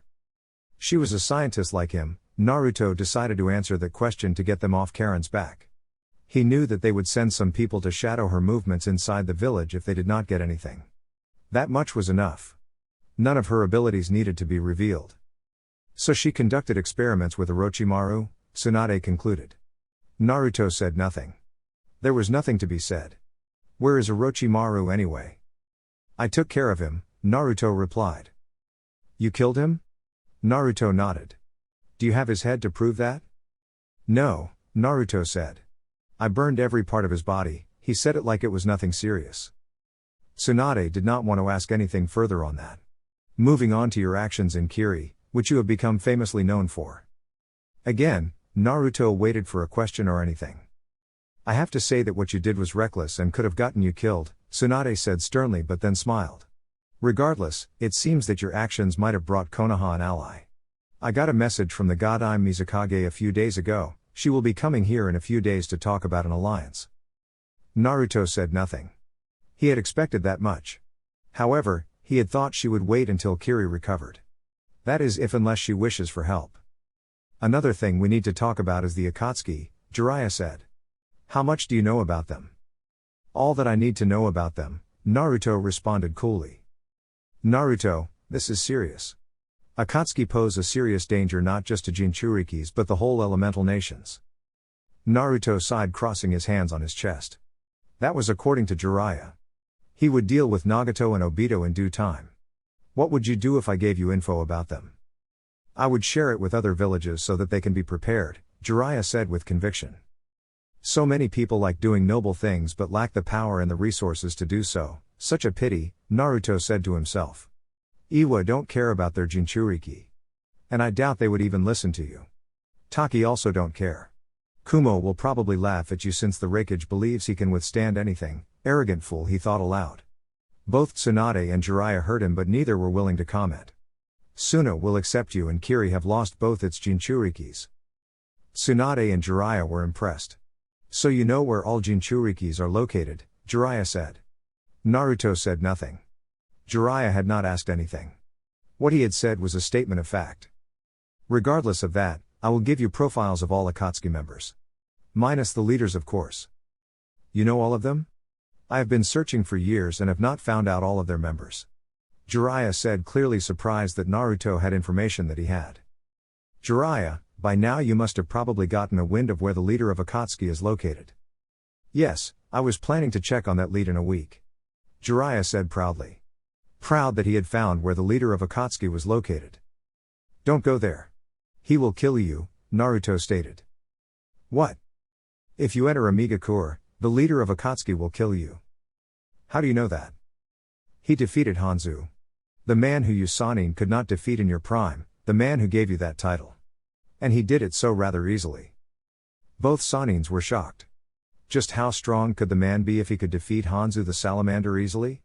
Another question, how does Naruto know all this? If he is that strong, then I have more reasons to go there. If you wish to die then go, it's your funeral. Last time I heard anything about Ame was that the village was locked in a civil war. Lately no spy goes in and comes out of the village. How do you know all that, Naruto? Tsunade asked, saving Jiraiya from Naruto. Naruto chose to ignore the question. Now that is all done with. I have a request. That caught both Sanin's attention, which is, I need to have the same rights as Jiraiya. What? Naruto looked at the blonde Hokage blankly. Why? I need to be able to come in and out the village without much trouble. I also need to get into other villages without too much questions. Why? That annoyed Naruto. It became clear in his face. Same reasons as Jiraiya. Jiraiya is a Sannin. He also brings valuable intel to the village. I am stronger than Jiraiya and I was just giving you intel that he could not get hold of. Tsunade blinked. She was certainly not expecting him to say that. Is it perhaps a question of loyalty? Or are you afraid of what the elders might say? Tsunade scoffed at Naruto's last words. I will discuss it with Jiraiya first, she said, eyeing her former teammate who nodded. I believe that is all, Naruto said before looking at Jiraiya. Jiraiya, before you get any ideas. I was not telling you to stay away from Ame because I would be saddened by your death. Your death would not just look good to Konoha's power. Minato, the Sandaime have all died. If you also died, Konoha would be seen as in a weakened state. Although it would be amusing to see some villages try to take advantage of that situation, I would rather it did not happen. Personally, I don't care if you die or live. With that he disappeared the same way as he appeared, in a swirl of flames. Jiraiya was saddened by Naruto's words. However, it quickly disappeared as he spoke. Damn, I have to ask him to teach me that. Naruto's house. After the meeting at the Hokage's office, Naruto had gone back to the Uchiha compound. He found Sasuke reading something. He did not bother to ask as it was not his concern and quite frankly he did not care. Still, he was surprised to find Sasuke reading something. He had not thought that Sasuke would actually be into literature. Perhaps it came with the change. He did not say much to the Uchiha. He took him to his place. To avoid much causing a commotion they used Naruto's own unique Sunshine to teleport to his house, which was now Karen's. The said girl was seated with a bored look at the sitting room. She seemed bored, not that she could be blamed. This place is much safer to talk than the compound. Nevertheless, I will set up the protection as soon as I get time, Naruto said to Sasuke as they walked towards Karen. Sasuke nodded. I have heard Kakashi say that it was impossible even for Onbus to break inside this place, he said. Kakashi had informed him of the time Konoha had been wary of Naruto and had been watching him over time. They tried to get into his house but only to find that they could not because the house was heavily protected with barrier seals. I had set up barriers to avoid people coming in here to do what they pleased. Jiraiya broke in once though. But I updated the security. In addition, that time my skills with barriers was not of the highest level, Naruto explained to the other Uchiha. Karen had been acting like she was not seeing them. Sasuke, this is Uzumaki Karen, Naruto introduced the girl to Sasuke. Uchiha Sasuke, he introduced himself to the red-haired girl who flustered a bit seeing his face. Sasuke sat down along with Naruto. Karen, this one you can trust, Naruto said. Sasuke could be trusted. He had no doubt that Sasuke would spill anything he tells him to anyone. If there was anything, Sasuke knew what not to say and what not to be said. If Sasuke was given a choice like Itachi's, he could have chosen his clan other than Konoha. So, Naruto knew that he would not tell anyone anything that they talked about. Not that Naruto was going to tell Sasuke everything. Karen nodded with a small smile. Naruto focused on Sasuke. Before the Onbu came, I was telling you about some of the Uchiha clan secrets within the scrolls that the elders had taken. But the secrets in those scrolls are nothing that could cause serious dangers. As you know, most valuable information is at the Naka Shrine. Sasuke nodded. Still, you did say that there were some forbidden techniques in those scrolls. We cannot have non-Uchihas have that kind of information. I agree, Naruto said.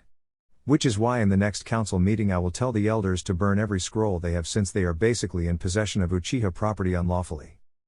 You are the one to talk about being unlawful. You do what you please, Sasuke said with a smile, making Naruto seem like a hypocrite. Karen nodded. From what that friend of yours told me about you, you don't do anything lawfully unless it is your own laws, she added. You are making me seem like a hypocrite, Naruto said with an amused expression. It amused him seeing how Sasuke and Karen were quick to point out that. But they were wrong about something. While it may be true that I do what I please, or operate by my own laws, I do not go around taking things that do not belong to me. The elders on the other hand have taken things that do not belong to them. And I always take back what belongs to me, lawfully or unlawfully. Sasuke nodded. Well, they had to take back what they belonged to their clan. They could not have clan secrets becoming public knowledge, regardless of how minor they might be. About restoring the clan? Naruto looked at Sasuke with a raised brow. Are you ready to start doing that? Have you already found suitable females for that? Well, no, Sasuke replied nervously. Hey, you are making it sound like you just want women to use them so you can recreate your clan, Karen interjected, standing in for her kind. You can't do something like that. Sasuke, if you want to restore your clan you have to do it with someone you love. From what I have heard from his friend, she said, pointing at Naruto. I don't think he can understand that. I don't think he even understands love between a man and a woman. Naruto simply raised a brow at the girl's words, but refrained from commenting. Sasuke, have you ever been in love? No, Sasuke replied shortly. Huh? He has never been interested in females before. All he cared about was his ambition. Naruto spoke for Sasuke. You are the one to speak. I have never seen you interested in a girl before. All the girls that showed an interest in you during out time at Team 7, you simply looked at them with disinterest and called them annoyances.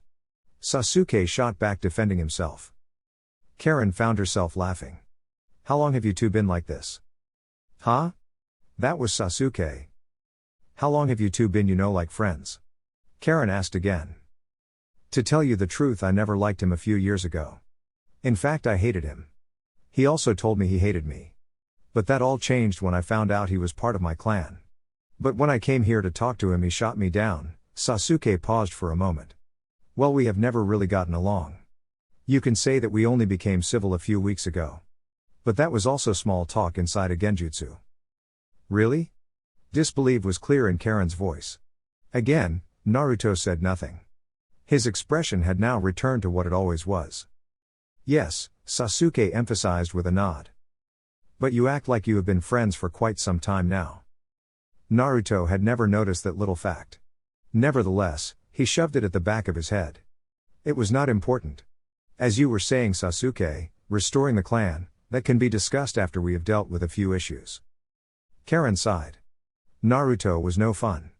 At least his white friend was fun when he was not annoying her. There are just the two of us, but it matters not. We are the last members of the Uchiha clan. Someone has to take the clan head seat at the next council meeting, Naruto said. Sasuke nodded. My father was the previous head clan, so the title should be inherited by me. But after dealing with those council once, I don't think I can deal with them again.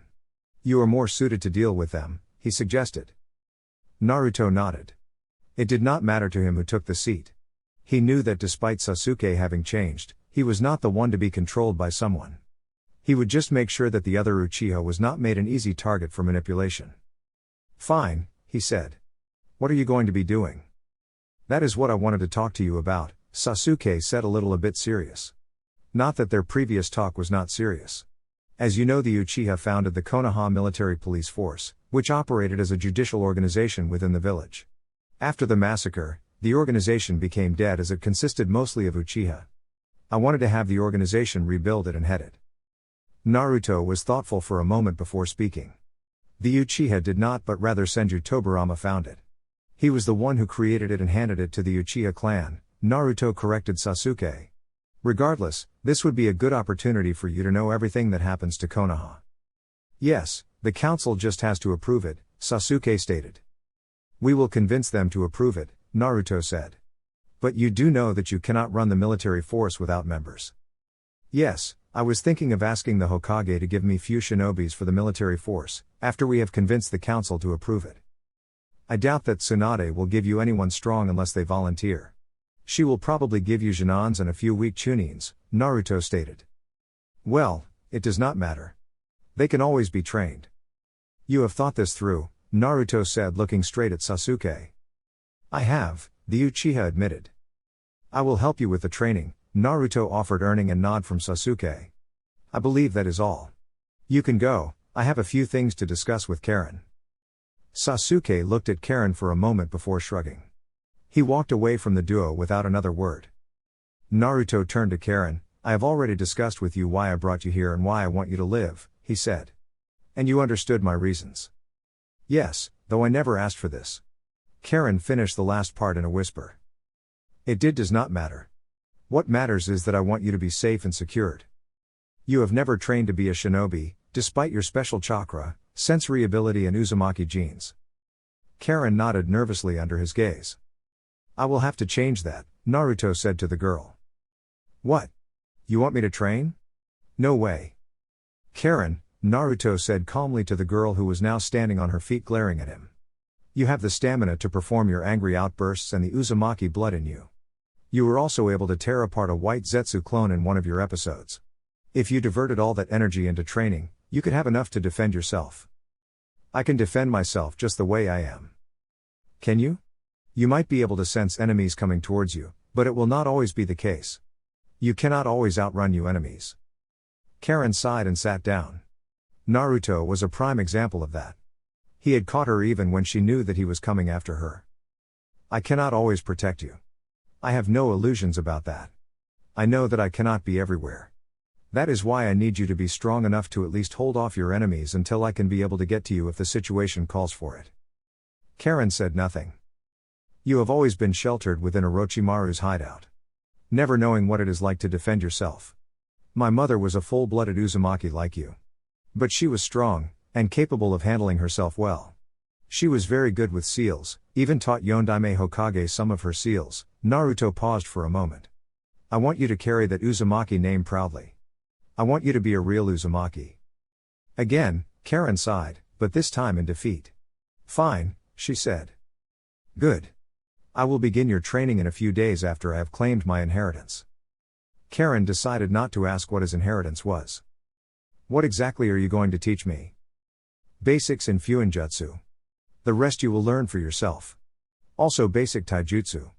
You will also have find a way to use your special chakra without having someone to bite you. Karen sighed in relief. At least it was not anything more damaging to her body. What was she saying? A part of her body was covered with bite marks. Naruto stood up from his seat. You should go and get some food before the sun sets. And also some new clothing. Burn everything in my room. I won't have any use for anything there. I don't even know where to buy the food. Naruto shrugged. Just walk around, you will find what you need. It will be a good experience for you as well. Naruto walked towards the bathroom. The teleportation seals he used to teleport to the hideout was still in place. He would have to remove it since he now no longer would be using it since he won't living in the house. He removed it and walked away. Soon he would have to learn a teleportation jutsu. It would make things easy for him to get where he wants without having to travel long distances, not that he minded anyway. The jutsu would just enable him to get to the hideout, auto without a hustle. Naruto left Karen as he went back to the Uchiha compound. Later that day, Yugao was nervous. She had heard that Naruto had come back at the village. She wanted to see him. Kakashi had been kind enough to tell her that he had seen the blonde at the Uchiha compound. Even at the Anbu HQ, they were also talking about his return. She had been told that he had returned for a few hours now. She did not know what she would say to him. What could she say? Hey Naruto, I have missed you and I just wanted to see how you were doing. Hey Naruto, I have been thinking about you ever since you decided to leave me and go on your ways. She could not possibly say something like that. Hence for the past 2 hours she had been thinking of the words she would have to say him when she shows up at his door. She could imagine how he would react. He would simply stare at her with a raised brow. That would make things uncomfortable for her. Still, over the past 2 hours, she had found nothing and decided to just go. She went to his house but did not find him. She was somewhat surprised to see a red-haired young woman at his house. Thoughts had run through her head when she saw the girl. But she got over them and politely asked where Naruto was, and the girl told her that he was at the Uchiha compound. With that, she quickly excused herself. That was why she was now within the Uchiha residence. Yugao stood at the only house she had sensed chakra signature within the compound. Sighing nervously, she knocked at the door. She only did it once, as her hands felt weak to do so again. If no one was going to open it, she would leave and come back another day. A minute later, the doors open. Yugao-san? Sasuke said, looking at the woman in front of him. Hello Sasuke, Yu-Gao greeted with some confidence. Is Naruto in here? I went to his house and was told he was here. He is here, Sasuke said. Come in, I will call him. No, I'm not here to stay long. I will be fine here, she said. Sasuke shrugged and walked away from her. A few minutes later, Yu-Gao felt heavy footsteps coming downwards, as if the person was climbing down the stairs. She felt as though each footstep was in motion with her heartbeat. Just as she had thought, Naruto came to the door and looked at her with a raised brow. It was hidden within his hair, but Yu-Gao knew how his expression looked like when his eyebrows were raised. His hypnotizing eyes seemed to gain a glint of redness with the dark night. Surprisingly, he was still wearing his armor. Yu-Gao. Though he did not say it. He was asking her what she wanted. Yu-Gao knew that. Hello Naruto, she managed to say without stuttering. She had gathered her strength now. I was just checking on you. Naruto simply nodded. She had expected that much from him and nothing else. But she was surprised when he spoke next. It is good to see that you are well, he said. Whether he was just saying it, one could not really tell because his expression was still impassive, never showing that he was indeed pleased. However, Yu-Gao knew too well. Naruto never things just for the sake of saying them. The knowledge caused her to smile slightly, forgetting that Naruto was still in front of her. She was lucky though, as Naruto saw her smile to her own thoughts and decided not to comment on it. Well anyway, I was wondering if we could get something to eat tomorrow night, she said it with as much confidence as she could master. Naruto seemed to think of it before replying. Sure, he said. He might as well go since she had asked. There was no harm to be done. Yu-Gao was surprised that he had yes. She was even more surprised by the little smile he had on his face. She had not seen it before. It was new. She liked it on his face. The thoughts made the heat on her cheeks rise up a little. She turned around. I will see you tomorrow then, she said, sounding a little happy. She was about to leave but then stopped and turned around to face Naruto. Please don't be wearing your armor, she said with a smile before disappearing. But not before she saw the amused glint in Naruto's face. Naruto closed the door. He took a few steps before stopping as Sasuke spoke. So you are going on a date tomorrow? He managed to keep a straight face when he said that. Naruto looked at Sasuke. What gave you that idea? Sasuke raised the book on his hand, letting Naruto see the cover page. From the title on the cover page, Naruto knew what the book was. Perhaps, he said quietly and went back upstairs. Somewhere deep within Konoha. So it is true, one of the two people said, walking towards an elderly man sitting on a throne. Yes, the man said, looking at the two in front of him. I hear he came back with a red-haired woman. The one that spoke now was clear that it was an elderly woman. That is also true, the man sitting on a throne said. My root has informed me that she was working with Orochimaru. He must have picked her up when he destroyed Orochimaru's bases, about 2 months ago. Yes, then that must mean that there is something special from about her, if Orochimaru kept her. It would also explain why he took her. The others nodded. No doubt he won't tell anyone about it. He also won't allow her to be touched. If we try to use force, we will just be sending out agents to death. Yes, the elder on the throne said. He knows that we won't move against her using our own ways. That is why he has even allowed her to stay alone. Then we will have to use our power to get her. I have already planned something. There was silence. You both know that there is no way that Sasuke knew about the scrolls. Which means, that he must have told him when they met in Kiri. The others nodded. He knows too much. I once spoke to him before he left and he did not hide the fact that he knew some things he is not supposed to know. You also are aware that he knows about the Uchiha massacre. Yes, he made it clear that he knew in our last council meeting. He is becoming a threat, and he is still not trustworthy. Should he prove to be unmanageable like he has, we have to deal with him. Chapter 16. Naruto looked at his clock. It was already morning. It felt like he had just been sleeping for just an hour. But he knew that he had slept more than that. That was a new experience for him. The sleep was not the most pleasant. Perhaps it was the headache. Shaking his head, Naruto got out of his bed. He was only wearing short dark blue pants and nothing on top. His well-toned chest left naked. He walked towards his gunbai, which was hanged on a wall inside the bedroom. He took it and placed it on the ground before channeling chakra through it. Seal arrays stretched around the gunbai. He bit his thumb, drawing some blood before swiping the blood across the belly of the gunbai. Right there beside the wall, he went through 2 hand seals before placing both his hands on the ground. His chakra spread across the floor before a seal not so much different from the one that was on his gunbai. Naruto picked up his gunbai. He channeled his chakra through the gunbai before he hit the seal on the floor with the base of the gunbai, and then he was gone. The hideout. Naruto walked out from his room towards the dark passages of his hideout. He left the gunbai in his room. He was still wearing nothing but short blank pants. He walked for a few minutes before reaching a large room that could only be described as a lab. Zetsu was already inside the lab. He turned towards Naruto and spoke. "I can't believe that you can still walk like that," he said. "Just barely," Naruto said. "Is it ready?" "Yes, I should give you the rest of it later today," the plant-like artificial human replied. Naruto nodded and walked towards a pot holding steaming liquid. A small cup was just beside it. He took the cup and downed it inside the pot. He brought out the cup and looked at it. "You should wait for it to cool down," Zetsu said. "It does not matter if I drink it hot or cold," Naruto replied before drowning the liquid inside the cup. He emptied it with a few gulps. One could see that whatever it was that he was drinking was bitter by the look on his face.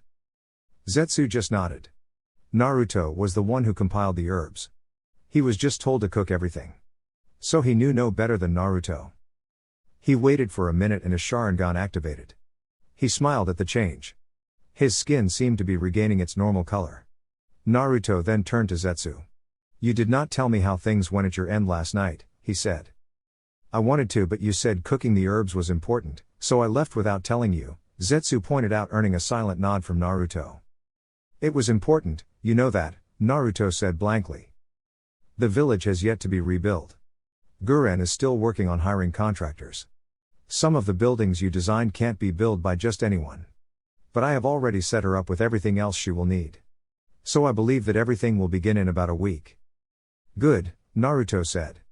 "Make sure that it does not take more than that week to begin. I don't want anything going out of scheduled time. I want everything to go along with my timetable and accordingly." "We'll do that," Zetsu responded. "How are the people taking Orochimaru's death?" "Most of them are celebrating while a few are angry and have sworn to kill that who killed their master. But Guren has everything under control." "Some wish to kill me?" Naruto mused. "If they try to disturb the rebuilding process, call me. I will quiet them. I can't have anything standing in the way of rebuilding Oto." "They are nuisances, are you sure you want to deal with them?" Zetsu asked, knowing that Naruto would not like having to handle the nuisance who can't push him. The shinobis in Oto who swore revenge were weak and just bugs to Naruto. "Deal with it, if you can," Naruto said, walking away. "Make sure Guren understands that I don't want anything halting anything once the rebuilding begins." He paused for a moment. "I will watch what you have recorded in Uzu in a few days." "What will you be busy with in the next few days?"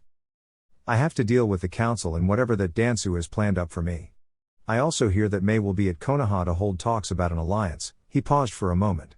"Keep me updated of the workings in Oto." Having said that, his figure completely disappeared from Zetsu's view.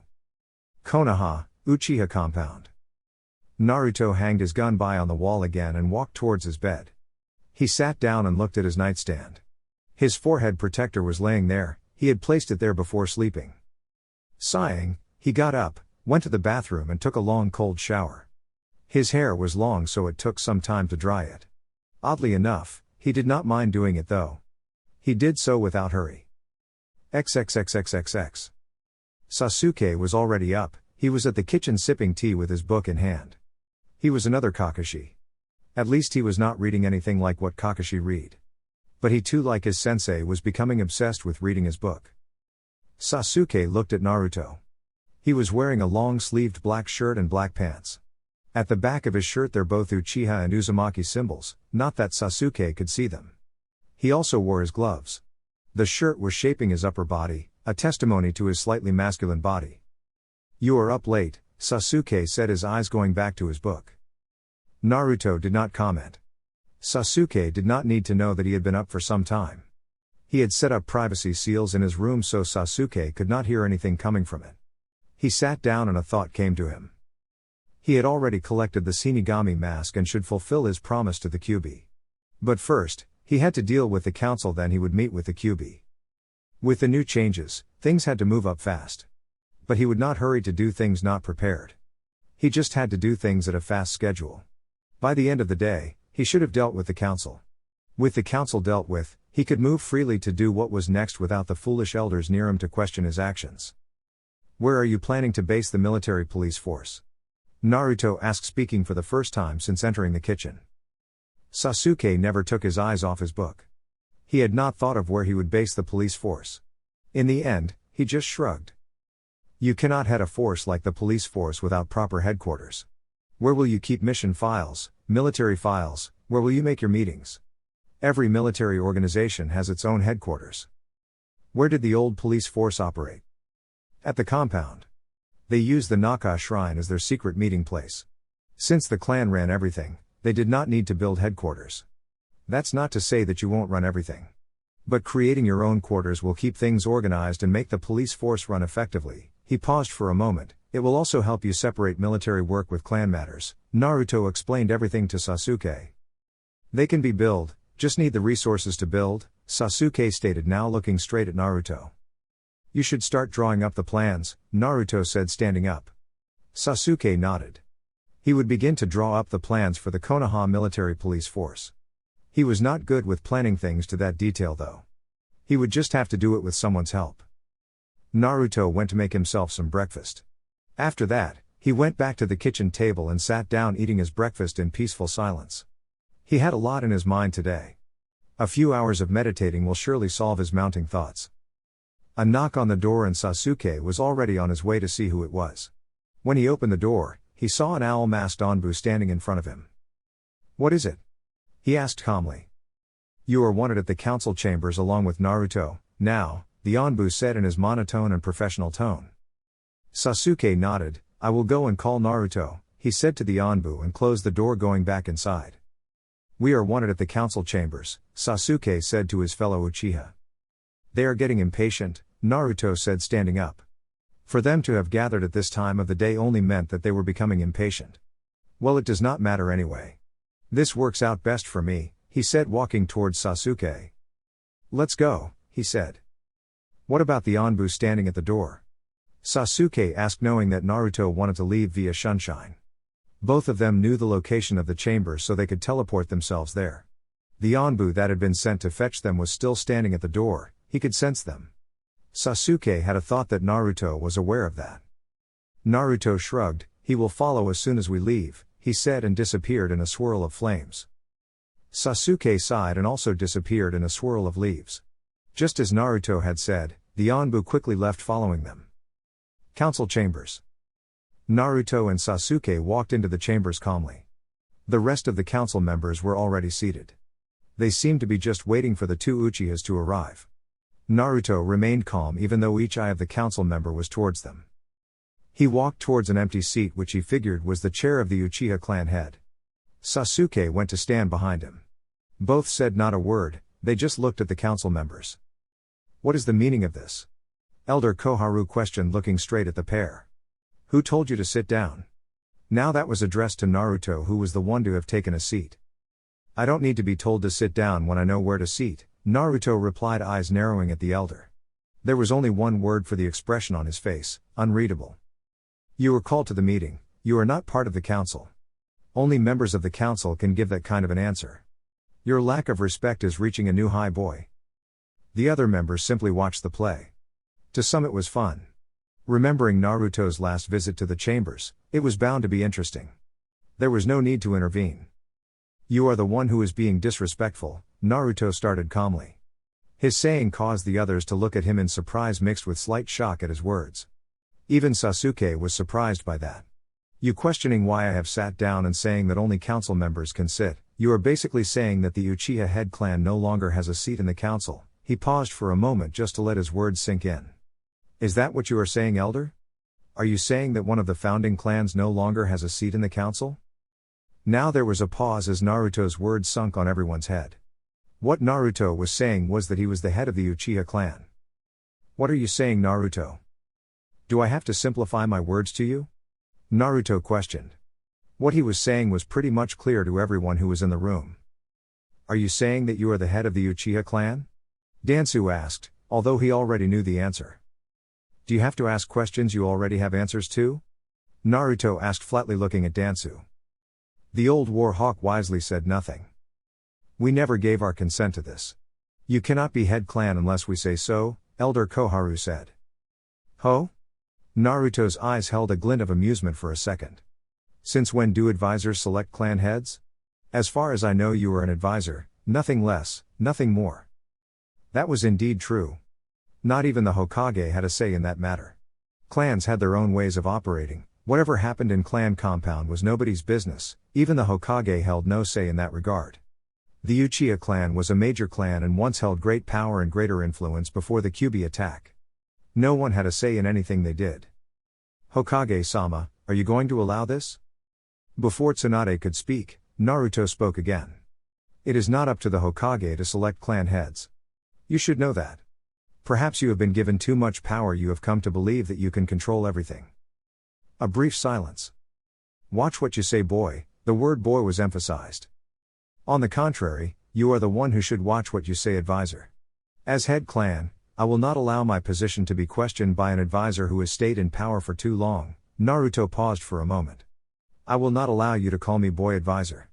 I am head of the Uchiha clan and you will address me as such. As much as I find this amusing, Tsunade started in thought. We have to get this meeting started, she said. I wish he was always in these kind of meetings to put those fools in their place, Sume thought with a small smile. The elders were used to get their way. Even when something was wrong, one was brave enough to defy them. Most people simply bowed their heads and allowed themselves to be bossed around. Having Naruto to tell them the truth was a pleasant scene to watch. Naruto was not afraid of them and simply told them the truth without going out of the law. He told them everything that most had been afraid to say. Not even the Sandaime was brave enough to tell them that they have gotten used to have too much power. It amused her how Naruto was not afraid to simply call them advisor. He had emphasized that word to remind them that they were mere advisors, not the ones in control of the village. Often they had been given too much power to the point that they thought they could run the village. Even though sometimes Tsunade denied them whatever they wanted, she did not tell it like it was as Naruto did it. The blonde Hokage held more power in Konoha than Naruto did, but she failed to act where it mattered the most. She should be thankful that Naruto was present to do that for her. Tsunade cleared her throat and looked at Naruto with a straight face. You may be correct that the Hokage does not have any authority over clan matters, but in this council I have authority. And I would appreciate it you would speak to me first before dropping a bombshell like this again, she said. Naruto refrained from commenting. True, she had control over the council. But the Uchiha clan had been part of the council since its founding. She had no power to say otherwise. Also, before the massacre, the Uchiha clan still had their seat. After the massacre, nothing was done about the empty seat. They just continued on to live believing that no one would rise to take it. Koharu, Homura, Dansu, you three are the ones who pushed for these meetings to be held. You can get on to why you have called us all here at this time of the morning. This time Tsunade gave a slight glare at the elders for forcing her to wake up early. She hated morning meetings. Simply because they forced her to wake up at a time she refused to wake up at. Dansu narrowed his eye at Naruto before speaking. First we want to discuss about Naruto's disappearance from the village, he said. Tsunade decided not to say anything to allow Naruto to do the talking. He was the one who left the village and she had already spoken to him about it. What about it? Naruto questioned, keeping his unreadable expression. What Dansu is trying to say is that we would like to know why you left alone without Jiraiya. We also question your method of leaving the village.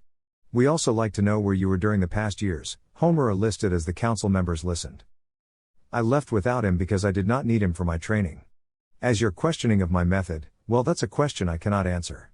As to where I was, I refuse to tell you, Naruto stated in a firm tone. This boy has no respect and clearly disregards of the way we do things, Homura said, shaking his head. A child that does not listen to his elders does not deserve a seat in this council, he said. Last time we allowed you to leave without answers.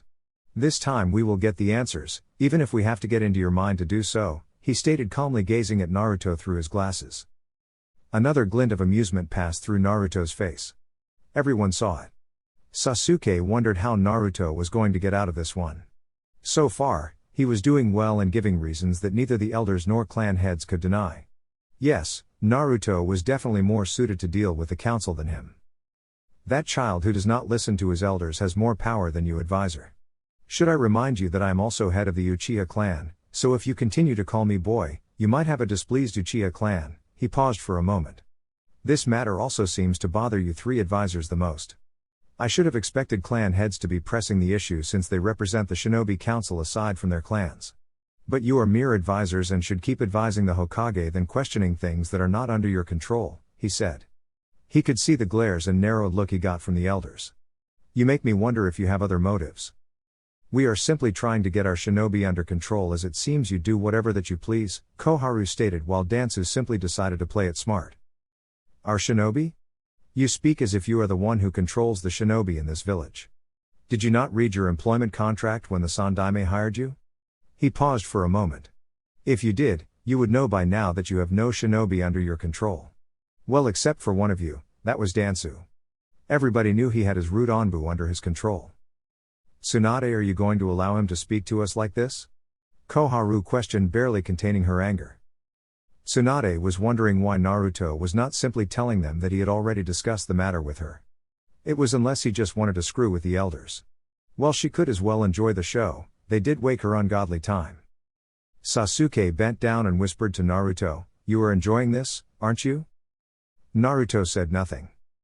"This matter does concern us, especially if it has to do with village security," Dansu stated, seeing that his fellow elders did not know how to respond. "Are you suggesting that the Uchiha head clan is a threat to village security?" "No, I am simply stating a fact," Dansu responded coolly. "It seems to me you are saying that I am a threat to the village's security.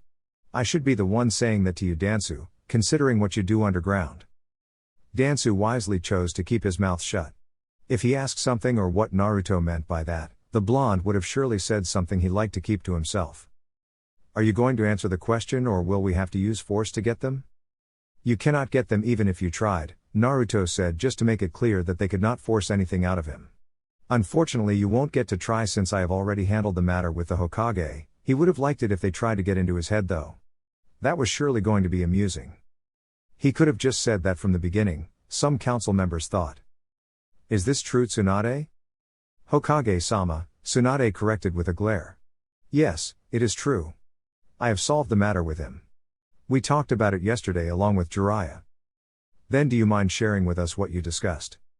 "Yes, that came as a surprise to everyone." Shikaku was quick to get over his surprise.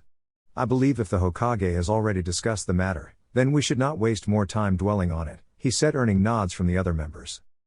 Naruto 1, Elders 0, Sasuke smiled. "I agree with Shikaku," Hiashi stated. Koharu scowled but said nothing.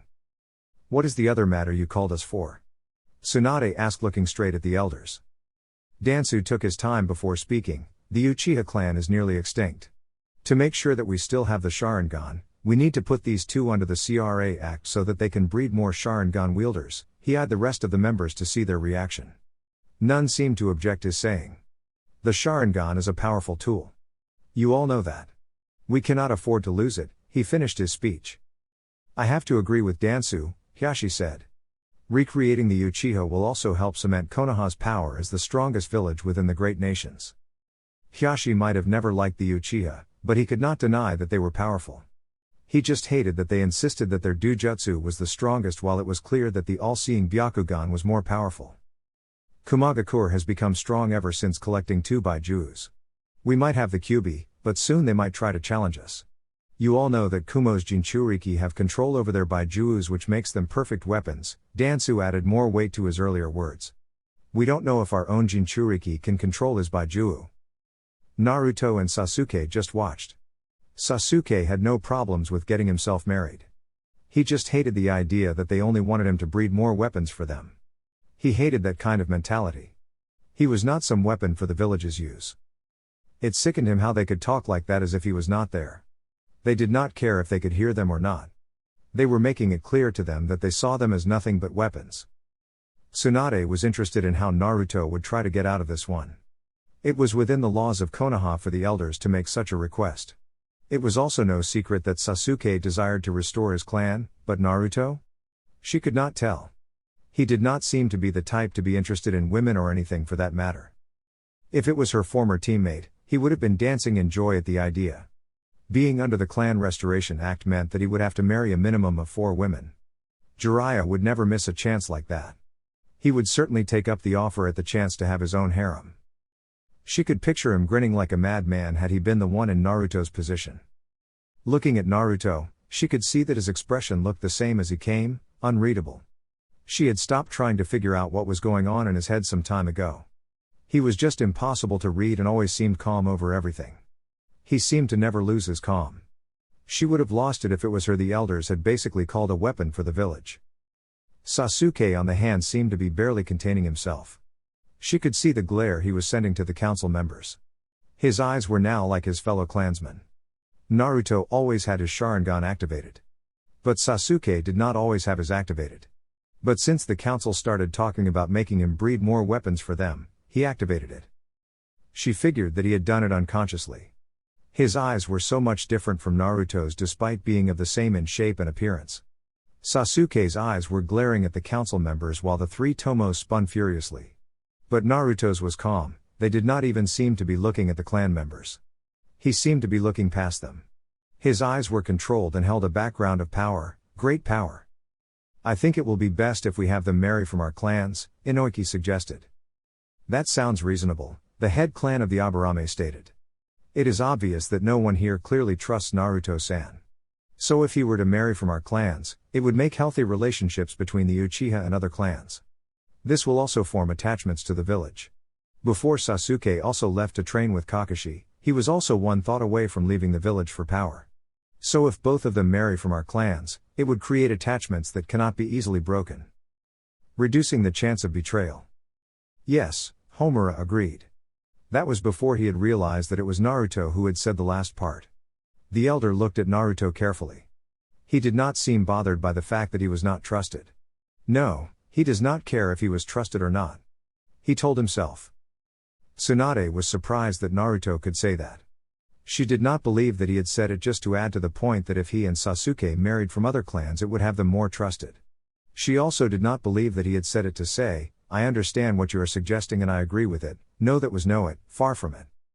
If anything, he was just finishing what Shibi had not said in his statement.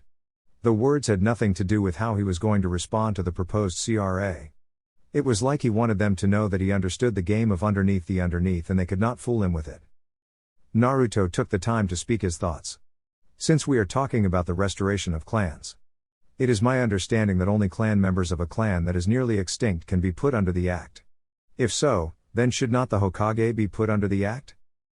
There was complete silence. Not even the elders were expecting that kind of question. Tsunade nearly had a heart attack upon hearing his words. She stared at him with unblinking eyes. She was the last of the Senju clan. If she were to die without a child, then it would be the end of the Senju. You all know that she is the last of the Senju clan. The clan is nearly extinct. I know she is a woman and we cannot say that she should marry more than one husband. But she should not be single at this stage of her life.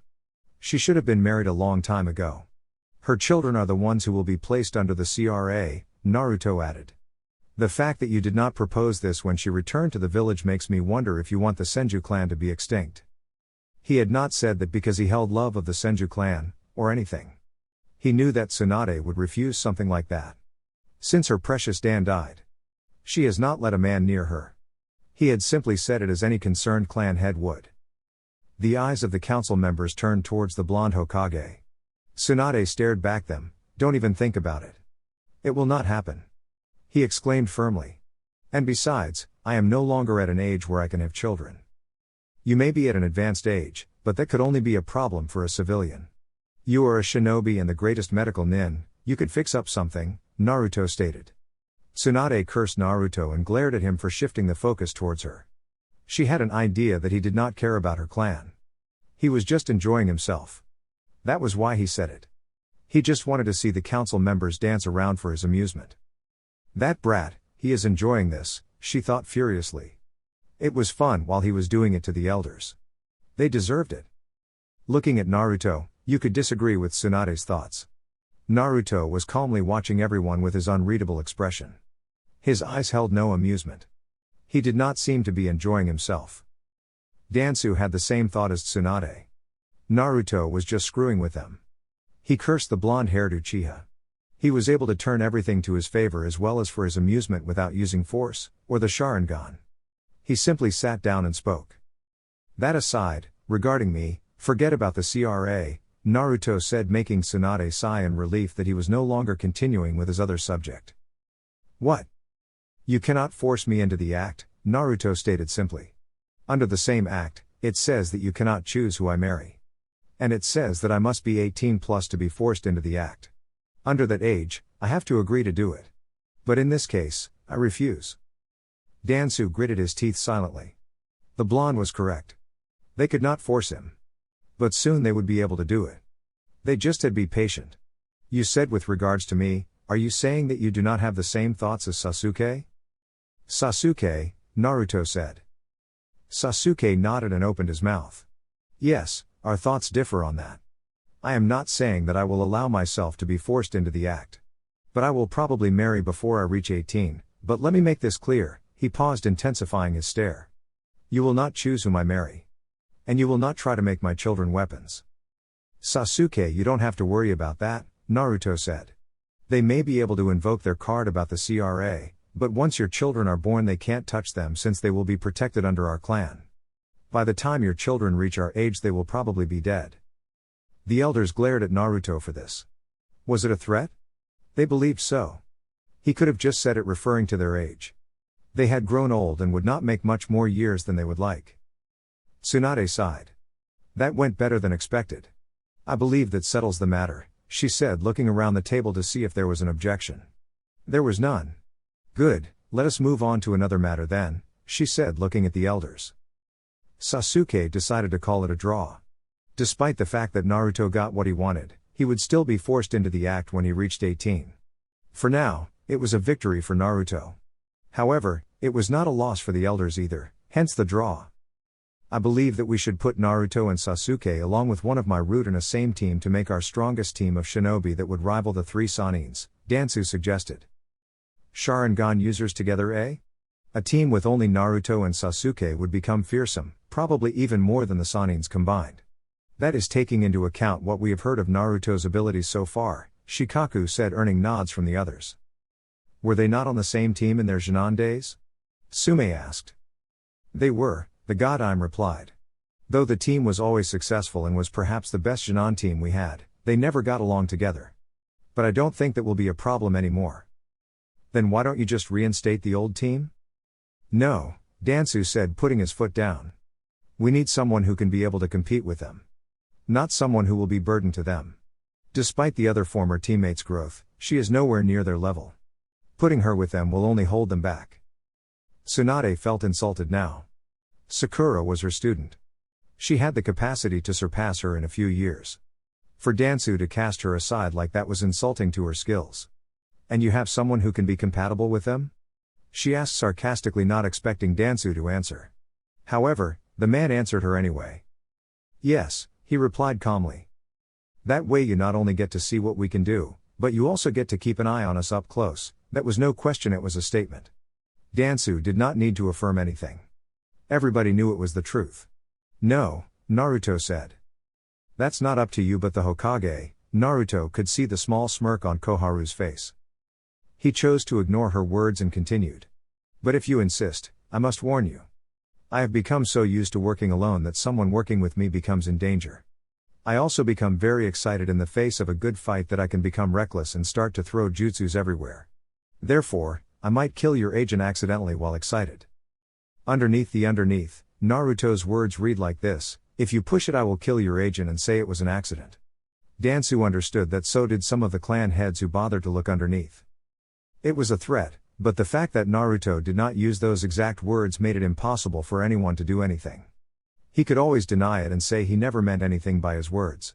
Even Tsunade understood that. She also knew very well that if Dansu pushed for it, his root agent would be killed.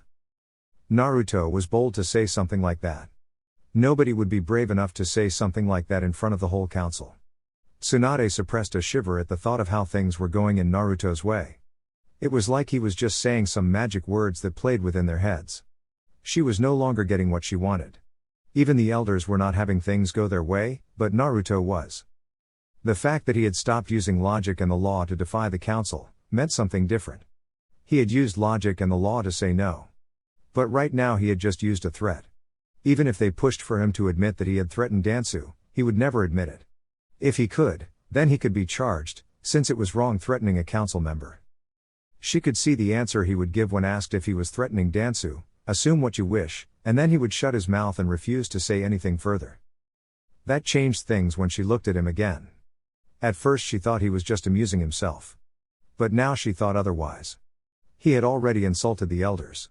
If anything, he just wanted to show the elders that there was nothing they could do to him. But he could get them, either with logic or threats. And he was doing it all without lifting a finger or leaving something that could get him in trouble.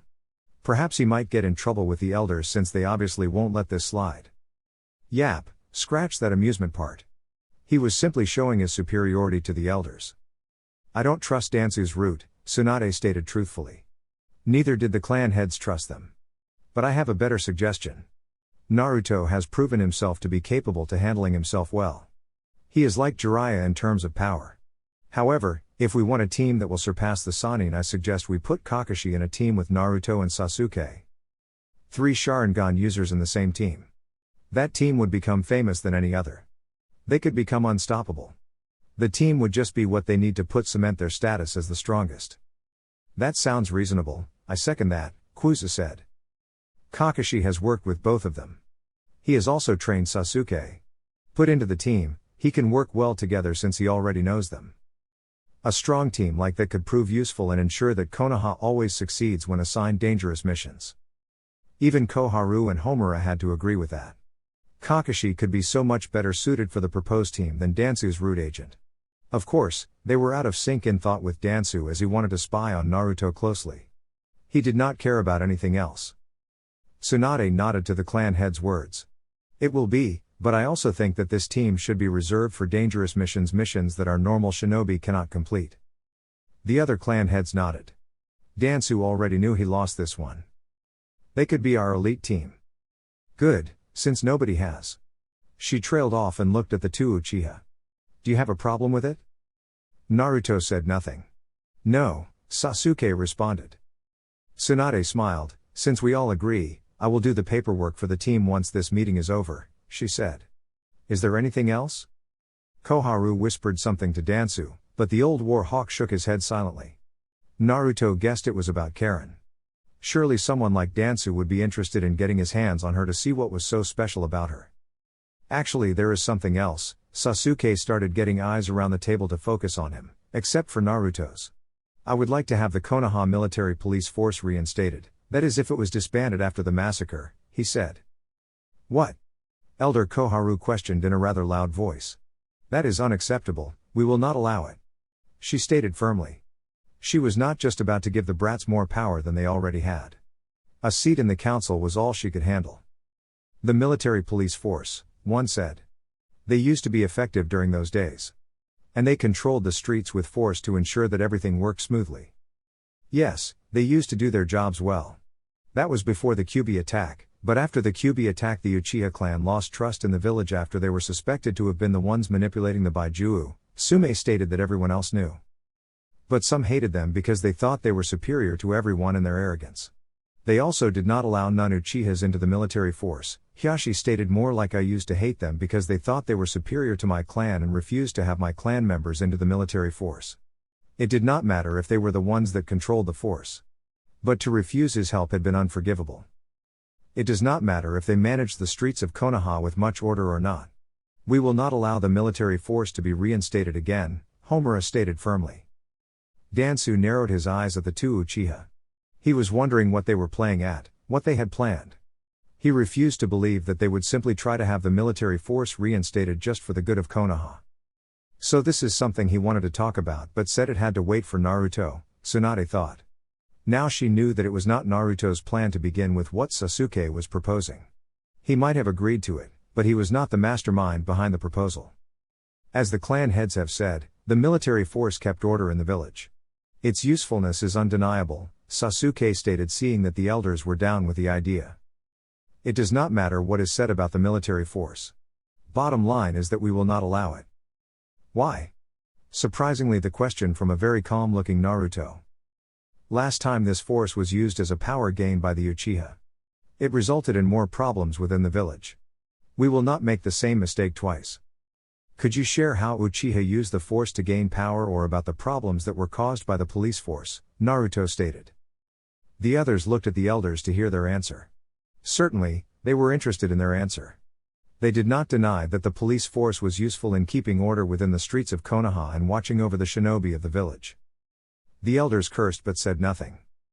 To me, the police force did nothing but strip the Uchiha clan of any real power within the village. You and I know very well that Tobirama had trust issues with the Uchiha. After Hashirama died, he created the police force to keep the Uchiha in check and to strip them of any political power within the village despite the fact that they are one of the founding clans. Naruto explained the truth that the elders knew very well. You know this very well and yet you say that the clan used the police force to gain power. Is it that you just have something against us, advisors? We have nothing against you, boy, Koharu stated. But we refuse to give more power to a boy we do not even trust. I do not trust you and always think that you are always plotting something against me, but despite that, I say nothing about the power you have. I can say that nobody in this room except you two trusts Dansu. However, nobody says anything about his root.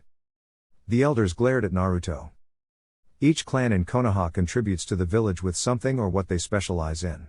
We will contribute to the village by offering our power in maintaining peace within the village, Sasuke stated. Unlike Root, which works underground doing who knows what, the police force works where everyone can see. Even the Hokage can see its operations. With Root, everyone is in the dark of what happens down there, Naruto spoke, taking over from Sasuke. You have also made it clear that you don't trust us. By allowing us to run the police force, we will get to show that we can be trustworthy by doing a fine job in keeping peace within the village. Sasuke paused for a moment. As Naruto said, the police force was used to keep the Uchiha in check. While running the police force, you can still see our movements within the village clearly than when we are within our compound, he concluded. That was suitable or believable being said by Sasuke. For Naruto, no. Tsunade was sure that Naruto did not care if they trusted him or not. As long as nobody did anything to disturb him or get in his way, he was fine with everything. Sasuke's reasons also seemed reasonable enough. Do you still object to the idea despite all that? Naruto questioned. Yes, Koharu said stubbornly. Well, it does not matter what you think, Naruto stated, shocking everyone. They really have to become used to responses like that. What are you saying? The elder asked with narrowed eyes. The council's job is to advise the Hokage in running the village. Not to make decision for the Hokage, correct? The clan heads nodded. But you have power when there is no Hokage, and in times of emergency you can overrule the Hokage subject to majority votes. The council can also overrule the Hokage if the majority do not agree with his/her decision. In this matter, the police force was made to exist by Tobirama as the Hokage, not his council. It is not for you to decide, but the Hokage is the leader of the village and the one in charge of all military forms in the village. So if the Hokage agrees with the proposal and my fellow clan heads agree with her, your thoughts matters not, as they will overrule you with majority. That was spot on. You are forgetting that the Hokage has no control over the military police force. That is not entirely true, Naruto stated. The police force may be able to act on their own and judge shinobi they suspect of wrongdoing, but the Hokage has control in all forms of military force, except for Root, which is not actually part of Konoha's military force, Naruto revealed. The Root that was part of Konoha's military force was disbanded by the Sandaime. So in Konoha's books, Root does not exist. The Root that exists now is Dansu's military force. That is given because they are the judicial organization of the village. So they act as law enforcers of the village. But the Hokage oversees everything. She may not control the force like Anbu, but she has certain rights within the organization, Naruto concluded. Tsunade, tell me you are not going to agree with this. I have to say that the police military force is useful. And if it is to be reinstated, I support it, Dansu stated, surprising everyone, even so the elders. What? Dansu, you can't agree with this. Dansu remained quiet. His fellow counselors could be foolish sometimes. But if we are to reinstate the organization, we will have a problem since there are only 2 members of the Uchiha clan, Dansu said again. Oh, so that is what he is after, thought many who figured why Dansu would allow something like that to happen. Problem? You mean the issue of members for the organization? Sasuke asked. Dansu nodded. We were hoping that the Hokage could give us a few recruits, he said. Before Tsunade could say anything, Naruto added to Sasuke's words. Have in mind that this time, we will accept shinobi from other members, more specifically shinobi from the Hyuga clan. We will accept even Junons or Chunins. You don't have to worry about losing your strong shinobi to the organization. If you give us Junons and Chunins, we will put them through training so they can meet the requirements for entering the police force, Sasuke said. The two were just sweetening the proposal just to make it even more attractive. You could not possibly deny that they had thought this through. Tsunade thought for a moment. If she allowed this to pass, she could be able to see their movements within the village. This will also reduce some work for her. So far, she had to deal with some things that if the police had been alive, they would have dealt with it. So if we allow this, who will head the organization? I will, Sasuke stated. Tsunade nodded. Well, that definitely confirmed it. It was Sasuke's plan to begin with. This made her decision a little bit easy than it would have been if it was by Naruto. With Sasuke, she trusted Jiraiya and Kakashi's judgment that he had changed for the good. Fine, I will draw up the paperwork and hand you files of shinobi you may want to recruit, Tsunade said, seeing that the clan heads were in agreement. Dansu smirked inwardly. Since he failed to get one of his to get teamed up with Naruto and Sasuke, he had thought of another plan to get his route to monitor the two closely. Fortunately for him, the two brought the police force up. With this, he could easily sneak one or two of his route into the police force. This was even better than having one route teamed up with them. Is there anything else you will need for the police force? Yes, if it is acceptable, can you make mention of the police force to academy graduates? Should they be interested, they can be given a chance to apply for recruitment. If we want them, we can take them and put them under a training program that Naruto and I will design, Sasuke said. This will give anyone who wants to be at the police force a chance. The Uchiha knew how to sweeten up things. How could you refuse something that gave your shinobi plenty of opportunity to maintain peace and protect the village? That sounds good, Tsunade said. I have a question, Shikaku said. What kind of training will it be and how long will the training be? I hope it is not like what Dansu does, Tsunade spoke with clear disdain. As Sasuke said, we will design the training program. You will see it once the program is completed. As for how long? It will depend on how fast a trainee learns. But the maximum time will be around 2 to 3 years for academy graduates, Naruto answered Shikaku's question. Is there anything else? Yes, this time it was Naruto. There are two things actually. First, I want you to unfreeze the Uchiha and the Yondaime's accounts. The money will be useful in building Police Force HQ. Why the Yondaime's? It is mine, is it not? Tsunade sighed. She really did not understand Naruto at all. He refused to accept Minato as his father but claims what the man owned as his belonging. Perhaps he just wanted it now because he knew the money would be useful. If not, he could have claimed it long ago. Fine, but I cannot give you all the money at once. I will give you 25% of the Uchiha clan and 50% of the Yondaime's money. The rest will be paid back in monthly terms, Tsunade stated. Naruto just nodded. He would take the Yondaime's money to Oto to help rebuild. The 25% was enough to build military police force quarters. What is the second thing? Naruto looked at the elders. Listen to me and listen very carefully because I will not repeat this. By the end of the day I want every scroll you have stole from the Uchiha burned. What are you talking about, Naruto? I ordered them to give Sasuke every scroll, Tsunade said with narrowed eyes. She would make them pay if they disobeyed her orders. And we returned every scroll. Naruto ignored that statement. They did, but made copies of certain scrolls that contained clan secrets. As every clan head would agree with me, we like clan secrets to be kept clan secrets.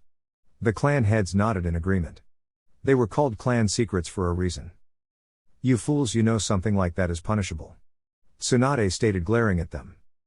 What proof does he have that we indeed made copies? Homura asked. Fine then, if you do not do as I say, the underground will crumble to dust after I set them ablaze with the black flames of Amaterasu, Naruto stated.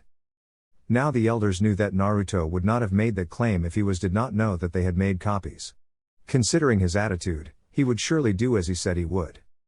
Fine, Koharu said. By that you are admitting that you had made copies of Uchiha clan secrets, Tsunade said. The elders said nothing. This offense will not go unpunished. Tsunade turned to the rest of the council. Well, I believe that is it. If there is nothing, you are all dismissed except for you elders.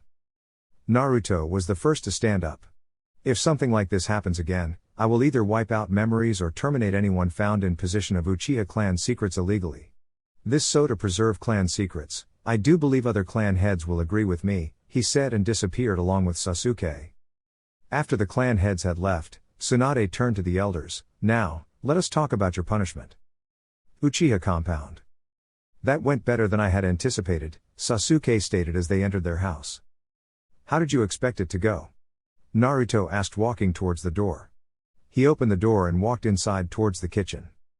Well, you made it so easy, we got what we wanted without giving away anything. You also managed to make enemies with the elders, Sasuke said. That just makes things interesting, does not it? Huh? Today I showed the elders that I was superior to them and that I could challenge their arguments and stand victorious. I also insulted them. He paused and looked at Sasuke. But for what purpose? You just wanted them to become your enemies? They already hated me to begin with. I only gave them a push to make drastic decisions. Why? I don't think someone like you would need to deal the elders in a more legal way, Sasuke stated, knowing that if Naruto wanted to deal with the elders he would simply do it without a need for legal grounds to do it. Correct, he did not feel insulted by the words of Sasuke. That was who he was and he was proud of that. But this way is better. It will be interesting to watch their feeble minds try to figure out how to deal with me. You know that they will fail. Is this for your amusement? Perhaps, but I need something that will keep things interesting or I will become bored. Sasuke decided not to ask what the blonde would do if he got bored. So what is this route? I heard Kakashi and Jiraiya talking about it once. But never asked what it is. Root is an elite organization of elite shinobi trained by Dansu. They operate underground and only take orders from him. He trained them that way. If there is an organization that dealt with dirty work, it is Root. The Sandaime disbanded it during his reign but Dansu did not. Naruto gave a short explanation. Dansu along with Homura and Koharu are people you cannot trust. That is clear, by your obvious dislike of them, Sasuke stated. I will give you a more detailed file on Root, its founding and some of its operation for the police force. This will help you to deal with some of the matters within Konoha, Naruto said. You should go to Tsunade before end of day and take the paperwork she said she would draw. After that the Konoha military police force should be back in business, Naruto stated, standing up. Where are you going? I am going to see Karen, Naruto responded. You go and see Shikamaru, he should be useful with the plans for the police force, he said and disappeared in a swirl of flames. Sasuke sighed. Naruto always had the last word. The blonde did not wait for him to give a reply. Well, at least he was helpful with what he needed. Everything was on track now. He had no reasons to complain. What he was left with was dealing with his traitorous brother. Iwagakure. Onoki smiled silently as he looked at the recent report of his military force. One could never believe that the village had never actually recovered from its losses from the Third Shinobi World War. They had suffered too much loss than any other village. Most of it was thanks to that cursed Yondaime Hokage. But by the time he made them suffer, he had yet to become Hokage. That son of a bitch became Hokage because of what he did to his forces. Onoki cursed the blasted blonde-haired Hokage. Well, it mattered not anyway. He was dead right now. And his village was almost at full power. His village had been avoiding conflicts with other villages while they rebuilt and recovered from their losses. Things were now looking good. But it was not only looking good for his village only, Kiri was also recovering from its recent civil war. Suna was also recovering from the major losses they suffered when they invaded Konoha with sound. Kumo looked strong as ever. They had their two Jinchurikis who had control over their Baijus. His own Jinchurikis were outside the village. Thinking of that, he really should have them return to the village. They were needed should something occur within the elemental nations. He could never deny that Jinchurikis were village's secret weapons. Onoki sighed. He knew that his Jinchurikis were really stubborn and it would take much effort to get them to return to the village. Tsuchikage-sama, a monotone voice said, sounding a bit tired. Onoki looked up and saw the Anbu he had sent to investigate the Naruto matter. What did you find? We found what seemed to be Orochimaru's hideout, sir, the leader of the squad said. Did you find Orochimaru? No, but we found one corpse and someone we believe to be Yakashi Kabuto. He was alive when we found him, barely though. Where is he? Onoki asked, looking forward to questioning Kabuto. We took him to the hospital. He won't be able to speak for a few days, sir. Onoki nodded. What else did you find? Nothing, Tsuchikage-sama, the Onbu said. The hideout was empty, there were no scrolls or anything. Even the labs were empty. Were you able to see if he was there? Yes, he was indeed at the hideout. It also looks there was a fight. Onoki became silent for a moment. Go and inform Squad Beta and Alpha of a mission. He then told them what their mission was. Hi, the Onbu saluted and left the office. While his village was recovering, Konoha was also becoming strong. That cursed village never tones down. They are always gathering more power. Whenever someone great from their village disappears, another rises. That Uchiha brat was after Orochimaru, that was certain. Kabuto was Orochimaru's number 2. He was always with Orochimaru, if the reports were true. That meant that Naruto must have gotten to Orochimaru. This explains why he was inside the Earth Country. But that left a question. Why Orochimaru? It was done silently. Could it be that Orochimaru had something he wanted? Regardless of what it was, he had to keep his eyes open. Kabuto would definitely give him some much-needed intel. Konoha. Yugao walked silently with a broad smile on her face. Yes, life was good. She was quite happy. She did not know why, but she felt really happy. Her Onbu career was back on track. She was thinking of quitting though. Working at Onbu never gave her much time to spend with her friends and enjoy her life a bit. She never felt the need to enjoy her life before, but now, she wanted to enjoy it as much as she could. She could retire from Onbu and just be a normal jounin of the village. She could spend much of her time doing what she wanted. For as long as she could remember, she had been an Onbu operative. That was her life. She loved to do her job. Protecting the village from the shadows was the best she could do. She had been doing that for years now. Perhaps now was the time for her to start living her life away from the dangerous life of Onbu. You seem happy, a voice spoke, snapping Yugao out of her thoughts. She looked up to see the red eyes of Kurenai. She then realized that she had reached her destination. She was to meet her friends for lunch. I know when a woman smiles like that there is a hunky in her life, Anko commented with a wide grin. Yugao sat down and looked at her 2 friends. They just stared at her until Anko decided to speak. So who is he? What? Duh. The guy who is you smiling like that, she said and turned to Kurenai. When was the last time you saw her smiling like that? I don't really remember, but it has been some time, Kurenai responded with a thoughtful expression. Before anyone could say anything, the waiter came and took their orders. Anko made sure to order a bottle of sake and dengo. Kurenai and Yugao got themselves normal food. Yugao looked at her friends for a moment. She never told them about her relationship with Naruto. In fact, she never got into detail about her interactions with him. She refrained from speaking too much about it with them. She wanted to keep her experiences with Naruto to herself at that time when she was explaining to them why she had been missing from the village. Her friends often gave her glances. Anko made it worse by making sly comments just to get her to tell them what was making her happy. Well, she succeeded in that. I am going out tonight, she said suddenly. I knew it. Anko yelled in victory with her fist raised. Like on a date? The Genjutsu mistress asked with her eyes firmly on Yugao. I don't know, it might be. Yugao replied nervously under the gazes of her friends. Forget about that. Who is he? Anko asked, wanting to know who the guy was. No man had ever seemed to get Yugao's interest before, so she was wondering who it was. Naruto. You mean the Naruto? Yes. A single word shut them up for a moment before. Ha ha ha ha ha ha. Anko burst out laughing really hard. She stopped when she saw that Yugao was being serious. You are being serious, aren't you? She asked, getting her laughter under control. Yugao nodded. Is not he a bit younger than you? Kurenai asked. Screw age, Anko said. He is hot, that is all that matters. Even I would not mind riding him. Yugao and Kurenai simply stared at her. What? She said. Did you not see his picture in the latest bingo book from the Sound? I also saw him about an hour ago with a young red-haired woman. That had to be the girl I found at his apartment, Yugao thought. Are you sure about this, Yugao? Kurenai asked. Her past encounter with Naruto was not so pleasant. If Yugao was intent on going out with him and they end up dating, things would really be uncomfortable. She just hoped that Naruto had forgotten about their last encounter. Yu Gao was her friend, they were definitely going to get to know him. That's not important, Anko exclaimed. How did it happen? I thought that the guy was gay. Naruto is not gay, Yu Gao defended her interest. I thought that way at first. But after spending some time with him, I realized that was not it. If you ask him why he never shows interest in women, he will probably say, I have far more better things to do. The rest of the lunch went well. Anko was far more interested in learning more about Naruto. He might not be an ideal person to date, but Yu Gao wanted to give it a try. She did not care about their age difference. Age meant nothing in the shinobi world.